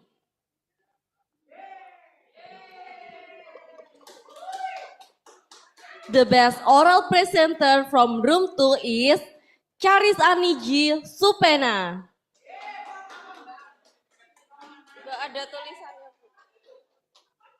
The best oral presenter from room 3 is Fiona A. Pascual. The best oral presenter from room 4 is Divina B. Ocampo. The best oral presenter from room 5 is Prit Vistianingrum. Best oral presenter for non-students category is Mr. Jun Christian G. Regoyal and Mr. Muhammad Lutfi Alman Faluti. We would like to congratulate the winners of the oral presentation in this agenda. Congratulations on your outstanding performance and presentation skill. The last agenda is closing. Over the past days, we have explored a wealth of knowledge, shared diverse perspectives, and engaged in stimulating discussions that have deepened our understanding of global strategies for controlling emerging and re-emerging communicable disease, innovations, challenges, and collaborative approaches. A special thanks goes out to our esteemed speakers, organizers, and sponsors, whose hard work and dedication have made this gathering possible. Your contributions have been invaluable. Let's close the 5th International Nursing and Health Science Conference 2024 activity on the first day by reading Hamdalah together. Alhamdulillahirabbil alamin. I'm Joya Injileta and my partner Listi Tawabin Putri Bahargianing Budi. As Master of Ceremony, on behalf of all the event committee, we'll extend our appreciation and thank you for all participants. Billahi taufik wal hidayah. Wassalamualaikum warahmatullahi wabarakatuh.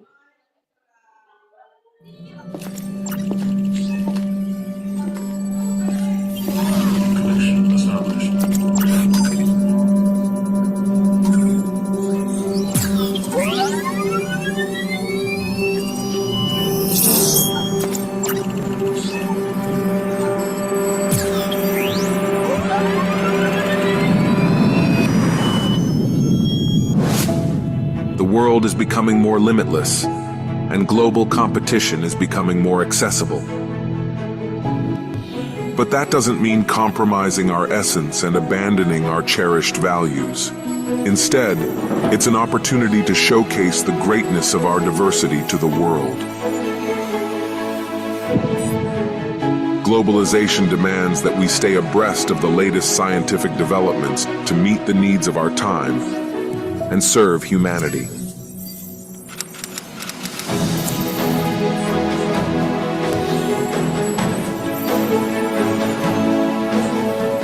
That is why we need to open our hearts, continue learning, and never be content in our quest to become individuals who are excellent, modern, and guided by Islamic values.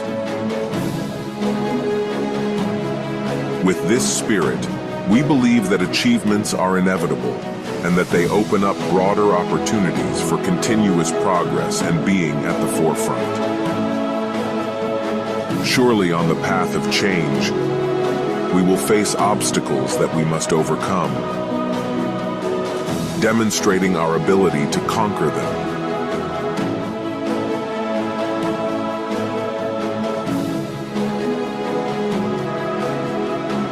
health, environment, economic development, and other areas in need of improvement. To what extent can we stride forward and contribute to supporting our nation?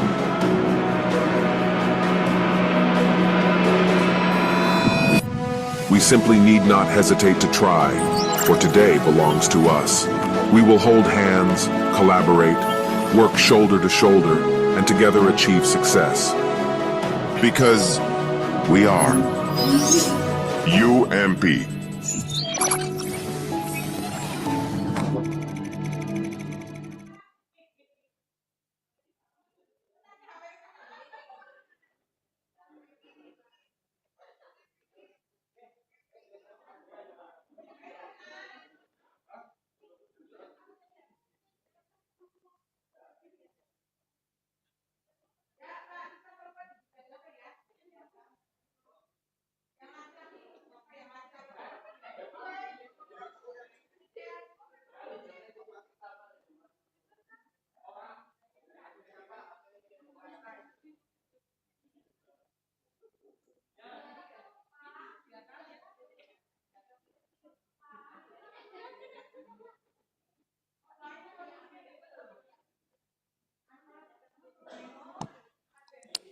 Cik, cik, long, 1, 2, cik.